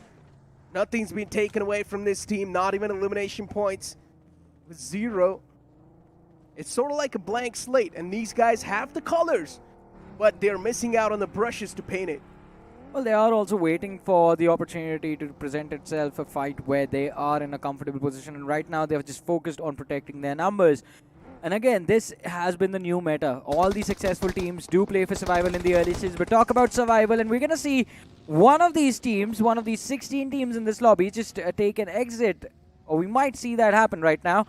As LOC, they found themselves in a tough spot, but they managed to make a great escape, just using the slope as cover, separating them from the players of VLT who were on that high ground. But look at what is happening between Stellar Titans and the players of VST now. Zenis in the clotheslines. He's going to patch himself up. VST in the back lines. As one of the men on the upper floor has been knocked out. And Zenis, this man is just fiddling around with the enemy mines. S12K for the close, going for a couple of pre-fires, but he's not able to find those opening. And the man in the back actually slipped away as well. VST, they do some light work, but not light enough. Yeah, I mean, that man made sure that VST does not walk away from this fight for free. He picked off 2 finishes before he left. And, well, now VST is just stuck in this mansion position with their last 2 surviving players. And look at this, 7 Shaw, they show up out of nowhere. VST did have an opportunity to secure that opening knock, but that wasn't the case. Krish, the last man remaining, will he be able to survive? Oh, it's the players of 7 Shore. Not a team to deal with that easily. And now Zeus, with the DBS in his hands, this managed to chip away that man so low, alive on a single bit of HP, and also almost going for that confirmation as well. But VST, wait, what just happened? What? Who got that finish? And from the distance, we did see... Lucknow Giants, I think No, so. it was one of the players from Team System, I believe. It was? And even VST got eliminated at that moment. Yeah, I mean, it was the last player from the side of VST who was trying to take that fight. And Lucknow Giants also are looking to chime in on that position, by the way. So you were correct about it. I'm official. I think Lucknow Giants just readjusted their focus. They moved inside the zone. Okay, that was a little confusing, but hey, I mean, he was going to get taken down anyways, no matter the opponents. And right now, LOC, these guys are supposed to be the masterminds inside the game to find a good pathway inside the circle. And LOC slowly and steadily on a move on the receiving end. Soon enough might just be the players of Great Esports, a team that has utilized the finish card. And considering Great Esports is in the front lines, LOC, I think so they've got their eyes locked on the players of Great. This is going to be an interesting encounter. It's going to be quite interesting and intense.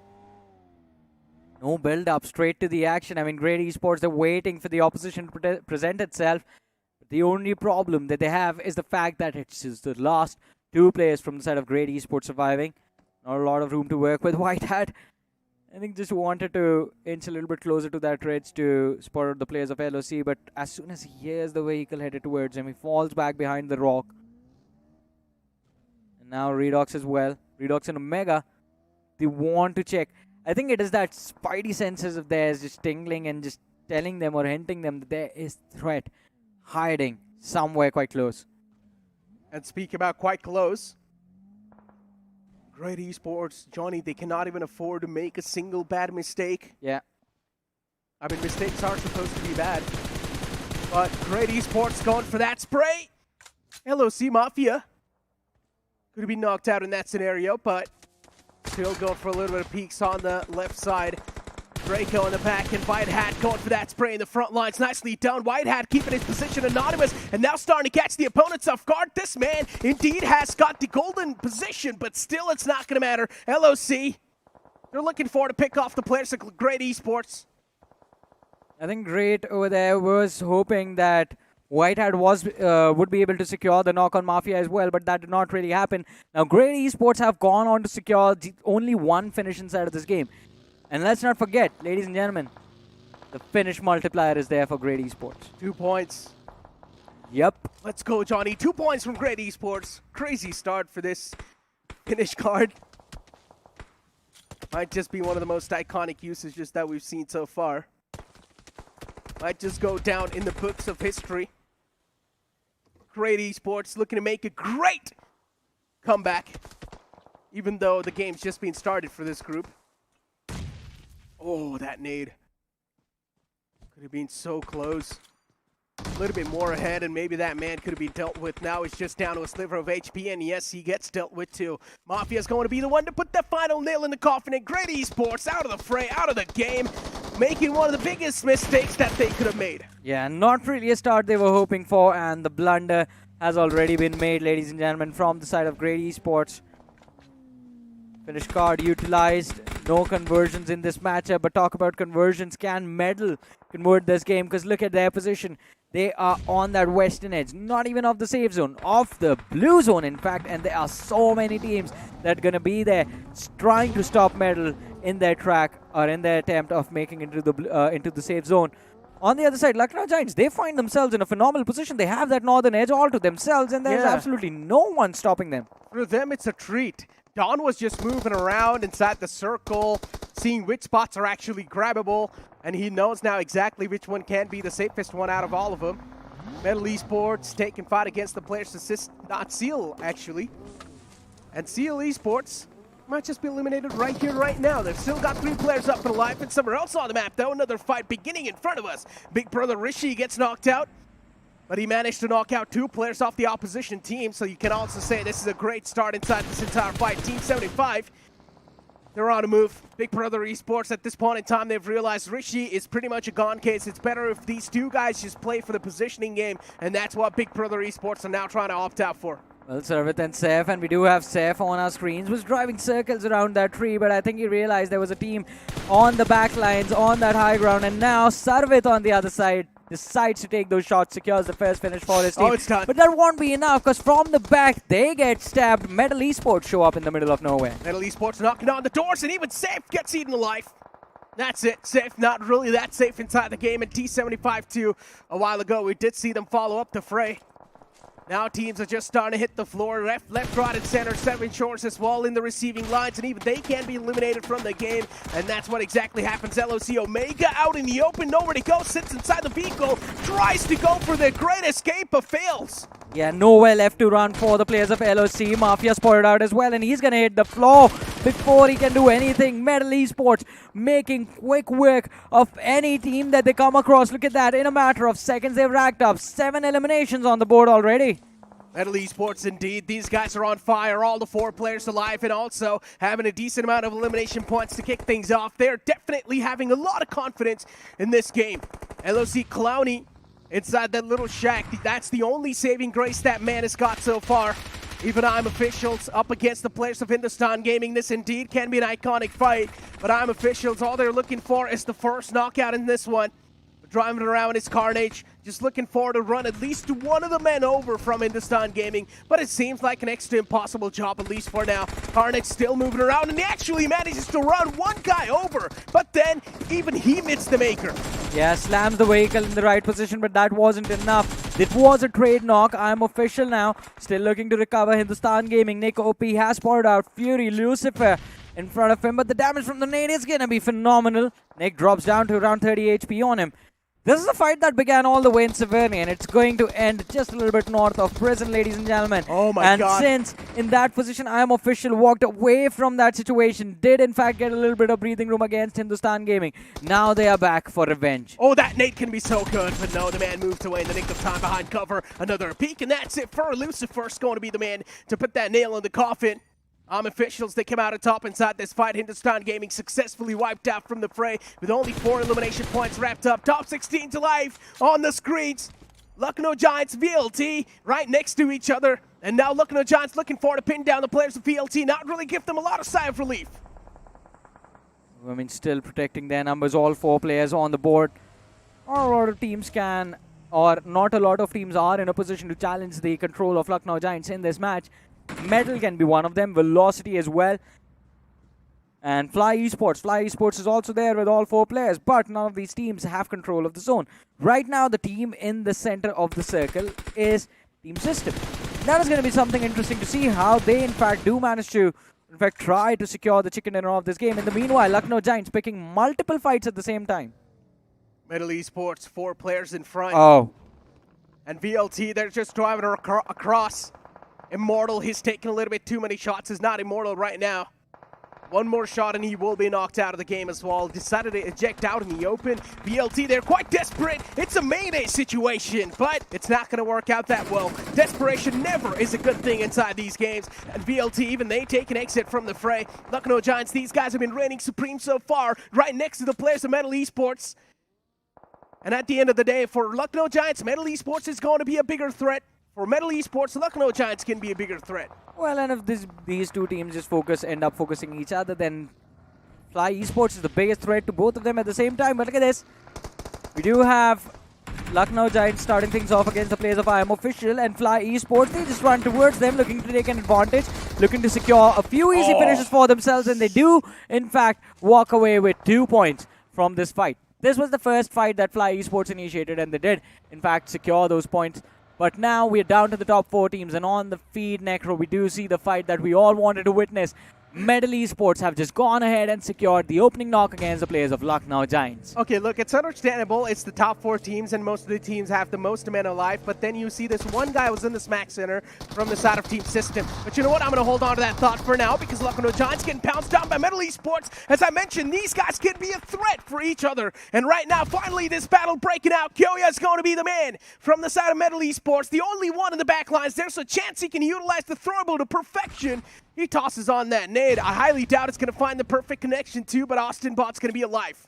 I mean, it does find the connection in terms of securing the finish point, but look at this. No time to breathe for the players of Lucknow Giants as Fly Esports show up, but Austin utilizes everything in his hands. The DBS working its wonders. He is able to secure that 1v1 that was brought in front of him, and now Fly Esports, they've been punished for the over-aggression on the players of Lucknow Giants.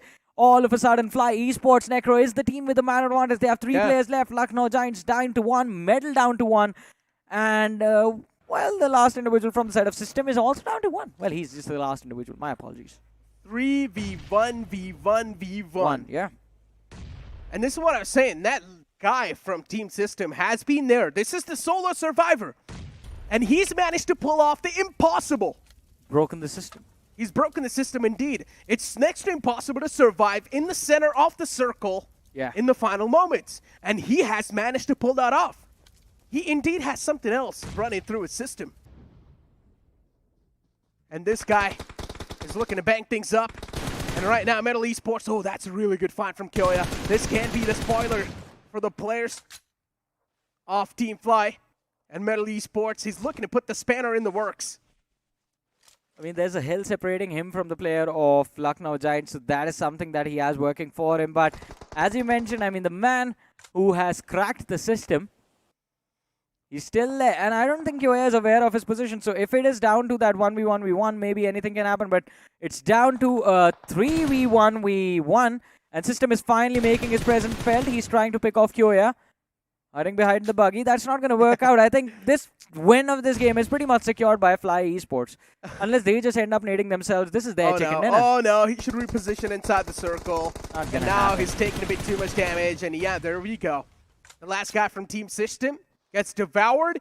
And now it's the last guy from Metal Esports, and even he gets quite easily dealt with. That's it. Well, I guess, Johnny, the winners of the first game are in front of us. Quite an easy work for these guys, not even struggling at all. Team Fly Esports off to a flying start. I mean, they're off to a flying start, but I still believe that the players from the side of Lucknow Giants and Metal actually had the advantageous position. Lucknow Giants, I think just the fight when Metal and Lucknow Giants collided, we did see players form for either side, and Fly actually took advantage of that entire fiasco. And Fly, in fact, started off with a third party against I Am Official. I Am Official was being put under pressure by the players of Lucknow Giants, and Fly Esports showed up, secured 2 finishes, realized like the shots, the nades came from there. That is where the next team is. Went towards the players of Lucknow Giants, picked a few points from there, and they just made sure that they were in a decent position and had the numbers to work with in the end game. A lot of the unorthodox things actually happened in that previous game, right? Considering even the team that actually went with the finish card, they were not able to perform. I knew you were going to say that. We had so many expectations, them not being able to perform. A lot of the talks will be done out of this short break.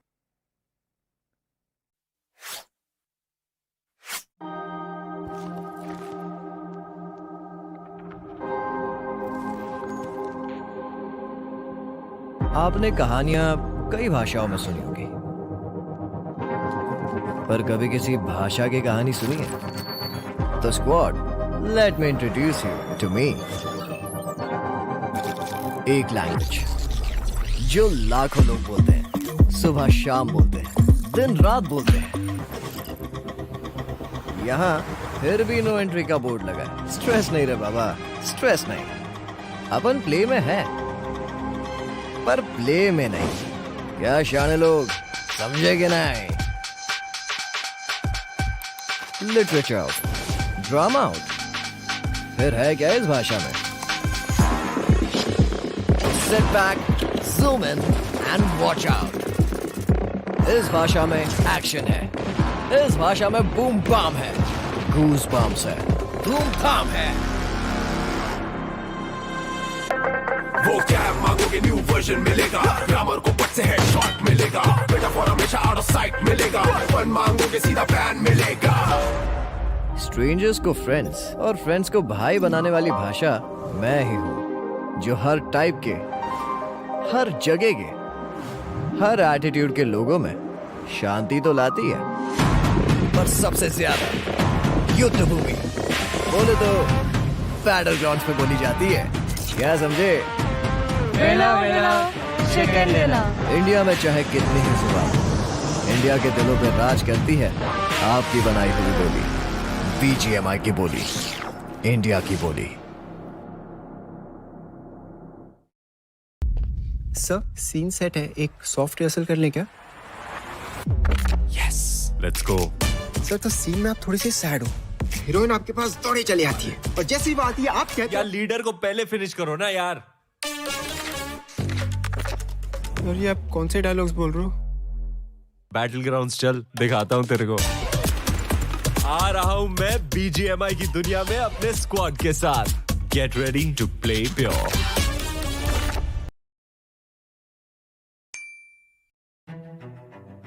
Road to Valor Empires में बहुत सारे factions है, जैसे Japanese faction है, Roman faction है, Persian faction है, Norman faction है। India faction नहीं था। Then I thought, okay, now this is the really great opportunity to design some Indian characters. हमने डिसाइड किया कि we'll go for it. जो भी कोरियन डिज़ाइंस बन के आए थे तो बहुत ही अच्छा था, लेकिन इंडियनाइज नहीं था, वो बहुत ज़्यादा कोरियन स्टाइल था। उसको इंडिया ऑथेंटिक बनाने के लिए हमको बहुत ज़्यादा रिसर्च करना पड़ा।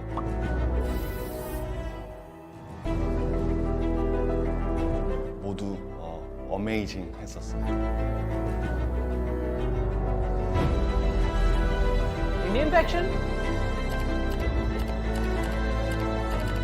제가 어렸을 때부터 좀 보고 자라왔던 한국 게이머들의 열정이 저는 인도에서도 똑같이 보이는 것 같아요.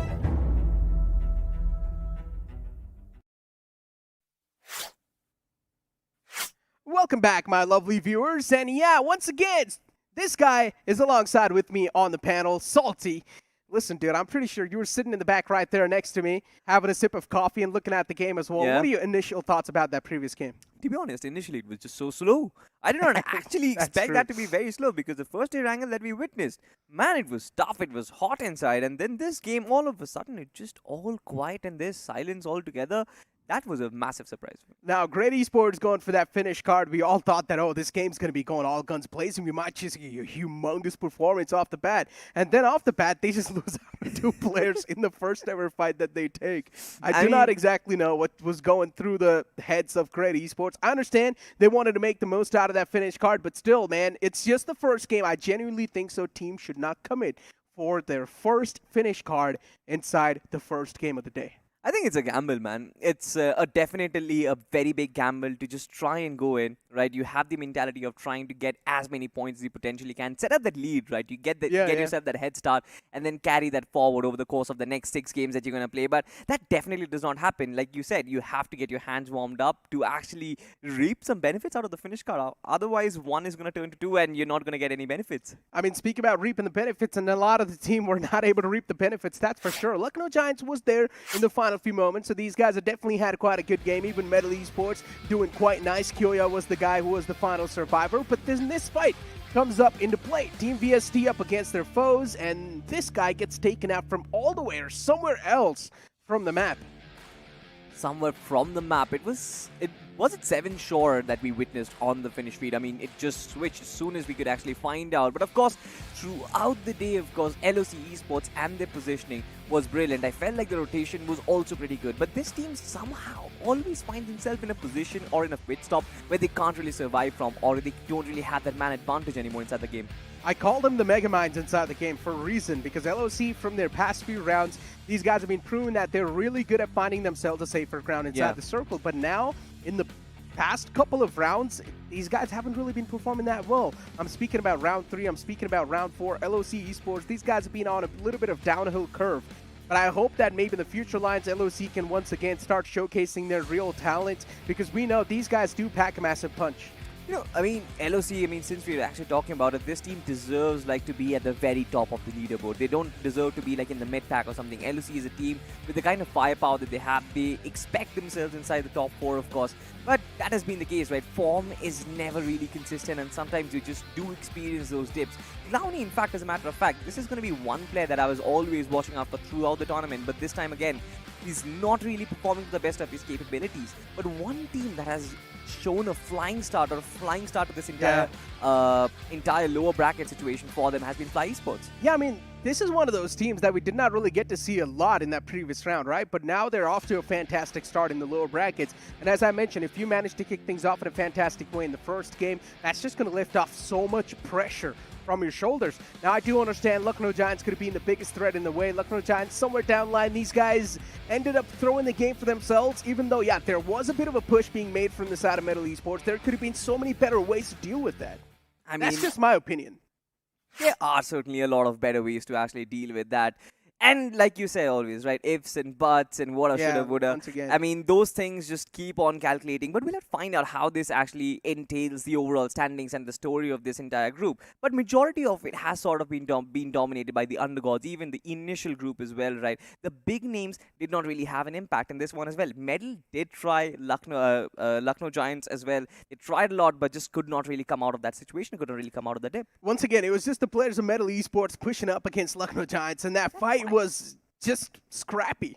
You never knew. Metal Esports making that push happen against Lucknow Giants. One thing was for sure, they did not really think through that well. It was not really like a well-planned execution from Metal Esports, neither a well-planned defensive side from the side of Lucknow Giants. They were just caught off guard. Both these teams, they caught each other off guard. But now, speak of catching each other off guard, we've got Top Dog from Metal Esports with 7 finishes. I did not expect that. 70% finish contribution as well. I mean, where did this come from? I had no clue that Top Dog was actually racking up this many numbers for himself, but good for him. This man actually deserves that limelight, to be honest, because he is always one of those guys. When you actually talk about Metal Esports, you always talk about Encore, you always talk about Kyoya, but Top Dog from the backlines, the amount of support this guy provides is absolutely brilliant. You see the rest of the top 5 reveals. Of course, you've got Omega from LOC Esports, always from LOC Esports. Somebody is going to be there inside the top 5.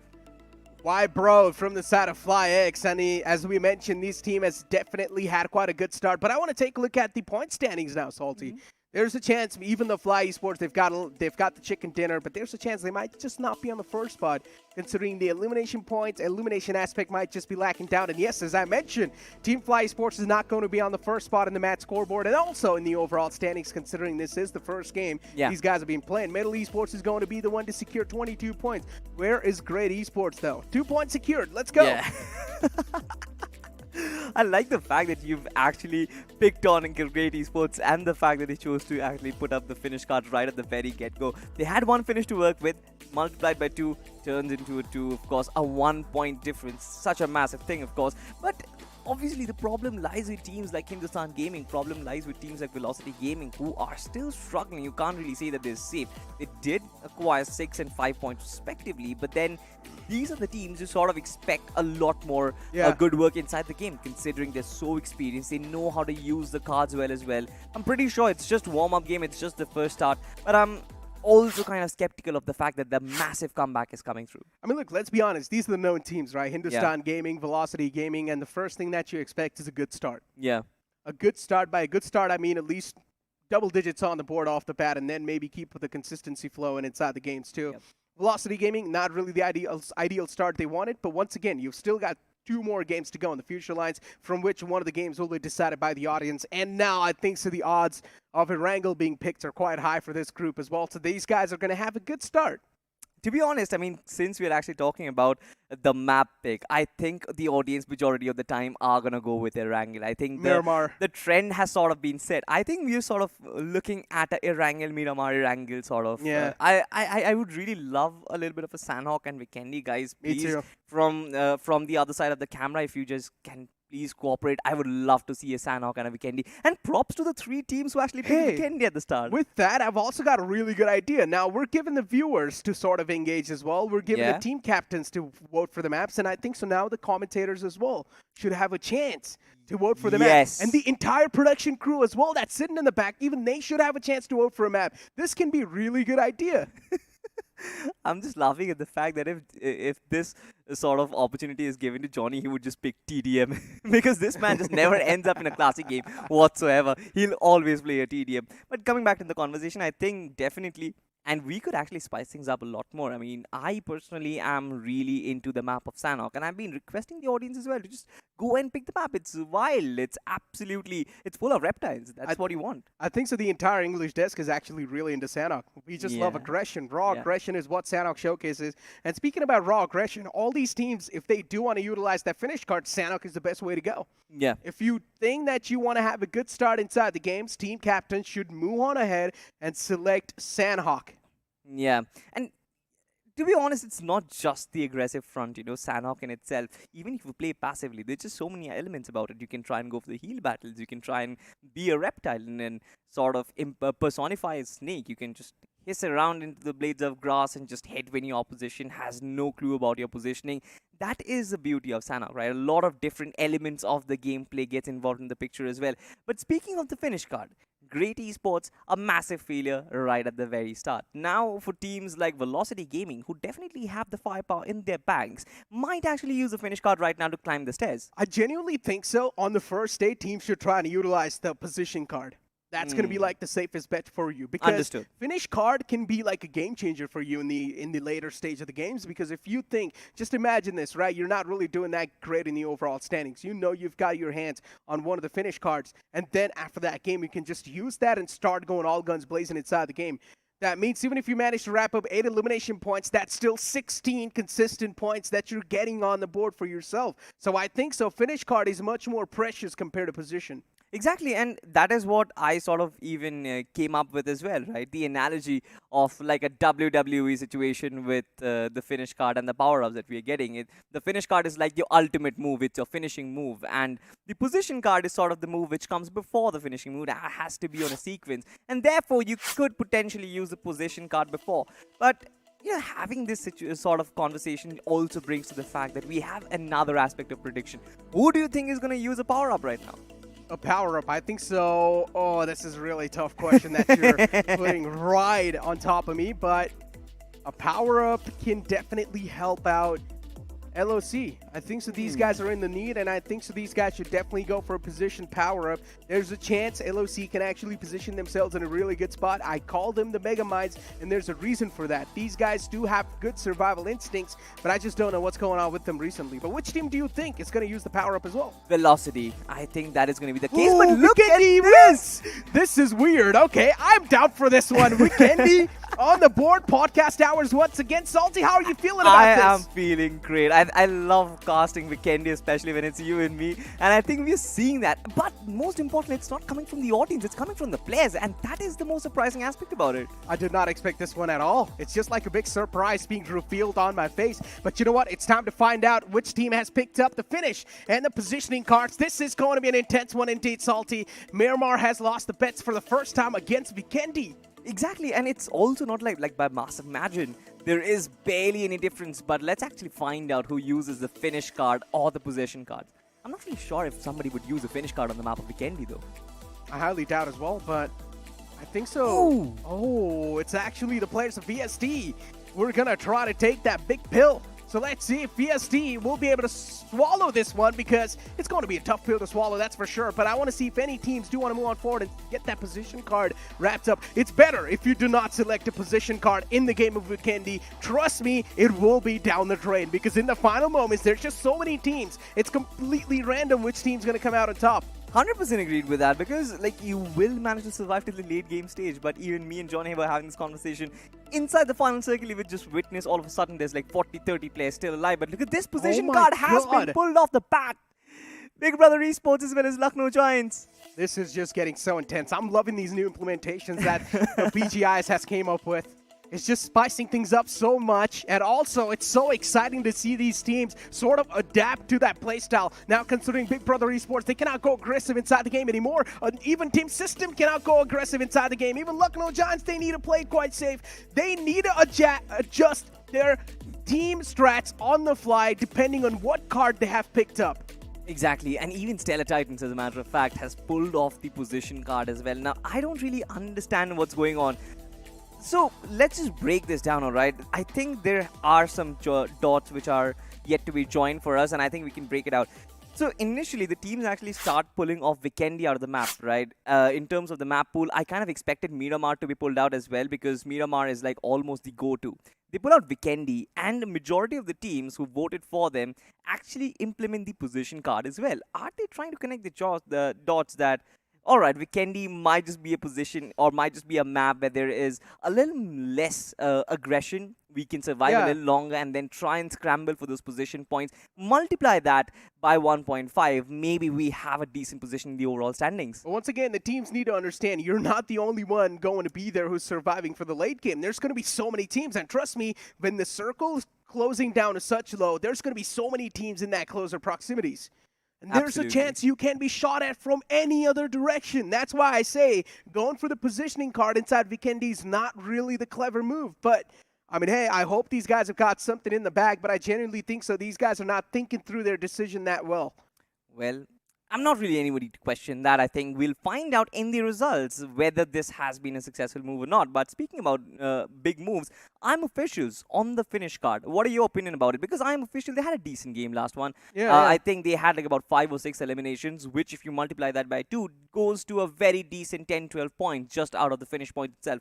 I think this was a good move. I mean, once again, off the bat, for all the teams, it's going to be next to impossible to secure a lot of elimination points. It's the game of Vikendi, as we all expect.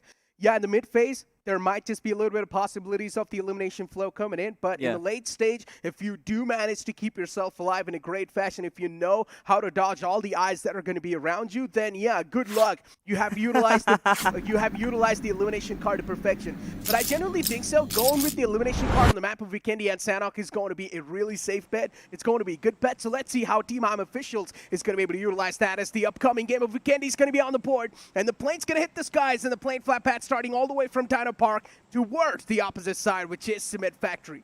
I kind of like this flight path as well. Is not really going to take away majority of the map pool, but since you said, right, there's been implementation of 2 finish cards and 4 position cards, there will be a massive difference in the way this entire game pans out. I'm expecting this Vikendi to be a little more hot right from the get-go itself. Teams who have the finish cards for themselves might actually try and scramble for those early finishes. What are your opinion on that, though? Look, scrambling for those early finishes on the map of Vikendi, you always know, I think so, it's a little bit of foolishness. Because you do not really need to go for these early elimination points anyway, Salty. I mean, true that. So all you need to do is just try and close on to that centric spot, which is Pot of Oster right now. Just sit down over there and let the game roll in. Yeah. Let the game do its nature. Let the circle plates roll. And just let the blue zone close in slowly and steadily. For the first 25 or 20 minutes of the game, all you need to do is just sit down, relax, talk to your friends, have a good time, eat some chips if you want. You can just relax. Why do you want to eat chips? So they're not healthy, Necro. I've been telling this to you for like endless days right now. They're not healthy. Oh yeah, I forgot you're like the fitness influencer.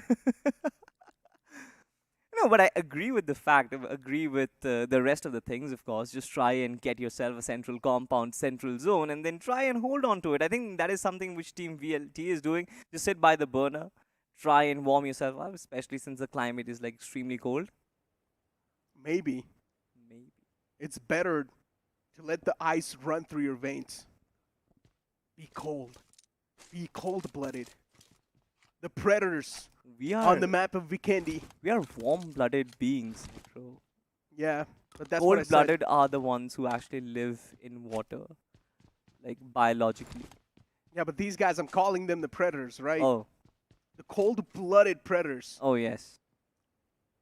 And especially now, Officials is one of those teams that has went on for the finish cards. These guys definitely need to be the apex predators inside the game. Can they be, though? We'll find out, especially, I mean, all of this conversation is possibly after the 5th circle.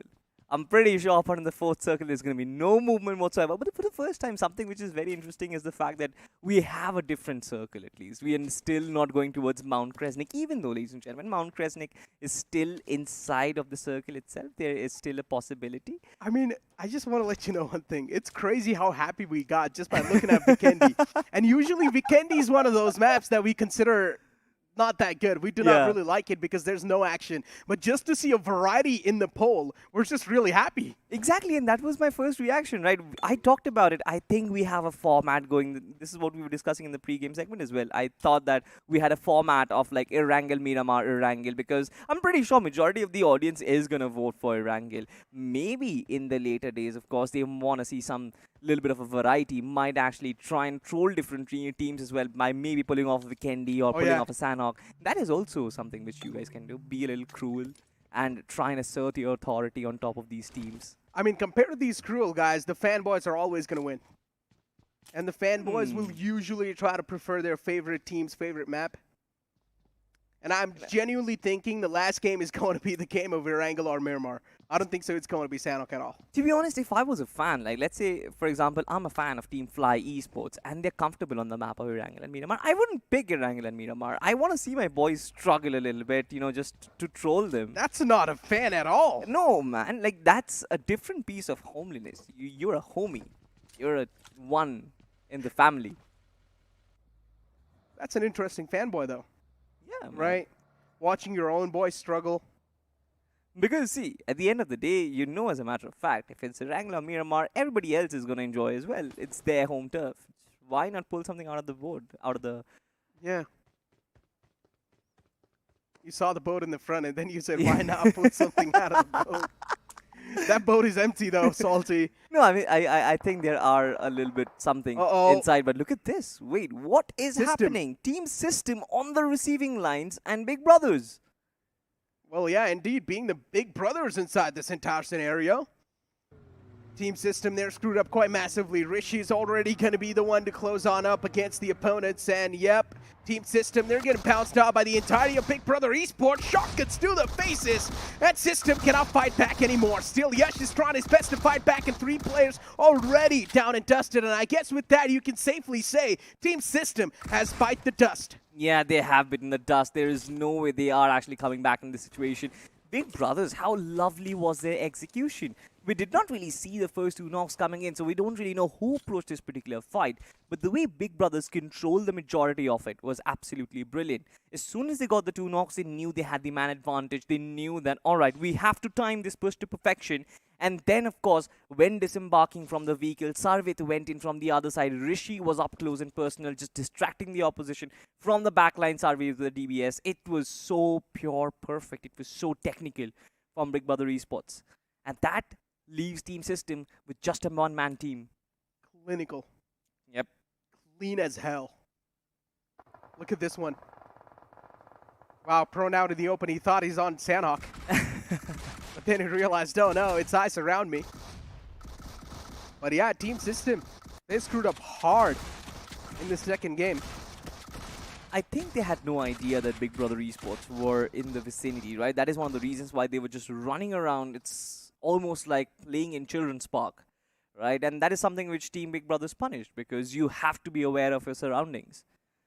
The first 2 knocks, that sort of secured the entire squad vibe, to be honest, as well. It's weird playing in Children's Park where other teams are trying to take you down with guns. That was a reference, right? That is how ironical it's supposed to be. Like, it's not a children's park. You've got to be very aware of your surroundings, because other adults, they have... It's a deadly park. It's a deadly park, exactly. Yeah. Other adults, they have guns in their hands. And that's why there's Dino Park on this map. 6 out of 10, Necro. That It's was a deadly dino park. I think you definitely have a potential of becoming a comedian in the future lines. Definitely not now because Yeah, but the funny part is, you're the only one who finds me funny. The rest, everyone else says that I'm cringe. I'm just a good human being. I am way too soft to actually call anybody cringe that way. So I just, alright, fine. I'll just go with funny to sort of. You know what? At this point, I don't know. I do not even think it's our fault. It's just that our humor is quite childish. We're young. We're not young, I guess. Compared to all these guys, we're young, right? Oh yeah, the rest of the desk is very old, guys. Yeah, I mean, it's not our okay. fault. I mean, look I mean, at it. ancient. Ancient, right? Generational gap between us and the Yeah. Hindi desk. Generational gap between us and Johnny. Is it like Gen Z and millennials, right? That's what you call them, right? They're not even millennials. They are just old, straight up. Wow. I mean, Salty being classic Gen Z savage. And Seven Shores on a move. This is quite a risky rotation out in the open. And Lucknow Giants, these guys are quite desperate to take him down. Oh, this could have been way too close for comfort. Prajwal Prones down in the nick of time. This was a really good bait being set up by Seven Shores. They wanted at least one player to peek out from Lucknow Giants. He did, but unfortunately the knock did not really come through.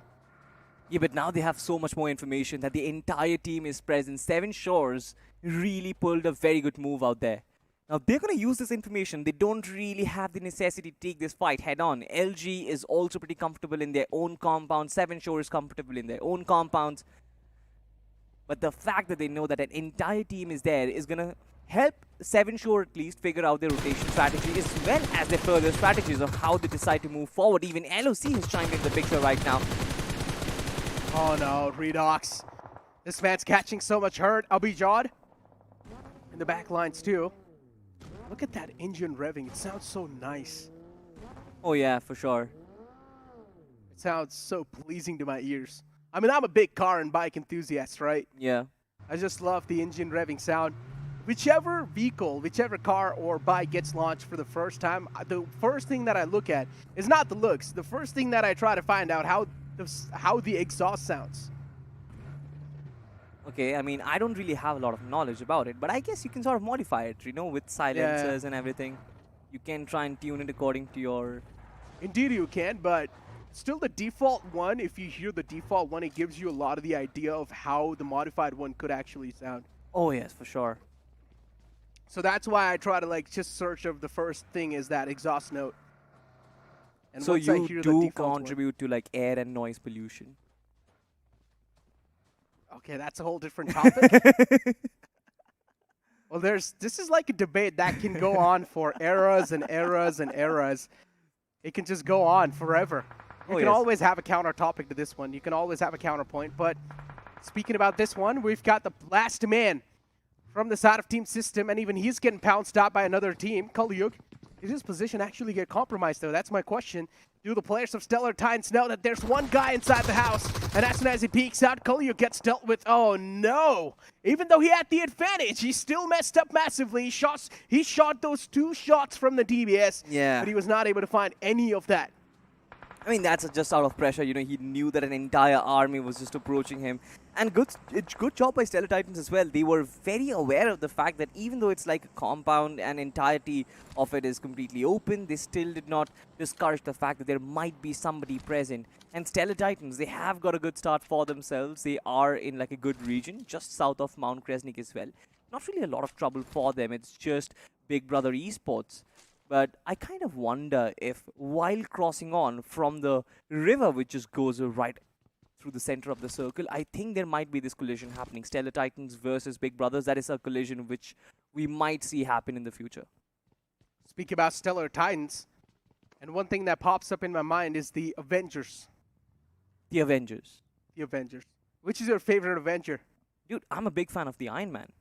Iron Man? Yeah. Wow. I mean, initially, I used to think that Thor was like the most powerful, which might still be the case. But then the fact that Iron Man sort of built everything on his own just because he had the big brains. I love Black Widow. Ah, I see what you did there, young man. I see what you did there. Everybody loves this Black Widow. Nice. But I kind of feel like the powers are like... You know what?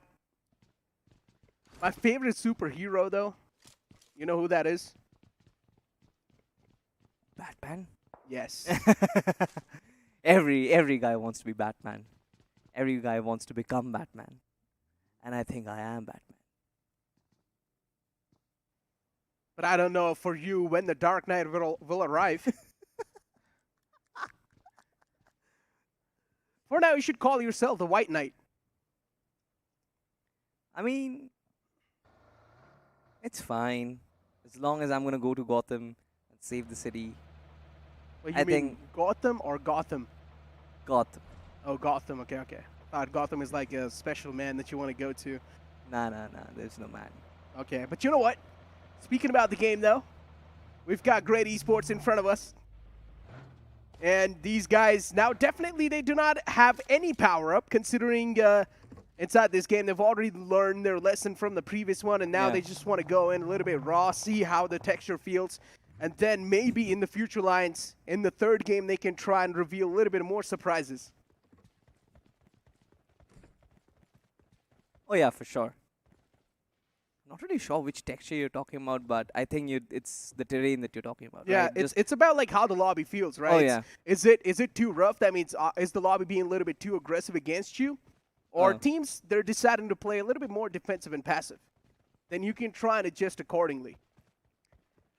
I mean, Great Esports, as a matter of fact, just a couple of rounds back, they were sort of dominating the entire lobby, and all of a sudden, all that firepower which was in them has sort of died down, and look at this.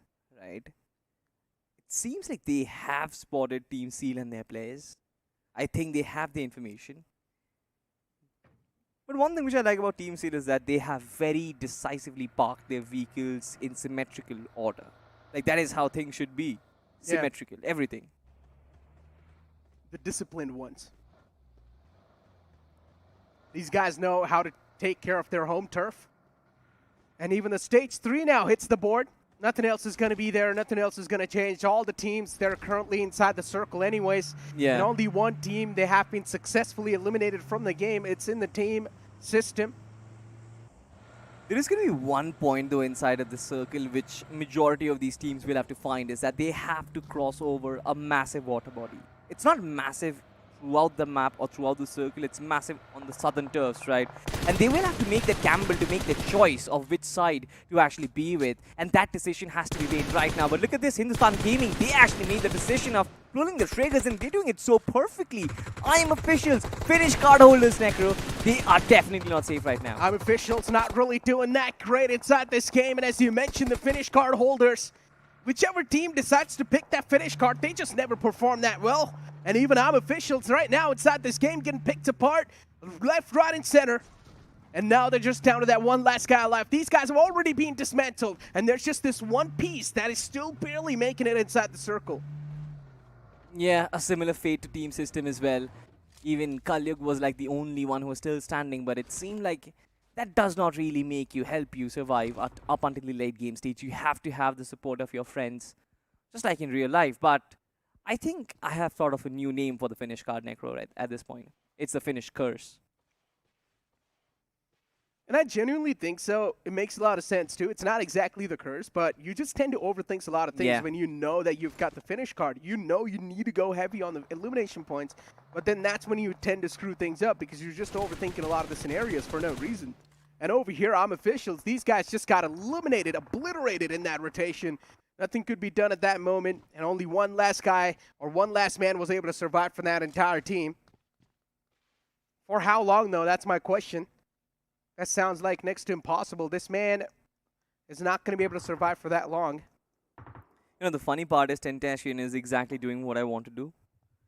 On the hills of Mount Kresnik, he is meditating. Tentacion from IM Officials, the last remaining survivor. He's not on top. He's not on top, but the slopes are like the best place, you know. You get that cover of the trees as well. Yeah. The top is like very cold. And I don't like very cold places. I like decently cold places. Okay. I hope his meditation, his prayers pay off. Yeah. Because right now, Exextentation, this guy is definitely exposed, that's for sure. It all really just boils down to that upcoming circle. And that's why I said, right, making that big decision is going to be really important now. Look at this, right? Great Esports, they are holding that castle region. You've got multiple teams who sort of split between the two lands, which are sort of joined by the waterways. They have to make that decision right now, which island they want to focus on. And majority of them are actually moving towards Mount Cresting, towards Villa.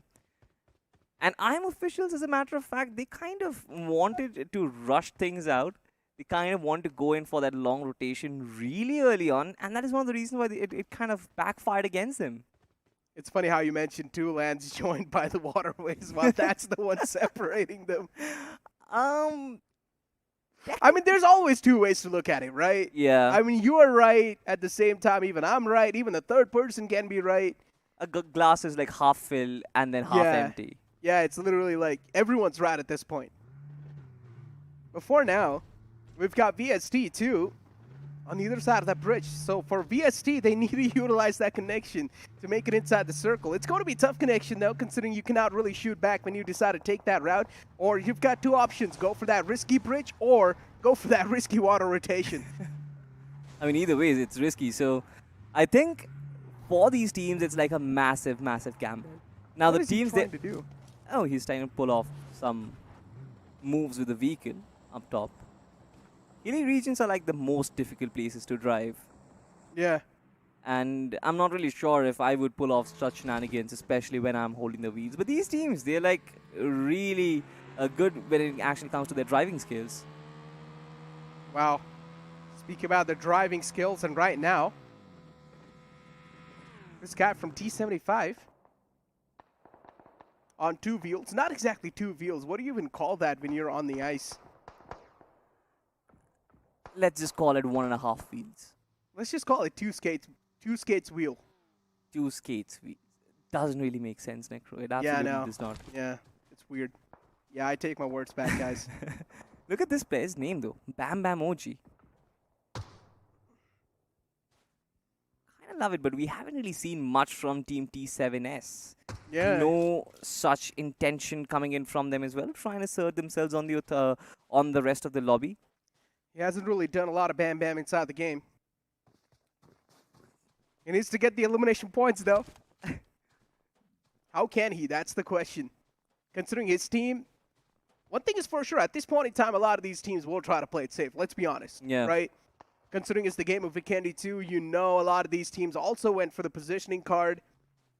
So it's better to play safe. Big Brother Esports is one of those teams that opted out for that position cards. And now Exextentation, you mentioned this guy was meditating, but finally he's woken up from the dreams, woken up from that sleep. He went for the drop shot. Doesn't work out at all. The man who was meditating has been taken out. Yeah, I mean, he still found one of the guys, but that's about it. That is all that she wrote for him. And Hindustan Gaming, good stuff from them as well. They have got 4 finishes to work with early on, and they are right at the edge of the circle. Now, look at this, right? They've got a massive piece of real estate or the map where they can actually hold when they enter the circle. And the only piece of trouble that they're going to face is going to be Stellar Titans' Medal Esports coming in from the backlines. They have to be very cautious of their backlines. Otherwise, the entry inside the circle is going to be practically easy. Smooth sailing for Hindustan Gaming, at least up till now. The resurrection's going to be there. No problems on that regard. LOC in front of us. And Draco, he was trying to take some shots against them. For the entirety of Crate Esports, this is a great opportunity. Draco's the only man who is sort of a little bit far away on the opposite island, but Seven Shore Esports is going to be the greatest threat these guys will need to face. But how can they deal with this threat greatly? That's what my question is. Some of these players are actually falling back as well. Now, I'm not really sure what the idea is, but they are driving backwards. Draco is the only one who is left on that particular island. Otherwise, everybody is moving in the opposite direction. It seems like Great Esports might actually take the waterways, Necro. They indeed can. LOC on a move. They might just be running against the players of Stellar Titans. And Stellar Titans right now, they're like the Wounded Lions. Or the Wounded Titans. They're going to be quite dangerous. Yeah, the re-healing ability will of course be there, but it's not going to heal them quickly enough. And speak about healing themselves, LOC was catching a bit of a hurt against themselves, but still trying to opt out for that centric spot inside the circle, at least trying to book for that better spot. And there's a chance LOC that they might just find themselves in a little bit of a kerfuffle soon enough. This spot might not be a good one. Redox and Mafia, they're still trying to scout things out a little bit here and there. And even Metal Esports, they lose out on Kyoya out in the open. Kyoya is going to be confirmed soon enough. Metal Esports, they've got their own troubles to deal with. Exactly, that is what I mentioned, right? Team Hindustan Gaming, they are in such a sweet spot because they might just enter the circle and then manage to gatekeep two teams. Now, Stellar Titans, of course, they are having a different piece of land altogether, but from the backlines, Top Dog and his spray, it's beautiful, but it seems like retaliation fire is also there. Metal Esports still need to find that little bit of a space inside of the circle. But how is the question, because there is so much pressure coming in from Big Brothers. Yeah, Metal Esports, these guys are not really in that comfortable of a spot. They need to make something out of nothing. But at least in the nick of time, they get their hands on a safer ground. Top Dog's going to go for a patch up. Paradox is still crawling back to safety. Even if he manages to crawl up a little bit closer to that compound, there's a chance Metal Esports can come back up with the resurrection. But still, Team Crores in the back lines, they can be a really big threat for the players of Metal Esports. To eliminate Team Crores, that sounds like a daunting task. But if you do take a look at the next circle shift, it's going to shift right on top of the players of Big Brother Esports, Seven Shores, Lucknow Giants, and LOC. Big Brothers are possibly the only team who has used the position card to perfection. But look at this right now. Team VST, it seems like they are being invaded. Now their compound is being laid upon with utility after utility. Smokes, Molotovs and nades. We've seen it all. But Team VST, can they defend it is the question, of course. No shotguns to work with. It's going to be assault rifles. And I think Krish might just use the staircase as a choke point. The nade being pulled out. But is it going to connect, Necro? Nope. The enemies are playing this one quite cautiously and nicely. The opponent's already pulled out the shotguns in the hands, and yes, Krish, a little bit of a jump scare to his face, still going for that painkiller pop. I don't think so. It's really the best of the time to pop out that painkiller, and he had too many shotguns to deal with. 3 players just rushing you down with the shotgun. It's next to impossible to survive that outburst. For sure, but will Shurjiloop survive from Team System? That is also the question, and even he gets bounced upon by the shotgun. This is the shotgun treatment that Team Crores provides, and of course, even Metal Esports might just be on the receiving ground of this. Oh, Metal Esports losing out another guy just because of that one single foe that was in the front. And now that threat's being dealt with, it's been neutralized, but still Top Dog's knocked out. For Metal Esports, this is going to be quite a time-consuming moment, considering if they do want to go for the resurrection, it's not going to be that good of an option for them. But at the same time, what other option they have left over? That's the question. Metal Esports, they need a traverse out in the open. It's next to impossible to survive at this point in time. It's done for. Oh, for sure, it is done for. Paradox tries to run out in the open, and then VLT. They have got the real estate. They have got the cover, of course, as well. And they have the right end of the circle. One thing which definitely surprises me is the fact that Hindustan Gaming, in spite of being inside the circle, they just got wiped out in thin air. Oh, VLT as well is making it out alive. 10 teams alive though still. You won't really get a lot of elimination points or placement points if you get eliminated right now. So it's better for all the teams to survive for a bit longer. Stellar Titans Zanus is going to push up against the players of VLT. The perfect usage of that TPP is going to give them the advantage. And VLT Mortal, it's a 1-for-1 trade, perfectly played. And even the nades from Sarvit, they're now just dealing so much damage against the players of Stellar Titans VLT. They're getting that unintentional help from the players of Big Brothers inside this moment. But then even another man falls down, hits the deck. It's going to be Clever who finds that opening. Stellar Titans doing a great job holding things together, at least for now, in this moment. But even the return knockouts are definitely going to be on the board. Sanis gets knocked out. Even Clever follows up the fray. It's all down to Shadow against the entirety of VLT. It's not just VLT as well, Big Brother Esports, as well as look at the radar. There is LOC from the backlines. My man Redox is just behind all of this action, and he is watching from the sidelines. He might just be able to chime in as well, but look at VLT.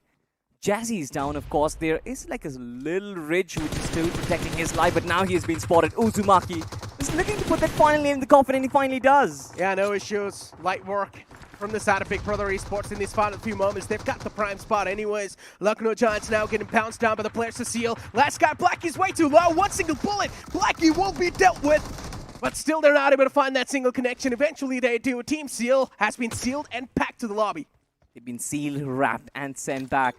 That is exactly what Team Lucknow Giants did to them. But of course, they are the ones who are holding a very good spot.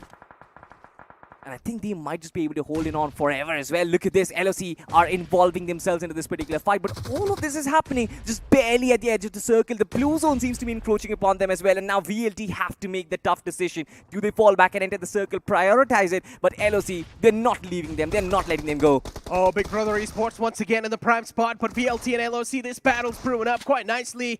It's escalating in a matter of seconds. And now, even Aimbot was knocked out from VLT. Jazzy's quite low. He's quite softened up. VLT, they need to be quick on their feet to make it out in the open. And as I mentioned, they're going to make it out in the open. It's not going to be that easy to make it in.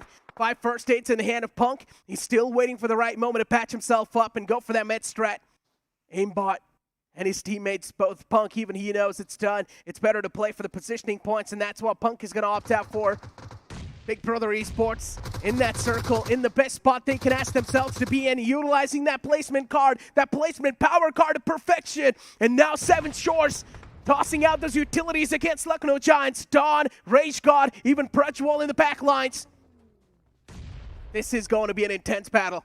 This certainly will be an intense battle. We've got 4 teams, and just like you mentioned, Seven Shores, they haven't really been tested so far in this game itself. They've lost a couple of players in the process, but now they are up front facing the absolute giants, Lucknow Giants.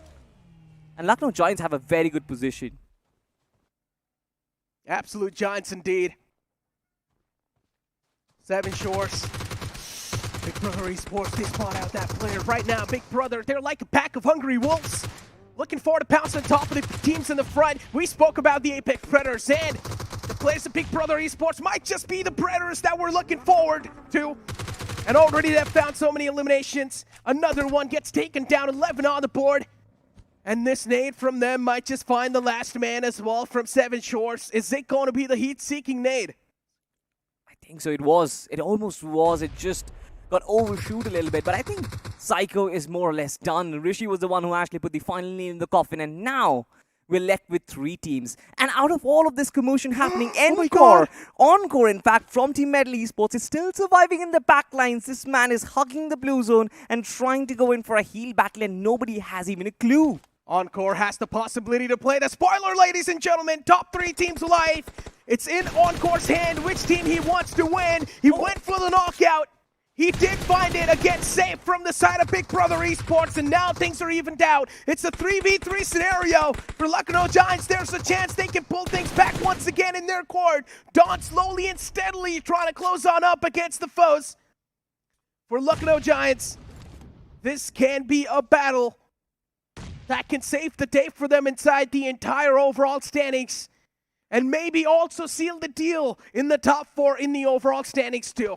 You know, one thing is for sure, that is certain. Lucknow Giants, they're going to be thanking Encore for completely shaking Big Brother Esports in that situation. They had no clue that somebody was still standing, somebody was still surviving, but Big Brother Esports, they still managed to mount a comeback. It's just one player who is still up on his feet. Uzumaki's on a tear. The DBS up close and personal to shut down both those guys. And now it's all down to Dawn, and even another DBS clicks onto his skull. And that's it. The last guy, too, from Lucknow Giants gets wrapped up. But this is a perfect way to use their positioning cards. Even on the map that way, I didn't think the positioning cards can be utilized that well, but I genuinely think so. The circle has played a massive role. The circle definitely has played like a massive role. Big Brother Esports did not really have to move throughout this particular game. They just stayed and stayed and stayed, and how beautifully they held their ground as well. But, you know, you've got to give props to Encore, right? He managed to drag his team out of the miseries and actually take them to the top 3. That is great. Exactly. Speaking about Encore too, I mean, he was the one who sort of bring the battle down to 3v3. He was the one who to play that spoiler as well, but I genuinely think so. Encore just striked in a little bit too early. You should have waited a little bit, you know, prone, go inside the safe zone, and then go for a little bit of more meds, and then maybe try and take down 2 players at the same time. That would have been one of the best things to witness. But Encore, I guess he got a little bit too greedy. He thought that, okay, there's a chance I might just be able to wrap up this elimination points, but once again, it was next to impossible. I mean, it certainly was next to impossible, right? But even for Lucknow Giants as well, this game was really important. And for the first time, I was almost about going to talk about it. Big Brother Esports needed that chicken dinner to actually make proper use of the position card. And I think they have it, 22.5 points. Metal Esports as well. Some consistent ending for them. Things are definitely looking quite good. But as we all know, ladies and gentlemen, after the game's done, it's up to you guys to decide what the upcoming game's going to be. And for us, it's time for us to take a short break. Don't go anywhere, though. We'll be right back.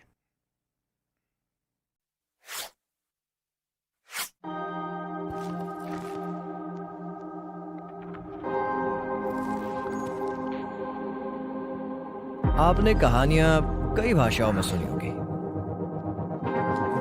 पर कभी किसी भाषा की कहानी सुनी है? तो squad, let me introduce you to me. एक लैंग्वेज जो लाखों लोग बोलते हैं, सुबह शाम बोलते हैं, दिन रात बोलते हैं। यहाँ फिर भी नो एंट्री का बोर्ड लगा है। स्ट्रेस नहीं रे बाबा, स्ट्रेस नहीं। अपन प्ले में है, पर प्ले में नहीं। क्या शाने लोग समझे कि नहीं? लिटरेचर आउट, ड्रामा आउट, फिर है क्या इस भाषा में? Sit back, zoom in and watch out.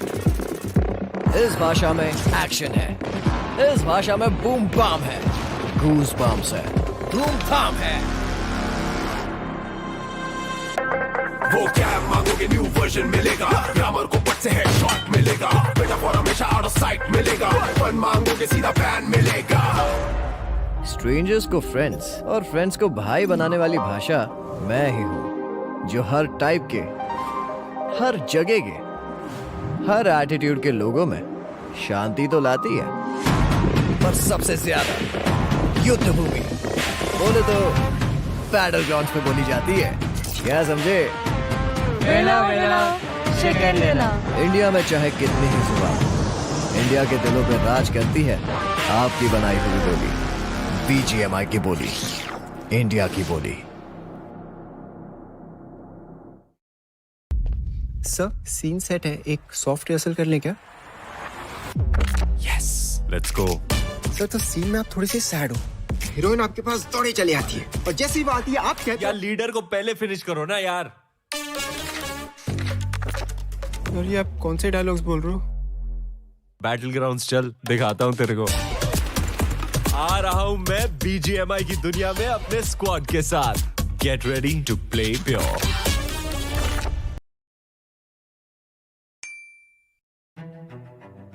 Road to Valor Empires में बहुत सारे फैक्शंस है, जैसे जापानीज फैक्शन है, रोमन फैक्शन है, पर्शियन फैक्शन है, नॉर्मन फैक्शन है। इंडिया फैक्शन नहीं था। Then I thought, okay, now this is the really great opportunity to design some Indian characters. हमने डिसाइड किया कि we'll go for it. जो भी कोरियन डिज़ाइंस बन के आए थे तो बहुत ही अच्छा था, लेकिन इंडियनाइज नहीं था, वो बहुत ज़्यादा कोरियन स्टाइल था। उसको इंडिया ऑथेंटिक बनाने के लिए हमको बहुत ज़्यादा रिसर्च करना पड़ा।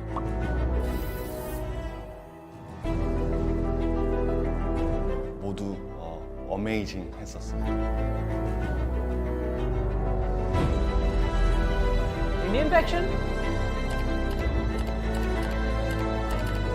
제가 어렸을 때부터 좀 보고 자라왔던 한국 게이머들의 열정이 저는 인도에서도 똑같이 보이는 것 같아요.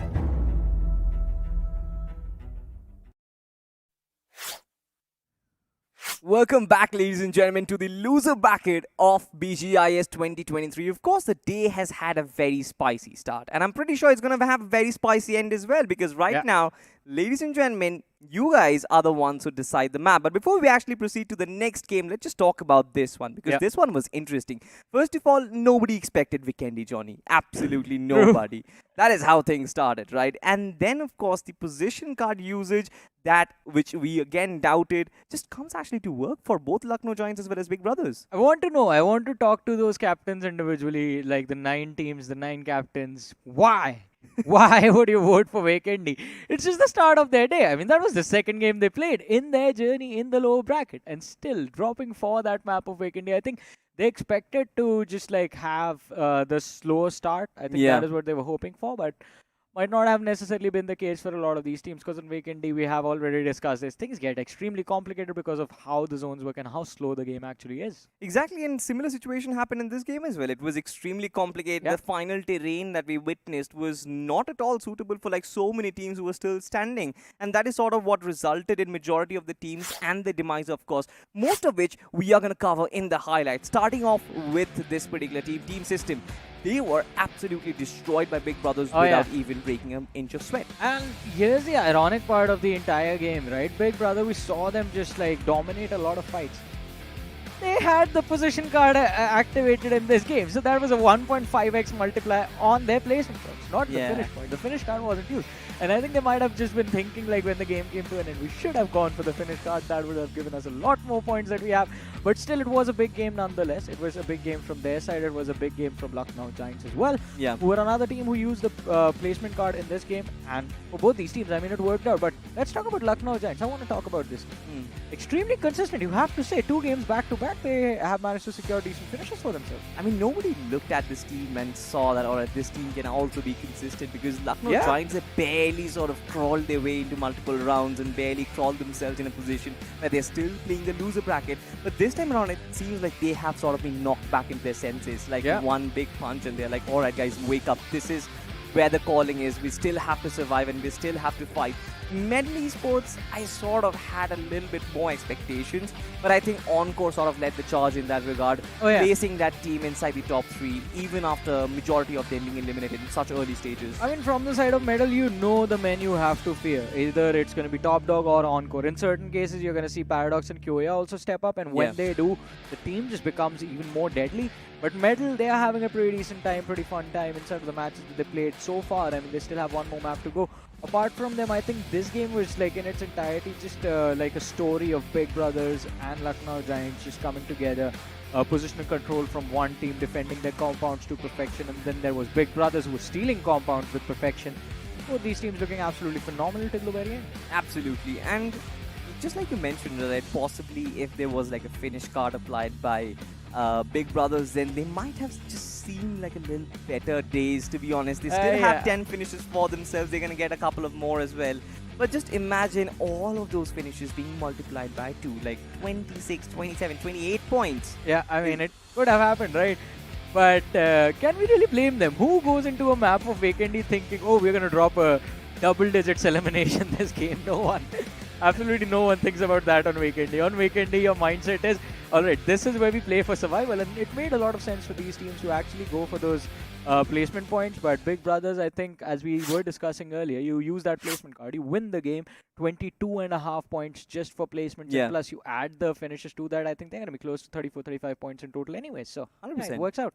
It certainly works out, right? But I sort of have like an analogy of what we've seen so far. I kind of think, right, no team, like throughout the week, right? I might be wrong, of course, there will be exceptions in any theorem which actually comes out, but no team will actually find the right balance or the right fit that they have double-digit finish numbers and they have used a finish card in that particular map. I think it's practically impossible to predict that we are going to have like 10 finishes. It just happens by fluke. I think I'll come up with a name tomorrow, some sort of a paradox. From the other groups, anyways, I think that might happen. I'm not really sure. I think that it's very difficult to do that. So, I'll be honest, from the group prior, I had the same expectation from Team Mayavi. Like, if you were to ask me already, which is that one team that will drop that 20 bomb in a match where they have that 2x multiplier running as well and secure the win. So, like, basically 55 points scored from that one game. Yeah. If you were to ask me if that is going to happen and who is going to pull it off, I would have just closed my eyes and said Team Mayavi. But they just used their finish card today. Did not, well, worked out quite nicely for them. Not going to lie. I mean, worked out phenomenally. But not the peak we expected, really. And I think we're going to have to wait for the other groups to see how the teams are working out over there. Because when you're using these cards, I mean, when you're using these multipliers, it does add an extra bit of added pressure on you. Because in that game, you need to perform. For Team Miami, we saw this. I mean, they were so scared into taking those fights because what if you get taken out early? You lose out on the opportunity to maximize your points in that particular match. And it's a similar situation. Doesn't matter if you have the finish multiplier or the placement multiplier running. It's a similar situation. It's a similar mindset that will, you can't ignore it. It will be there in the players when they're playing the match. Absolutely. And it's not even, I think it's like a situation of reduced goals as well as you progress throughout the map, because you still know that even if I get 2 finishes off of this, I'll still get 4 points, which is decent, right? And as you keep losing numbers, and as your numbers or your team strength keeps dwindling down as the match progresses, your goal comes off from like 20 finishes to like, all right, let's just go for 10 finishes. All right, let's just go for 5 finishes, because you still have that counter going. And you never really play your natural game. You never really play your fearless game. And I kind of completely agree with you. I think Team Mavi is like the only team who can say that we are going to play aggressive. We're going to say that we're going to have 10 finishes, and they actually get it. But when you actually see at other groups, or when you actually see at other teams, do you find out anybody else who can... At this point, I think if I was to like place a bet on, like a hypothetical bet on one of these teams, it will be Lucknow Giants, because this team has absolutely been phenomenal. Consistency being put on display in game number 1, in game number 2. Does not matter if they win the games or not. I mean, this team is constantly making it dare to the end game stage, and that itself is quite difficult to do again and again. And Lucknow Giants have not just done this now in the lower bracket. They have done this in the previous rounds as well. So there is a long history of this team being consistent, at least in terms of placement. And I believe they will be able to secure those 6-7 eliminations in one of these games eventually, racking up double-digit elimination points, winning the game with the finish card in hand as well, and securing the maximum advantage of that finish card multiplier. We just saw them do the same thing with placement multiplier. Let's not forget, top 2 finish with the placement multiplier. Yes, Big Brother in the overall will have the extra advantage. There will be a massive difference. But even in the top 2, it will reap a lot of benefits for the players of Lucknow Giants. I mean, 12 points for placements, plus the 1.5, 18.5, it is going to be the total tally. And I believe they had like 5 or 6 eliminations on the board. So, like, overall, a very good game. It should be a very good game, to be honest. But, of course, we were talking about a lot about power-ups. There is still one very important factor about this game, which we'll talk about just at the end of the stats segment, ladies and gentlemen. And the rebel of the match is going to be Sarvit, of course, from Big Brother Esports. Massive props to this lad. 5 finishes and 31.2% finish contribution. I think Big Brother were sort of led by this particular player. Now, for Big Brother Esports, it's always been like all 4 players play in tandem. There's not one player who's sort of leading the charge. And there is a very proper sort of fact to kind of base that whole opinion as well. It's Saf as well as Uzumaki with 5 and 4 finishes respectively. Yeah, this sort of puts in display as to what you were talking about. I mean, Big Brother is a team that is oriented on that all 4 men stick together play style. And in particular, I think 2 people from this team that have been in the recent days, in the last few weeks, in fact, have been the key to their success will be Sarvit and Saif. Yeah. I mean, these 2 men have been absolutely incredible. Uzumaki, nothing taken away from him. And of course, the other lad from the side of this team as well. I mean, they have been quite phenomenal in their own right. But still, I mean, these 2 individuals are something else. And I think we will have to keep focused on Big Brothers for a long time, because this is a team that has been knocking on the doors of the Tier 1 circuit for a long time, but they've never really successfully broken through. But I think this time they might. I mean, look at that, 38.5 points from this particular game.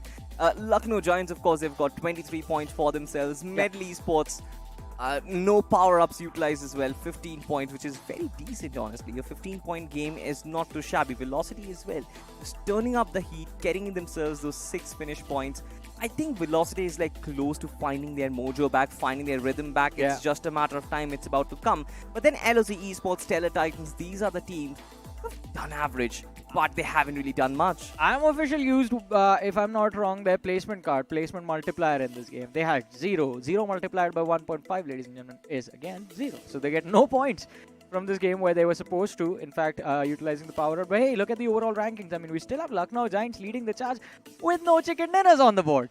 No chicken dinners whatsoever. You've got 42 points on the board, 26 position points and 16 finishes. It just goes to show that Lucknow Giants, they are focusing on the right, they are on the right track. Big Brother as well, they've got 17 finishes to actually work with. Medley Esports, Team Fly Esports and Velocity, they kind of comprise a very interesting top 5. But I think there's going to be a lot more changes to it. There's interesting gap sets now between the team. I mean, when was the last time we thought, oh, there's going to be a 1.5 points difference between the first and the second? Like, decimals coming into play at this point. I mean, it's going to make the situation in the overall ranking a lot more intense, by the way, tomorrow when these teams do eventually play their last set of matches. But I can't wait to see when do the other teams bring in their cards, and also which map has been decided by our viewers is the last map of the day. Exactly, that was like my What's point. up, guys? Yeah, I think they're tapping on our faces, like not on our faces, somewhere the overlay for the pole is coming, and they are going to be tapping on. I think it's going to be on your face. On my face? Yeah. Yeah, I think. I don't mind. I mean, you can tap on my face. It's perfectly the fine. screen's going to be mirrored. It's going to be on towards your side. So yeah, either on Salty's shoulder, wherever the pole is. But I mean, I'm more interested on which map will we get to see, to be honest, because this is the only place where none of the parties which are involved in making this tournament, of course, the biggest stakeholder, the audience, they're the ones who sort of calling the shots. You're the ones who are deciding the map. Make your decisions wisely, ladies and gentlemen. There are 2 polls going on, one on YouTube and one on GeoCinema. Yes. And I'm pretty sure that you guys are going to make Sanhok happen. Yeah, I mean, we believe in you. And I think you also believe in your teams quite a lot to make sure that, alright, Sanhok is something that a few of these teams actually might end up doing well on Sanhok. I'm not going to lie. I mean, teams like Big Brothers, with the amount of consistency they've displayed, Lucknow Giants as well, their Sanhoks were pretty brilliant actually, in fact, in the previous round. So Lucknow Giants might actually pull through on Sanhok, secure the win that they want so desperately. But I guess it's time to have a look at the decision of the lovely viewers we have. Oh my god, now this is where the drum rolls are. Of course, Vikendi has been grayed out because we just had Vikendi. So we only have one off map, to be honest, which is left inside the pool. We've got Erangel, Miramar, and then finally Sanhok. Can we have a close-up of Salty's face wherever the map is grayed out? That's going to be fun. Oh, but look at this. Surprise, surprise. It's Erangel. Okay, I mean, it's not bad, to be honest. I always love Erangel. But look at this on GeoCinema. The competition was actually pretty good. 44% and 38%. The viewers are supporting us, Salty. The viewers on GeoCinema are hearing our cries, hearing our petitions. Thank you so much, you guys. Maybe we'll make it happen tomorrow, I guess. Yes, I think today is the start of a movement. The casters from the English desk are starting a movement that is, we want Sanhok, and by the time tomorrow happens, I'm pretty sure our Hindi friends are also going to join us. The audience is also going to join us. But speaking about joining us, let's just see which are the finish and the position cards that join us. What do you think is going to happen? I think Big Brothers might go for that finish card in this one. It's time for Medal to pull out the position card. Medal on position card? I mean, they can make it happen, but I don't think so. I think finish in the last game might actually be ideal. I think Medal and VLT are going to do something, either a finish card or a position card, because I'm pretty sure they're not going to finish the day in an uncomfortable spot. They want to like use at least one power up to finish their day. It can be the case. I mean, so far we've just had Team Crores who have chosen to go for the finish card, and is that it? Is that the only team going for a card in the last game? On Erangel. I mean, the opportunity is there for a lot of these teams to actually opt for, because again, we never know what's going to happen tomorrow. Maybe the IGLs who have done well for themselves tomorrow just like band together and like, alright guys, Vikendi today as well. We're going to go with Vikendi and Sanhok. I mean, to be honest, also imagine this, right? There's still going to be approximately 13 or 12 finish cards which are left to be applied tomorrow. Yeah. We haven't seen a lot of them. Oh, alright. See, Medal goes for the finish card. Yeah. And VLT go for the position card. See, my predictions have been coming out right, Johnny, today. I picked up Midwave Esports that time as well. That also kind of came true. So, I think, yeah, I am on the right end of the spectrum. Seal Esports have gone for the position card. I wonder, like, what their strategy is going to be in this game. I mean, the last game, they were able to quite nicely deter the players of Great Esports from that early drop clash fight, which was important for Great Esports. Seal took just advantage of the situation that presented itself. But last game of the day, and I mean, we talked about Medal. We know they're a good team. We've talked about Team Crores. I mean, kind of a shaky expectation from them. I mean, either they can pop off quite nicely, or we're going to see them take a massive fumble in the early fights itself.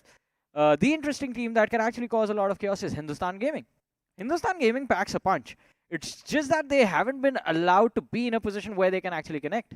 You know, on the map of Vikendi, I was observing Hindustan Gaming and their entire shenanigans, right? They were holding that northwestern part of the circle, or just south of Mount Kresnik, and they had like a beautiful territory to actually play around with. Yeah. And all of a sudden, I said during the cast as well, like there were only two troubles, that the two teams who were going to trouble them. Either it's going to be Stellar Titans or it's going to be Team Medal. And all of a sudden, I see Medal surviving and Hindustan Gaming just wiped out of the picture.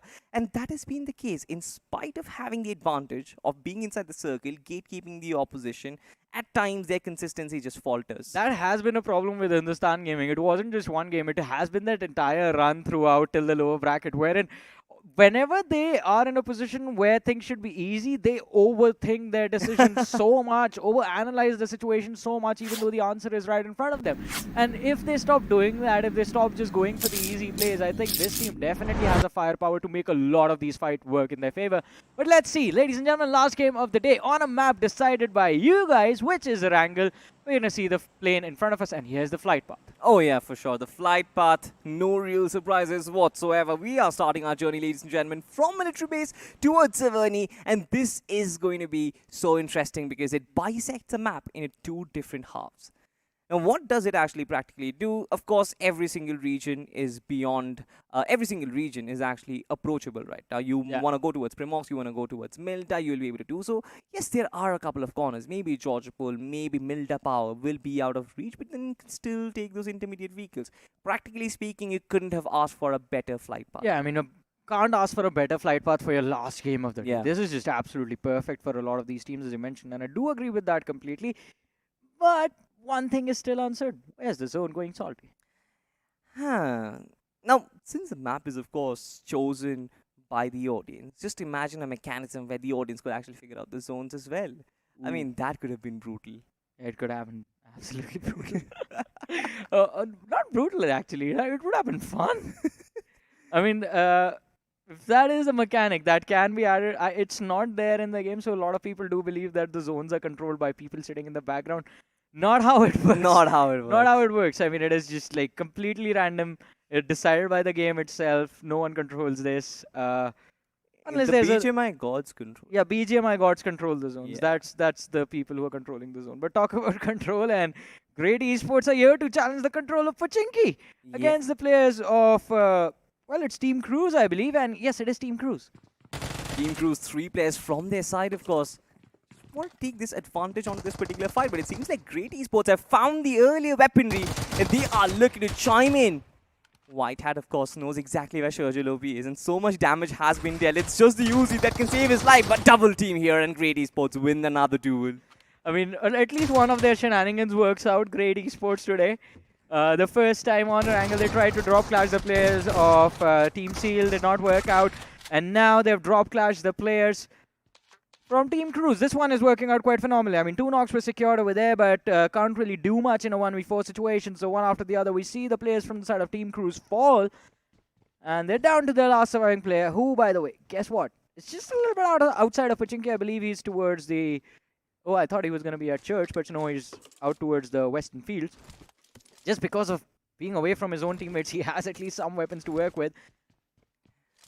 I mean, it was a very weird clash altogether right from the get-go itself. Oh, I mean, due to the chaos in the early... Crores is the team with the finish card, by the way. Oh! I actually completely forgotten. Yeah, me too, man. It skipped my mind. Now, well, this does apply another one of my... I just named finish card into something else. I call it the finish curse right now. Wait, really? Yeah, and it seems like it's been working. Did you curse it?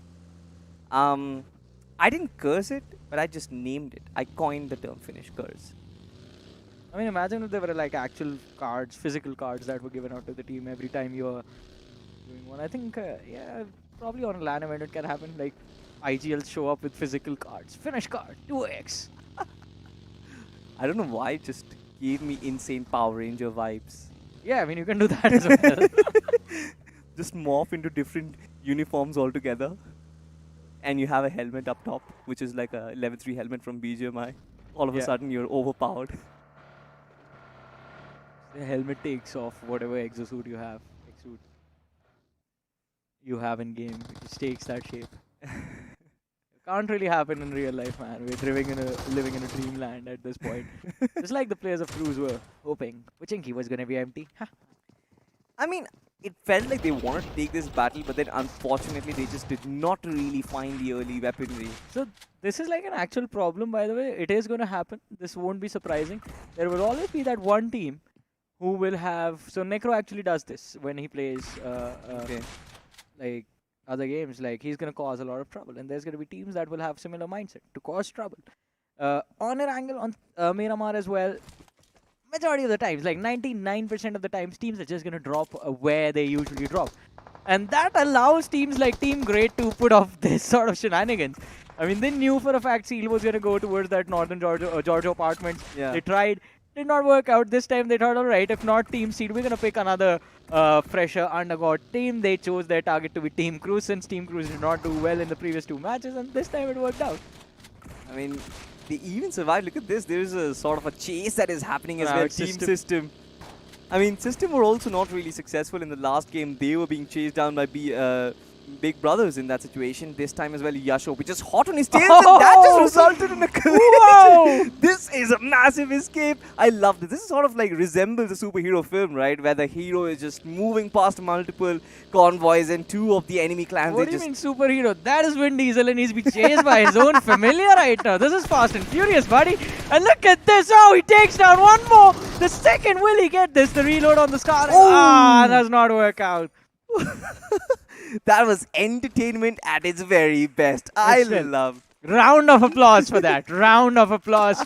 Like, that is a massive moment in itself. And Team Cruz, they might have taken an early exit, but I think by the end, even after the end of this round, everyone's going to remember this play. The massive drive, right? This was a moment and a half. Imagine you're witnessing this in slow motion. It's pure cinematics, Johnny. This man, who is like the target, skips past 2 opposition and they come in and collide right behind him. See, we have our lovely people in production sitting in the back. And I'm pretty sure they're going to slow this in slow motion. Might not be now, but maybe during the highlights. Yeah, not even the highlights. We always post those funny moments. I think this is going to be one of them as well. Oh, yeah. My man almost managed to find the second knock as well. Yes. Dude. I just was hoping he pulls off a 1v4. I was praying for it to happen. Oh, it would have been the highlight of BGIS at that point. Of course, after whoever wins the trophy. Yeah, I mean, that would have been the second biggest play. Dude, to be honest, certain 1v4s, they are like bigger than multiple tournaments as well. Like, they just stand at the top of the game. So every single esports title, every single video game that has ever been made has had moments which define history of that particular title. Exactly, that's what I'm talking about. I mean, a lot of people know about this. I mean, there are clips, and even the devs themselves put up special sort of mentions of those individuals, those moments inside of their titles. And a lot of those are associated with BGMI as well. We have our own little history brewing up.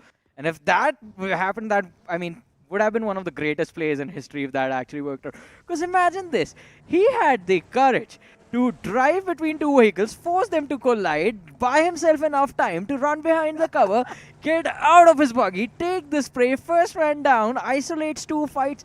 Yeah, he messed up that spray. I mean, the hip fire wasn't really accurate because it was like, I think, 15 meters separating the 15 to 20 meters between the 2 players.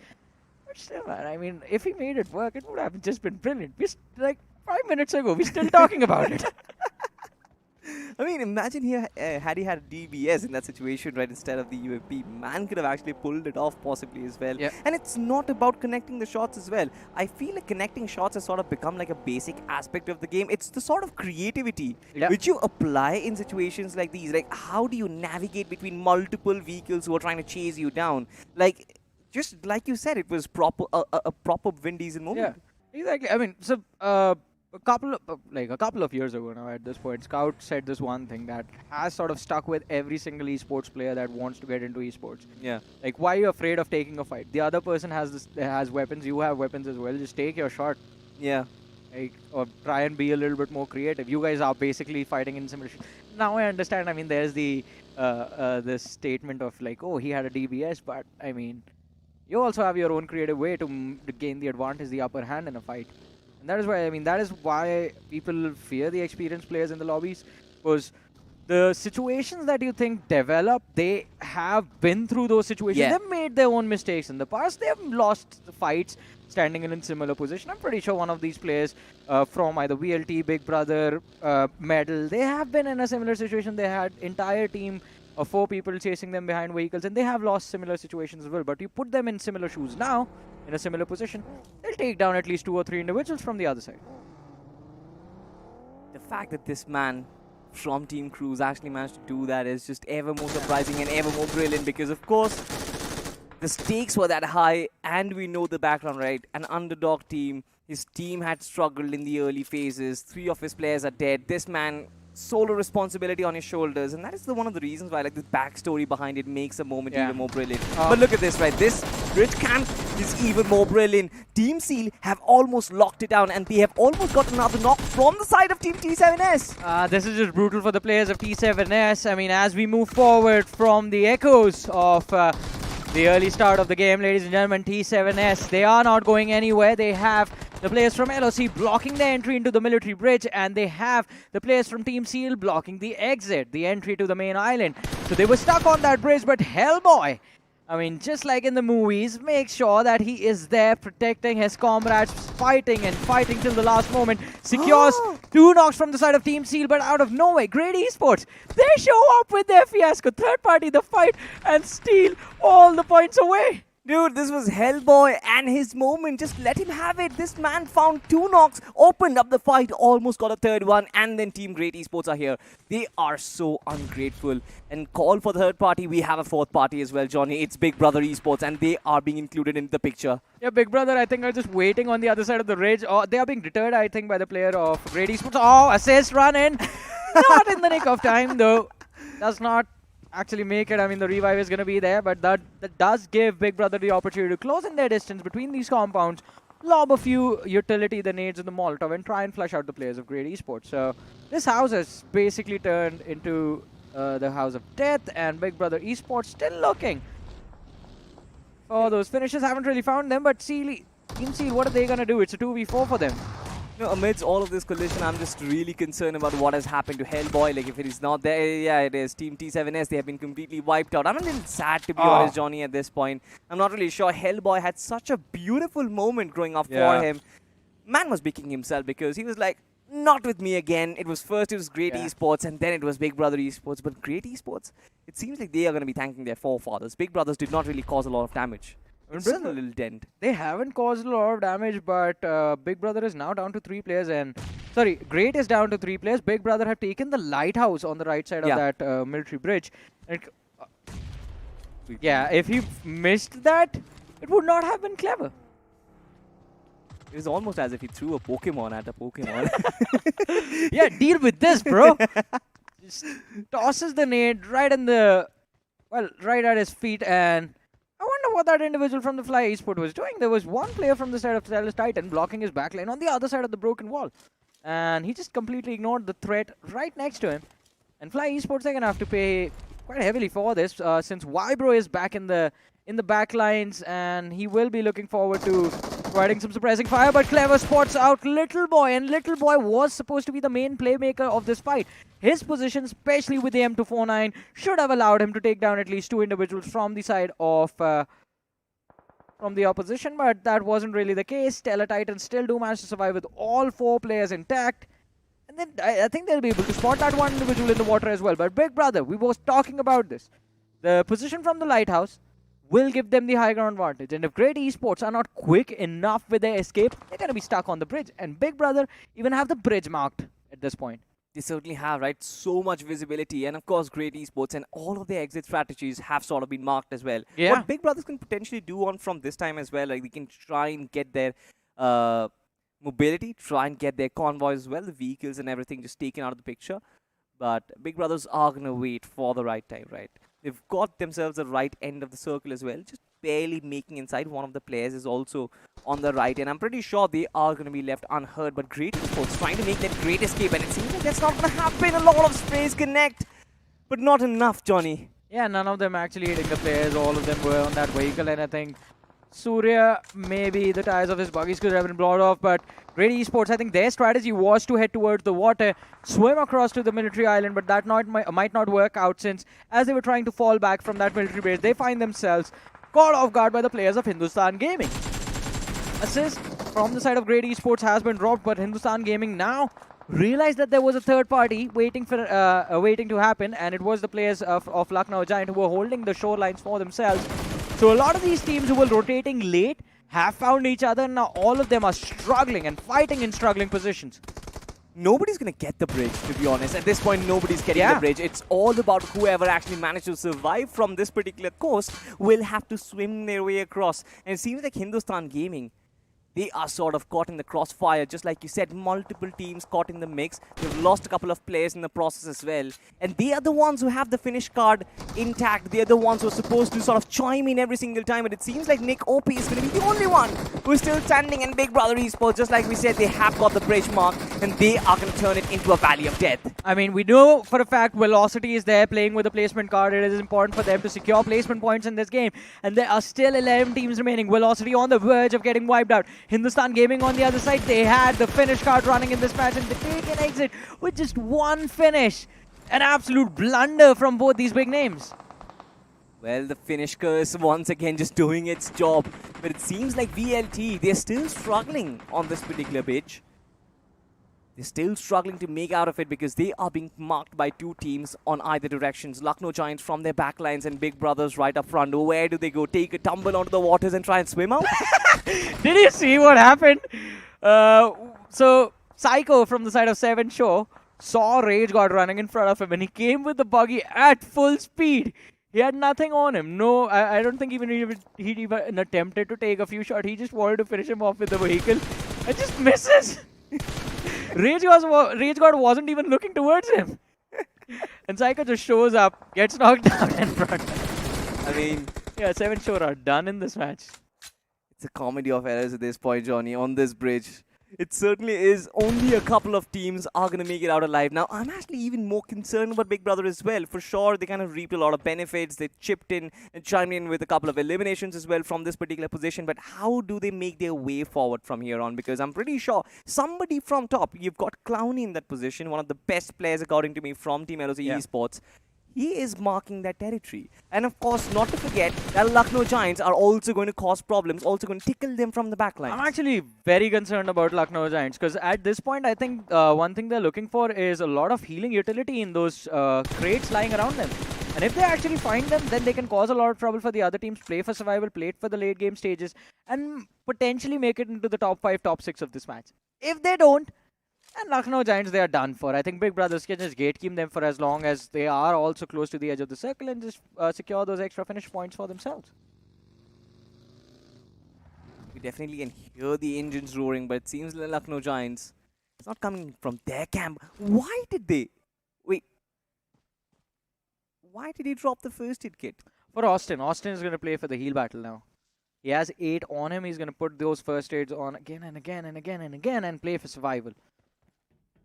Still the 4th stage of the game, by the way. Lucknow Giants down to their last player. Things are not looking good for them. I kind of preferred for Lucknow Giants to sort of heal up and then actually enter the circle because there's not really a lot of trouble waiting for them. But look at this. Team System, one of the teams who sort of entertained us throughout the previous round, right now are sort of struggling for points. It seems like they are being invaded upon by Team VST. Just one of the players from Team VST, but... well, they have quite brilliantly, in fact, managed to deter the other 2 players and force them into a very awkward spot. So this individual from the side of VST has no backup to work with, and he's going to be gunned down inside that house. VST on the verge of taking an early exit, as Gabbar has also taken a lot of damage. It's just 1 player remaining from the side of VST. And I think survival is actually going to be a massive issue for them, although Molotov looks good. It's going to be a little bit off, pushes Gabbar into a corner, but the nade actually finishes the job. So knock has been secured. System has lost 1 player, but they know exactly where the last individual is, because that is where their teammate got finished off. Krish, nowhere left to run. The hip fire from the UMP does in fact connect, and in fact it was the suppressing fire from the backlines that does the job. And look at this, System has 5 points on the board. And they have like a massive opening on the map as well, right? Yeah. Look at the map feed, right? Majority of the teams are like on the lower ground. They will have access to the high grounds as well. Inside the circle, a lot of visibility and a lot of information. Team System can actually make this count. For sure, numbers advantage is something which they are going to be lacking in this particular occasion. But I'm pretty sure with the kind of positional play that they can play from this circle, it is going to be massive for them. Mental Esports have their finish card running, right? Yeah. Why are they playing for placements? At this point, I have no clue, to be honest. Every single time a team just obtains a finish card, they just stop playing aggressively. Now, it's understandable because if they do... you know multiplier is there. Yeah. I mean, as a matter of fact, right, every single time they take up the finish card, they are scared to go in for early finishes. They're scared to go in for late game finishes as well. They're just scared to take fights. Yeah, I mean, you would want to maximize your value, and as the discussion we were having, even if you get 5 finishes by the end of the game, that amounts to 10 points in total. And I think that is something that might work out for Medal, and I think Medal can actually execute it from the position they are in. They have the front lines, pretty much the only way direction that they have to focus on. Their backs are pretty clear, so they can take this game a little bit easier for now, but the problem is that their opposition also has quite a lot of cover to work with. LOC has concrete cover.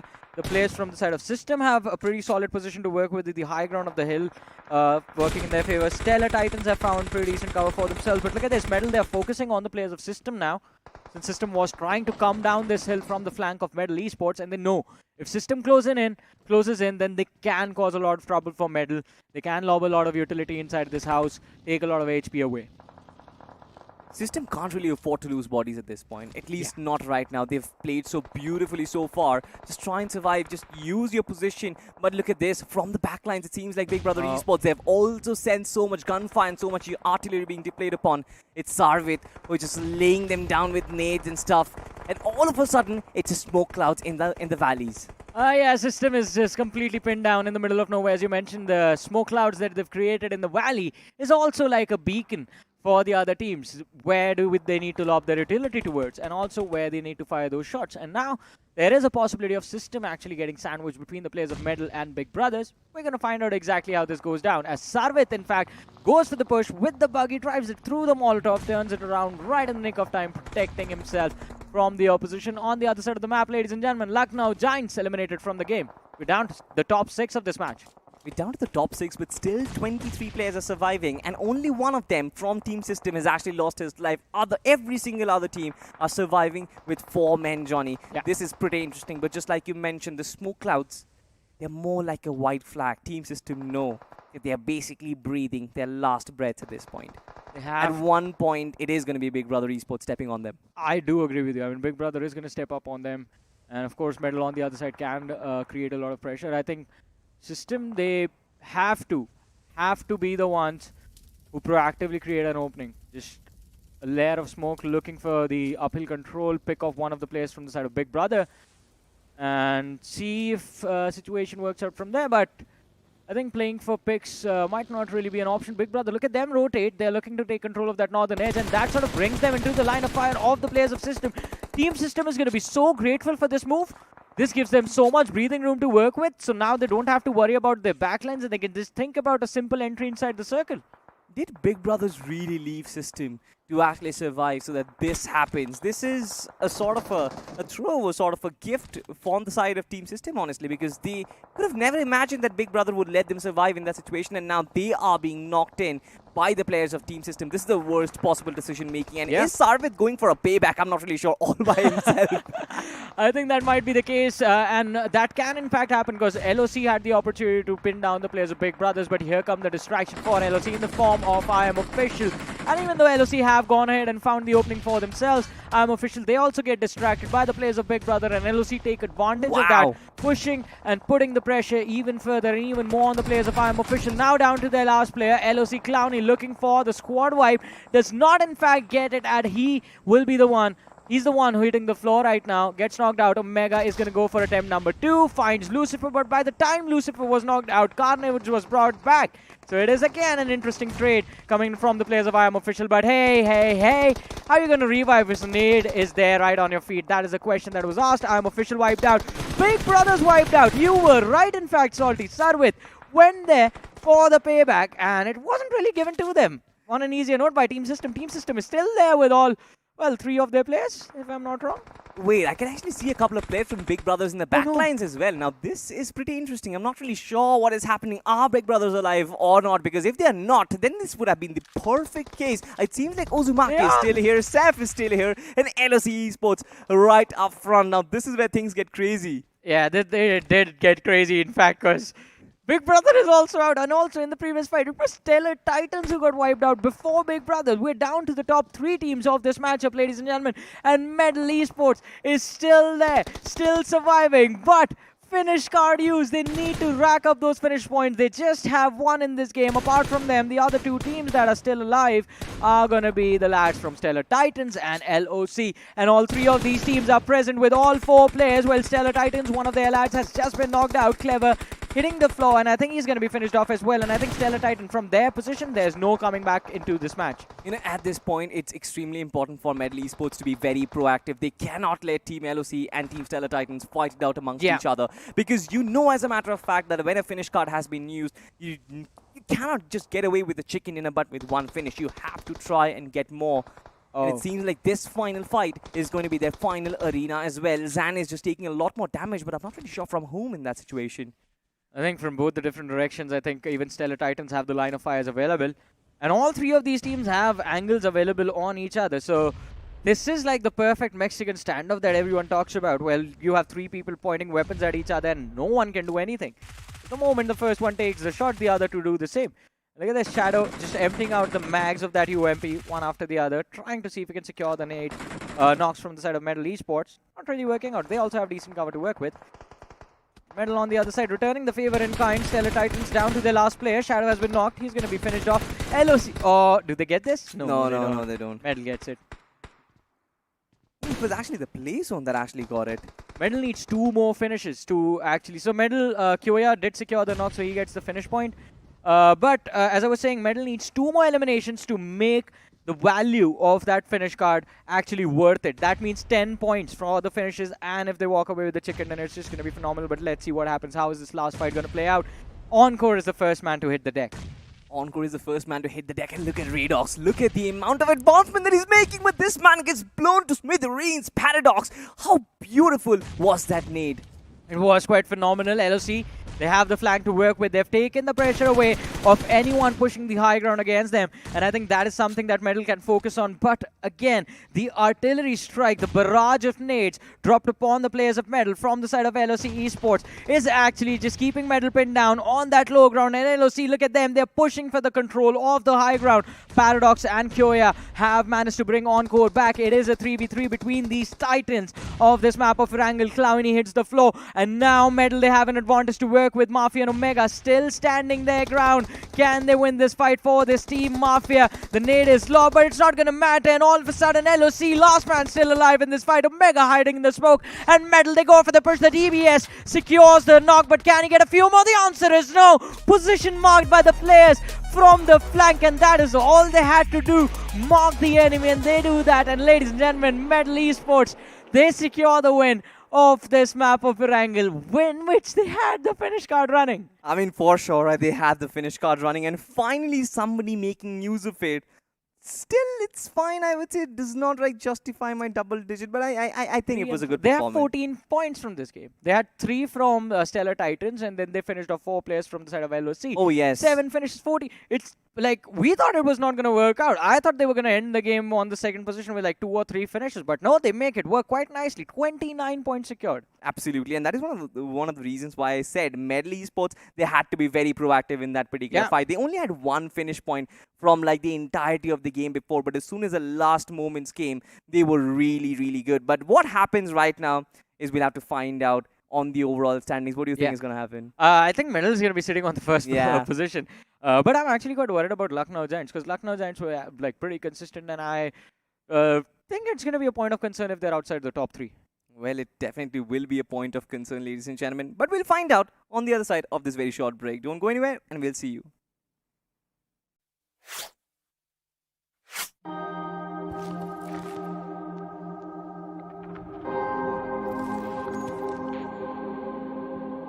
आपने कहानियां कई भाषाओं में सुनी होगी, पर कभी किसी भाषा की कहानी सुनी है? तो squad, let me introduce you to me. एक लैंग्वेज जो लाखों लोग बोलते हैं, सुबह शाम बोलते हैं, दिन रात बोलते हैं। यहाँ फिर भी नो एंट्री का बोर्ड लगा है। स्ट्रेस नहीं रे बाबा, स्ट्रेस नहीं। अपन प्ले में है, पर प्ले में नहीं। क्या शाने लोग समझे कि नहीं? लिटरेचर आउट, ड्रामा आउट, फिर है क्या इस भाषा में? sit back, zoom in and watch out. इस भाषा में एक्शन है, इस भाषा में बूम बाम है, गूज बम्स है, धूम धाम है. वो क्या मांगोगे न्यू वर्जन मिलेगा, ग्रामर को पट से हेडशॉट मिलेगा, मेटाफोर हमेशा आउट ऑफ साइट मिलेगा, फन मांगोगे सीधा बैन मिलेगा.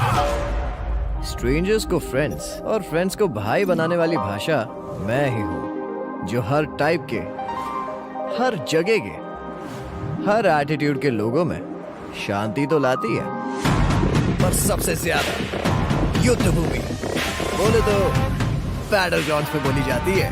क्या समझे? वेला वेला शिकन लेला. इंडिया में चाहे कितनी ही जुबान, इंडिया के दिलों पे राज करती है आपकी बनाई हुई बोली, BGMI की बोली, इंडिया की बोली. सर सीन सेट है, एक सॉफ्ट रिहर्सल कर लें क्या? Yes, let's go. सर तो सीन में आप थोड़ी सी सैड हो, हीरोइन आपके पास दौड़े चली आती है और जैसी बात है आप कहते यार लीडर को पहले फिनिश करो ना यार. और ये आप कौन से डायलॉग्स बोल रहे हो? बैटल ग्राउंड्स चल, दिखाता हूँ तेरे को. आ रहा हूँ मैं BGMI की दुनिया में अपने स्क्वाड के साथ. Get ready to play pure.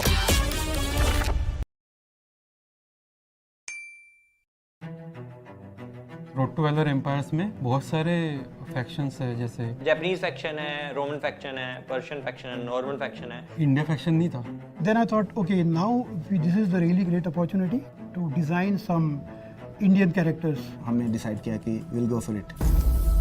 जो भी कोरियन डिज़ाइंस बन के आए थे तो बहुत ही अच्छा था, लेकिन इंडियनाइज नहीं था, वो बहुत ज़्यादा कोरियन स्टाइल था. उसको इंडिया ऑथेंटिक बनाने के लिए हमको बहुत ज़्यादा रिसर्च करना पड़ा.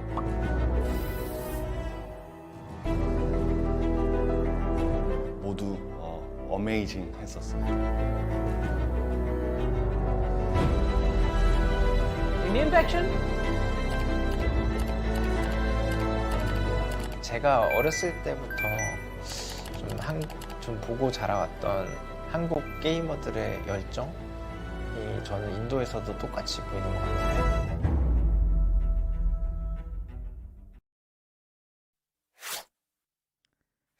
Welcome back after the break, ladies and gentlemen. What an entertaining last game of the day we have had. I mean, it was super exciting. We did see a lot of the teams have a lot of fun into those fights, and I hope you guys enjoyed that game, because that was a map picked by our lovely viewers. Sorry. Yep. It was decided by the viewers that the last game is going to be played on a Wrangle, and I think, yeah, good call. Good call. I mean, also props to the ones from Geo Cinema who actually voted for Sanok. You guys are going to be my army for the movement. That is, we are wanting Sanok. Yeah, save the Sanok. Yeah, save That's the what we're Sanok. saying. Hashtag save the Sanok. That's what we'll run. STS. STS. That's funny. Does that work? Stellar Titans. I think that is what comes to my mind. No, I think it comes. I think it brings back system. Oh yeah, system as well. Yeah. As, like can use the tag. Although they don't use tags. Yeah. Yeah. They don't really have the team tags. They just have the player tags, which is enough for them. I Yeah. think the kind of trouble that they make in their servers, which is enough. But talking about the entire game itself, Mental Esports finally finding their mojo back. Exactly. I mean, they found the momentum, but it was the last game of the day. Hopefully, they can continue it tomorrow. And I think tomorrow, what they will have to focus on is just protecting their position, because I think what you wanted to accomplish by using your finish card, you have done it. 14 eliminations Yeah. secured, which is a good number. Not eliminations, 14 elimination points secured, which is a good number to have. You have the chicken dinner in the same game, maximum value secured from that finish card multiplier. So, Metal have done their job. But now tomorrow, they just have to be consistent. They can't afford to get taken out, even in one game.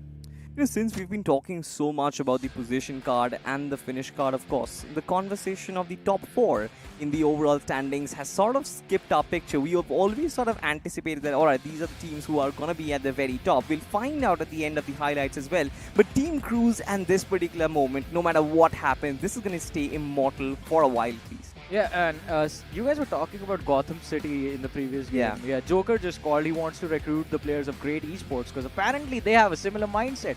Just want to watch the world burn. I mean, just drop clashing teams every single game and having fun in doing so as well. This game, they walked away with a lot of points. Yeah, for sure they did, man. I mean, to be honest, what happens at this, I mean, even with Hellboy, right? Yeah. His position was so brilliant. He also wanted to get a similar momentum for himself as well, but little did he knew that he was going to be chimed in with 3 other teams like Great Esports as well as Big Brother, and somebody else was also involved in the picture. And then there was this moment. Even Clever was definitely clever with the way that nade and the situation worked out. He was responsible for securing the extra bit of opening for his team as well, and did in fact help his team with those points. But moving from here on out, I mean, this is a fiasco we have to talk about, because earlier on in the game we saw, I believe it was the players of LOC who were blocking the entry towards the military bridge. LOC or Big Brothers was one of the team, or Big Brother, we see them now, so they were also there blocking the entry of the military bridge, but they came in a little bit later. It was LOC in the early stages who were gatekeeping that bridge from the right hand side position, and that just changed the game entirely, because the circle was close to the bridge in fact, and if a team is just holding that bridge block for a long time, they will not let anyone through. So we saw a lot of teams take exit because they thought that late game rotation was going to work out. But you have to understand, I mean, if you are going for a late game rotation and the zone is still a part of the circle, it's still going to be there. You know who actually took advantage of this? I think it was Stellar Titans who actually took that water rotation a long moment ago, just thinking, alright, this might happen. They took that rotation, and because of that, they were there in the late stage of the game. Yeah, and I think one of the reasons why Stellar Titans could actually manage to do so is because the entirety of that southern conflict which happened on the shoreline of the mainland, that actually got resolved and Stellar Titans came out on top. Yes. That was a very important fight, which I said, because the bridge was actually blocked. Now, if you take that water path, of course, you're going to get shot from behind. So you have to sort of let that fight settle. And I think Stellar Titans actually did that, which even pushed them inside the top 3 of the overall standings as well. Exactly. But I mean, Fate had other plans. It was an LOC versus Medal fight. And how beautifully Team Medal come back. Yeah, I mean, it was a brilliant comeback. LOC as well, massive props to them. I mean, they took their fighting stance. They did not back off at any time. They weren't the ones who would just take this lying down. They charged forward, and it was just brilliant. I mean, it was just the fact that timing was a little bit off. Yeah. I mean, they were the ones who actually secured the opening knock, so had LOC committed all together a little bit sooner, they would have ended up winning. But I think they were waiting for their own HPs to come back up. They were waiting for their knocked comrade to be brought back into the game. But think about this. If you are the one who secured the first knock and then the opposing side gets a trade, and both of you go on a revive, they'll get the revive first because their player hit the floor first and they got the opportunity to start the revive first. And that is exactly what happened there. While Medal was going for that revive, LOC was also doing the same thing, but theirs came in a few seconds later, allowing the opportunity for Medal to actually counter lob a lot of utility. And the amount of utility from both sides was just like perfect. I mean, that fight could have gone either way. I mean, kudos to Medal for just like winning it, but mad props to LOC as well. It all sort of came down from like the first knock onto Redox, right? And Redox, I didn't really understand what was the motive behind that push, but we'll actually talk about that a little later because he still has the tag of the Rebel of the match. Like, wow, 4 finishes on this lad, 40% finish contribution. I think that sort of explains it. This man had momentum on his side. He just felt like he can clean sweep Medal all by himself. And this is why, I mean, the conversation was there about LOC. I mean, we expected a lot of big things from this team, and they have quite nicely delivered upon every single expectation as well. And it's just a question of how consistent can they be, because, I mean, I expect LOC to break into the semi-finals bracket. Well, I do that as well, especially when 2 of their players get top 5 Rebels. Of course, you've got Redox, you've got Mafia, 4 and 3 finishes respectively, but it's not just them. You've got players from Team System as well. Kaluk. Yeah, I mean, Kalyuk from System. I mean, System was is always going to have fun. They're going to break the system every single game. And I think even in this match, they did manage to crack the system. But we were talking about this, ladies and gentlemen, the point multipliers for a lot of these names coming into action. Medal Esports in particular had the biggest impact of that 29 points secured. LOC on the other side, no point multiplier required. 10 finishes, 12 placement, 22 points, breaking the 20-point barrier. Just off of that, Stellar Titans as well are going to be there with 13. Big Brothers with 13. Oh, this is going to rock up the standings. The Lucknow Giants only have 7 points on the board. I think they were being closely followed by a certain group of players. Even IM officials, as a matter of fact. IM officials also could not really get a lot of points. 4 points just to work with. But talk about the upsets. Hindustan Gaming, if you remember. Hindustan Gaming had such a big opportunity to rack up those finish points in that military bridge fight. But I think they themselves forgot they had that multiplier running because they were just holding their position and they just got absolutely destroyed by the opposition surrounding them. And because of that, I think we don't really see them in the top 8 anymore.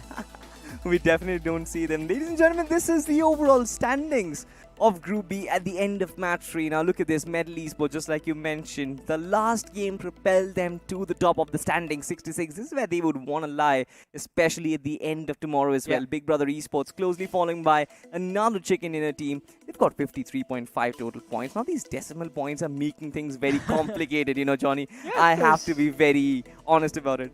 22.5. Exactly. That is what I was about to say next. I mean, velocity and stellar titan. You don't want to talk about complicated.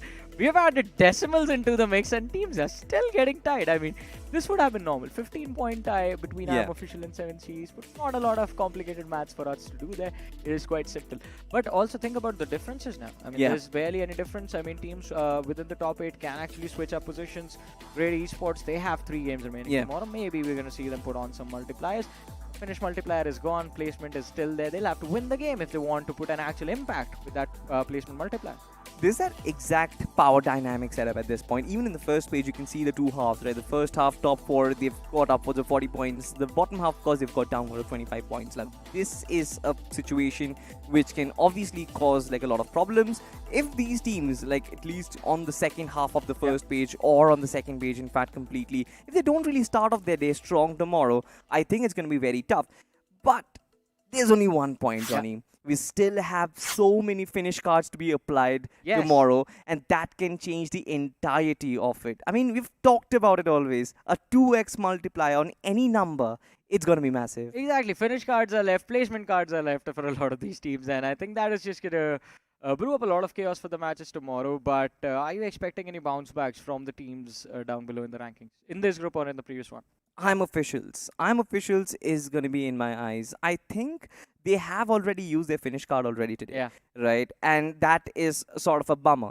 But if you look at it from the entirety, you don't really need the power-ups to kind of propel yourself inside the overall standings. Your natural raw gameplay is still inside of you, and that's going to stay with you. And I think that if the team start channelizing more on their energy about how to play their natural game instead of like thinking too much about the finish cards, which in fact has turned into a finish curse, by the way, I think they will be able to come back. I mean, they can. But again, another variable into this mix is, ladies and gentlemen, UIC. Oh, yes. All jokes apart, I mean, we have been joking about bringing Sanok in as often as possible, not bringing Wake India in. But all jokes apart, you actually have an opportunity of supporting your favorite teams. I mean, voting for the map your teams do best on and hoping then that they perform at the end of that map. They end up securing a lot of points. Teams take advantage of the opportunity that's being given to them by you guys. I mean, because again, voting lines will be open before in game number 1 and in game number 2 for game number 3, and then in match 4 and match 5 for match 6. You can decide the last maps your teams get to play, and I think that is again all in your hands. Absolutely, and I think that for sure everybody loves to just play on Erangel, but then if there's like a definite team who loves to play maybe Miramar or Sanhok, that is one way to sort of show your support, that is one way to sort of empower them once again inside the game. I think this is one of the crazy things to just let the audience decide the maps themselves, but I'm pretty sure like all of these exciting news you're going to get, I'm pretty sure there is more in the books as well, but where are you going to find it? It's Crafton India Esports on Instagram as well as on YouTube and on JioCinema. Just go on there, subscribe, follow, and do all the necessary things that you are updated about every single update that comes around. We're on so many platforms, you can't even say like, share, subscribe. Just do everything that is available to you. Because updates, ladies and gentlemen, regarding BGIS and the competitive circuit overall will be out on Crafton India Esports. And again, I mean, so I have to say this. I mean, this was one of the most exciting days I've had since the grind till now. I mean, including the grind in this. Absolutely. I think this was very topsy-turvy right from the get-go. We have some crazy crazy games as well, but hoping the same for the future. Yeah, we're going to hope the same happens tomorrow, ladies and gentlemen. But until then, thank you so much for tuning in today. We'll see you tomorrow. Take care.